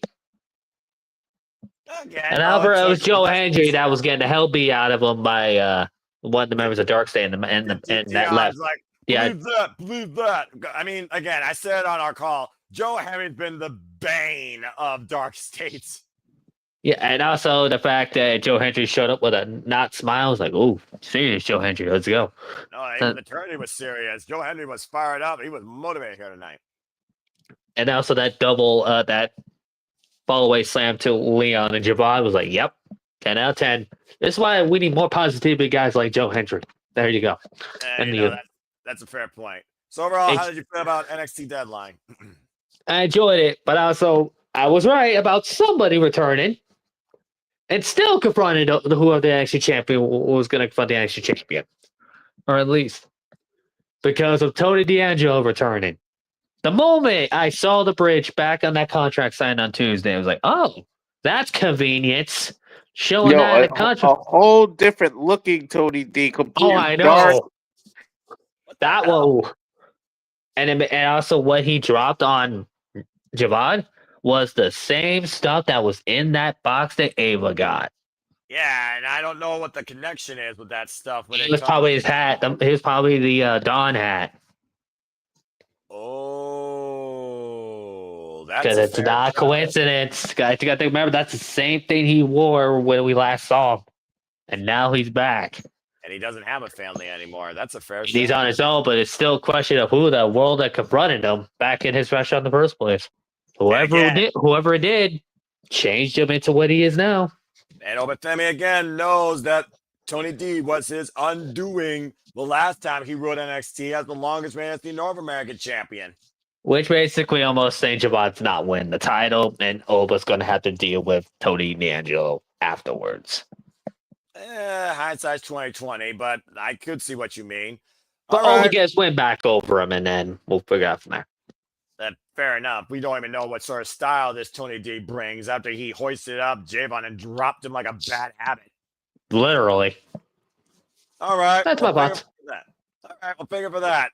All right. Well, good job, everybody. Again, that was NXT Deadline, Ring of Honor Final Battle, and TNA. Again, I don't rank, but clearly we all had our favorites. We all had stuff we regret. But at the end of the day, we still enjoy life and enjoy wrestling. I think, yes, Charles, I do see your hand up real quick. And also, we next time in our AAA show, we still need Divinito versus, you know what, we need a faction here. Mini Monet, Divinito, and Esquella. The world will break as we... we need that, damn it. An intergender puppet match, yes, please. What? You know what? That works too. I said a faction, but you know what? Ash just made it better. There you go. What the fuck is wrong with you people? Anyway, that being said, You're gonna get one of those at some point. Hell no. James, You remember Mr. Rogers? They were like when the puppets were in that stage. You gotta Thank make a little. You have to make a little ring like that. Yes. Thank you, Walter. Just have the damn match ref by Dr. Shelby. Why the fuck not? The last man to wear a freaking sweater. You know what? That works too. Quack. Anyway, James giving a fuck real quick, saying that he's a little bit annoyed he got cut dog mellow because of GCW tech issue bullshit.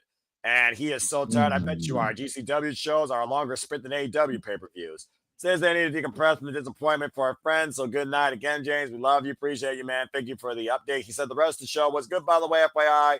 Made up for it. Just sad for his buddy. He'll get his chance, I'm sure. And again, follow J. Hebert Side 95. Follow James, as always. We appreciate him for all the work that he does. Okay, with that being said, that concludes All Things Wrestling in a great trifecta of a recap. Sorry that one show was absolutely disappointing. When we return to the final commercial break, we will get the fuck out of here and answer that super chat. And unless you have any further questions, that will be a wrap. So go ahead and grab something because hopefully for the last time, we'll be right back. And now for a taste of things to come.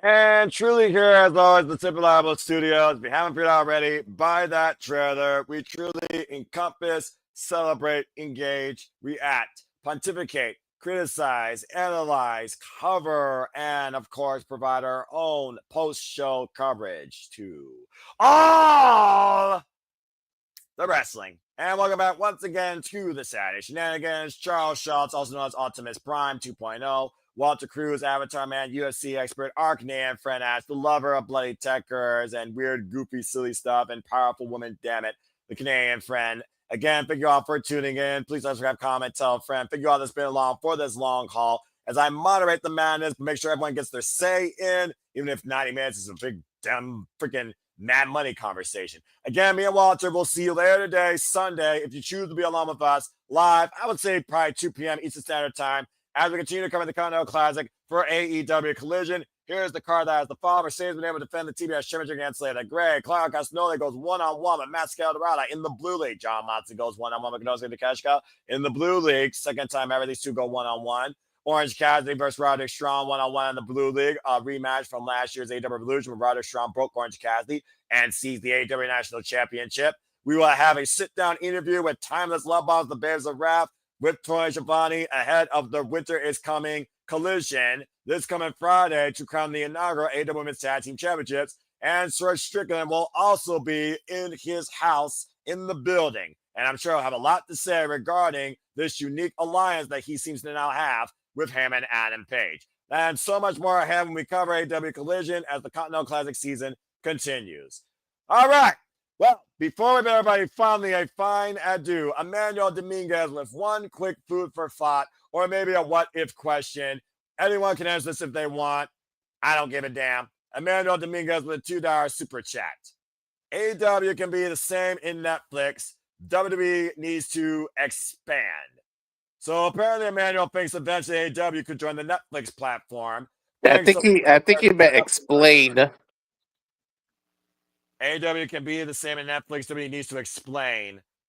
Yeah, with $2, you only get a certain amount of letters, so the end got cut off. Trust me, I speak typo. All right, well, thank you, Walter. So why don't you go ahead and lend the food for thought? Do you think, with Warner Bros. Discovery now being acquired? I have no idea about the deal. I really can't speak. I think it's going to be separate with the movies and the things. I don't know. I don't. If I didn't get to research it, or I don't like to speak it. I have no idea what this deal is, and I don't think nobody would know because there's going to be so much legal mumbo jumbo tying it up for 2-3 years that we're really not going to. The details are going to come out in bits and pieces.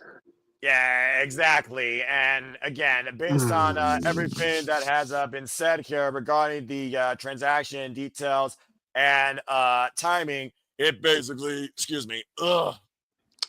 basically just affects Warner Bros. Discovery movie and cinema properties. Considering we're literally dealing with freaking Netflix, a literal platform for nothing but movies and entertainment. It says we'll approve offering accelerate business decades to come. HBO Max and local networks will remain unaffected. So right now, you folks don't need to worry about it. Bottom line, if you watch DC, if you watch Animaniacs, if you watch some of the HBO Max, not on freaking Netflix, that is non-wrestling related, you will eventually find it probably on Netflix, including but not limited to Big Bang Theory, The Sopranos, Game of Thrones, Wizard of Oz, and the DC Universe. That's all you need to know. So if you're a wrestling fan, you're fine. If you're a movie fan, you might get to save money or have to spend more money to get your stuff on Netflix versus Warner Bros. Discovery properties. Does anybody want to add anything further to this before we man. These affects the movies and everything, like Noah said. It's just HBO Max is still going to be a separate thing. So AEW is fine. That's all needs to be said. Exactly. This will only be brought up. This would only have to be brought up next year when the cable networks are under Discovery only. Exactly. That's when the AEW worry conversation will be brought up. Yeah, because you're going to have to figure out that compensation. Then they might have to strategize again like they have this calendar year. Hindsight creative is 2020. At the end of the day, I got to say. And also, that video games too, but that's a whole thing we learned out. What the hell was that?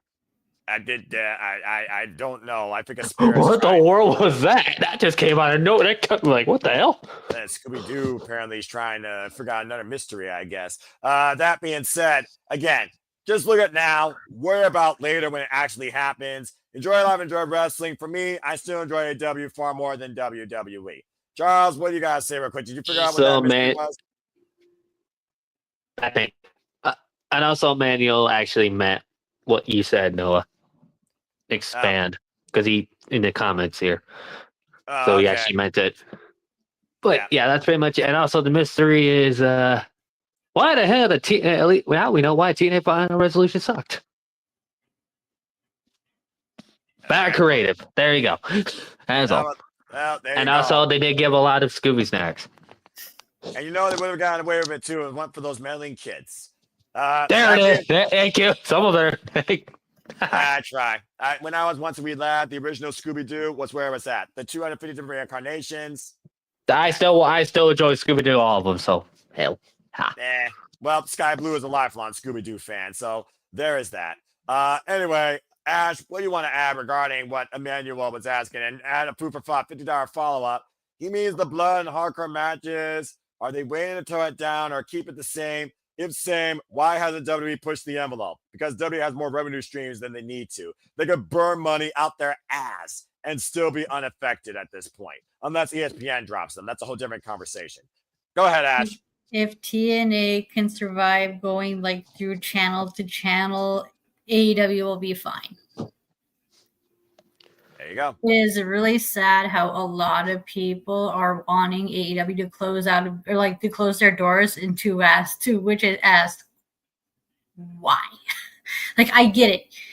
The company may not be your cup of tea, and some of the fan base can be very annoying and exhausting to deal with, but because of don't let a certain type of fan deter you from wanting, don't let a certain subsection of a fan base make you hate a company so much. Like, it's ridiculous. Like, if you don't like it, don't watch it, don't talk about it. It's as simple as that.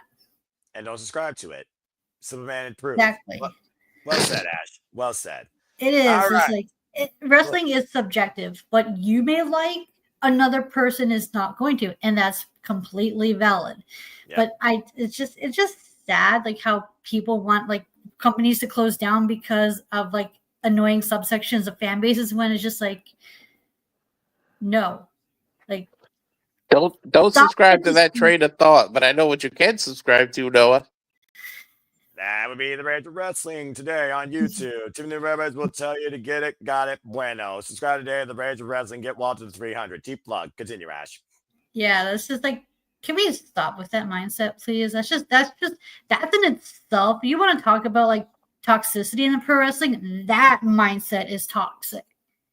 Accurate. And there's a reason why the simple man doesn't scroll, doesn't get notified, and doesn't buy in. He just enjoys life and enjoys wrestling when he can.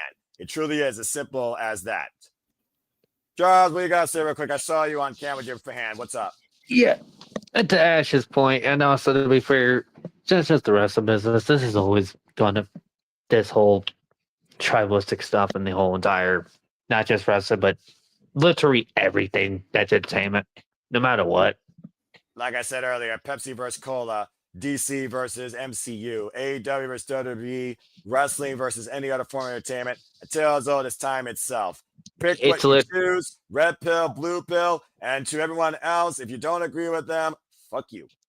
Exactly. It's just, so not surprised when people were saying this, but yeah, clearly people just don't pay attention to the facts of cable is not going to be affected with AEW unless Discovery gets the cover sale. That's when we'll worry. That's when that conversation will be brought up. Yeah, Be more concerned. But until that happens, well, AEW let's will be treat fine. this thing. Let's go. Let's treat this thing like a tortilla and wrap it up. Exactly. Again, this is a public service announcement from the Sibaba Studios. Don't be a Twitter trot. Don't be a reporter retard, and freaking enjoy wrestling and worry about the business that concerns you only. That doesn't concern your wallet or concern you right now in the present. And stay tuned. And don't be an ass. As simple as that. That being said, let's go ahead and get the fuck out of here. Walter, thank you for that quick wrap. And again, always appreciate you. I will see you literally in less than 12 hours, 10 hours, I think. Until then, though, go ahead and tell everyone else can find you. Rage of Wrestling on the YouTube, the Instagram, walter.cruz.940. on Twitter at Walter Alex Cruz. And speaking of wrapping it up, don't be a dick. Subscribe to Ash and Batty for Wrestling. Great trade-off. You're gonna go to bed. I don't blame you. Ash, plug your channel. Appreciate you always. Yes, you can find me on X, the app formerly known as Twitter at ShadowBadAsh. You can catch me lurking in the spaces and subscribe to my YouTube channel at Batty for Wrestling. Don't be a dickhead. Also, on the 21st of this month, I'm going to be interviewed by the After the Slam podcast. Nice. Well, have a great fun with that, and shout out to After the Slam, and I hope that, again... I need to get us spaces more often so you can try to interview us, too. Shit. I do my best to avoid humanity and human beings. I'll stay isolated as long as I wish. Thank you. All right. Well, thank you for that, Ash. And Charles, go ahead and tell where the people can plug and find you. X Two-Tone Grandel. There you go. All right. Very nice. Short, sweet, simple, to the point. I'm not falling down another virtual manhole, despite what Noah says. I mean, you're the one that said this time, not me. So who really lured themselves into a trap? You already fell in it. That being said, thank you, Emmanuel, for your super chat. Follow the Dominguez's folks. There you see the social medias. Arlene Emmanuel Dominguez's is on the X and on Instagram. Always appreciate them and their support as always. The two will be my next guest simple session. Follow our My Morphin Pink Power Ranger friends. Stay tuned for her and Ash to start a Pop Culture cast of all sorts of crazy shenanigans and nonsense. Follow her at Rangers of Wrestling. There you see the social media plugs right there. You heard a little bit from him in the chat. Our GCW resident play commentator. Follow James Hebert, Jake Hebert Side 95. Look at his ongoing documentary. It makes him happy. The greatest coach you never heard of. Gifts from God, the presence of greatness. The story of Gary Hebert. I believe he had part 2 out, and he's already worked on part 3. Again, JJ was not here, but had a great time at GCW. Follow the Renegade Wrestling, JJ Williams, Renegade, JJ Williams, Cousin Studios, RWJJ Williams. There you see it right there. Big G will be with us with Cena's last match this coming Saturday. Follow the original baller, Big G. There you see the social medias right there. An American original, not an Aussie wannabe. Also, New Day sucks. If you want to find me, I'm on the X primarily and on YouTube for predictions and leagues primarily, and then Fox 916 for all fans wrestling. Shout out to W Fam. Again, we're coming Collision. I'll be back this Wednesday. Predictions postmortem and covering AW Dynamite winner is coming. And I will see you all this coming Saturday for, of course, coverage of John Cena's last match on Saturday Night's main event. And again, Sunday, the following week, we will be covering that Collision as well, as, of course, that is Winter is Coming, as the Continental Classic continues. Again, we are the Superpower Studios. We hope to be your one-stop spot for professional wrestling coverage, as we want to encourage you to subscribe, support, follow, engage, be better with all of us here in and out of the spaces and on YouTube. For we only wish to bring you an open-minded, still subjective, outlook on all things professional wrestling. As I only wish to remind you and encourage you, there are no winners, there are no losers, there are no betters. Just fans of opinions with this passion we all share. At the end of the day, support one another, respect each other, protect your mentality too.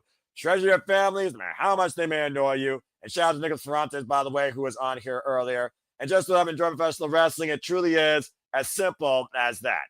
With that being said, thank you so much for tuning in to another rousing edition, heavily involved in money discussion. Thanks to Jeff motherfucking Meacham, by the way, for opening that conversation earlier. Again, follow Jeff Meacham. This time next week, Cena will no longer be an active competitor. Accurate. Again, please like, subscribe, comment, tell a friend. The Bells Goes live on demand on air, the channels and Zimbo Studios. Hit subscribe and I show you the passion, the content, the shenanigans, the creativity. It's not going to let up anytime soon. But I think what will let up, besides my voice, is me on your YouTube screen as everyone else goes avatar, and I might join them here. So I think, okay, we'll just go ahead and do that. I think now, in Kenny Omega typical fashion, I will bid you all a fine adieu. Thank you again to all those that have been involved in the chat. Appreciate you all as always. For all of you, for Nick Ferrantes, for Jeff Meacham, for JJ, that was not here. For Charles Schultz to become a regular. Enjoyed his, of course, take on everything here. For our Canadian friend Ash, who is business savvy and loves strong, powerful women in wrestling. Respect. And for Walter Cruz, the hardest working man, when he's not working, he's gaming. I hope now he finally starts sleeping. I am the most relentless, going forward, open-minded, introverted worker you will know in and out of YouTube, the Samantha Foster. Reminding you, as always, to make a positive impact in life and have a good night And thank you for tuning in once again to an arousing edition of the Saturday Shenanigans. Have a good night, folks, and we will see you next time here on the Simply Reliable Studios. Take care. TNA, I'm not mad. I'm just disappointed. Well, there's a first time for everything, Walter. There truly is a first time for everything.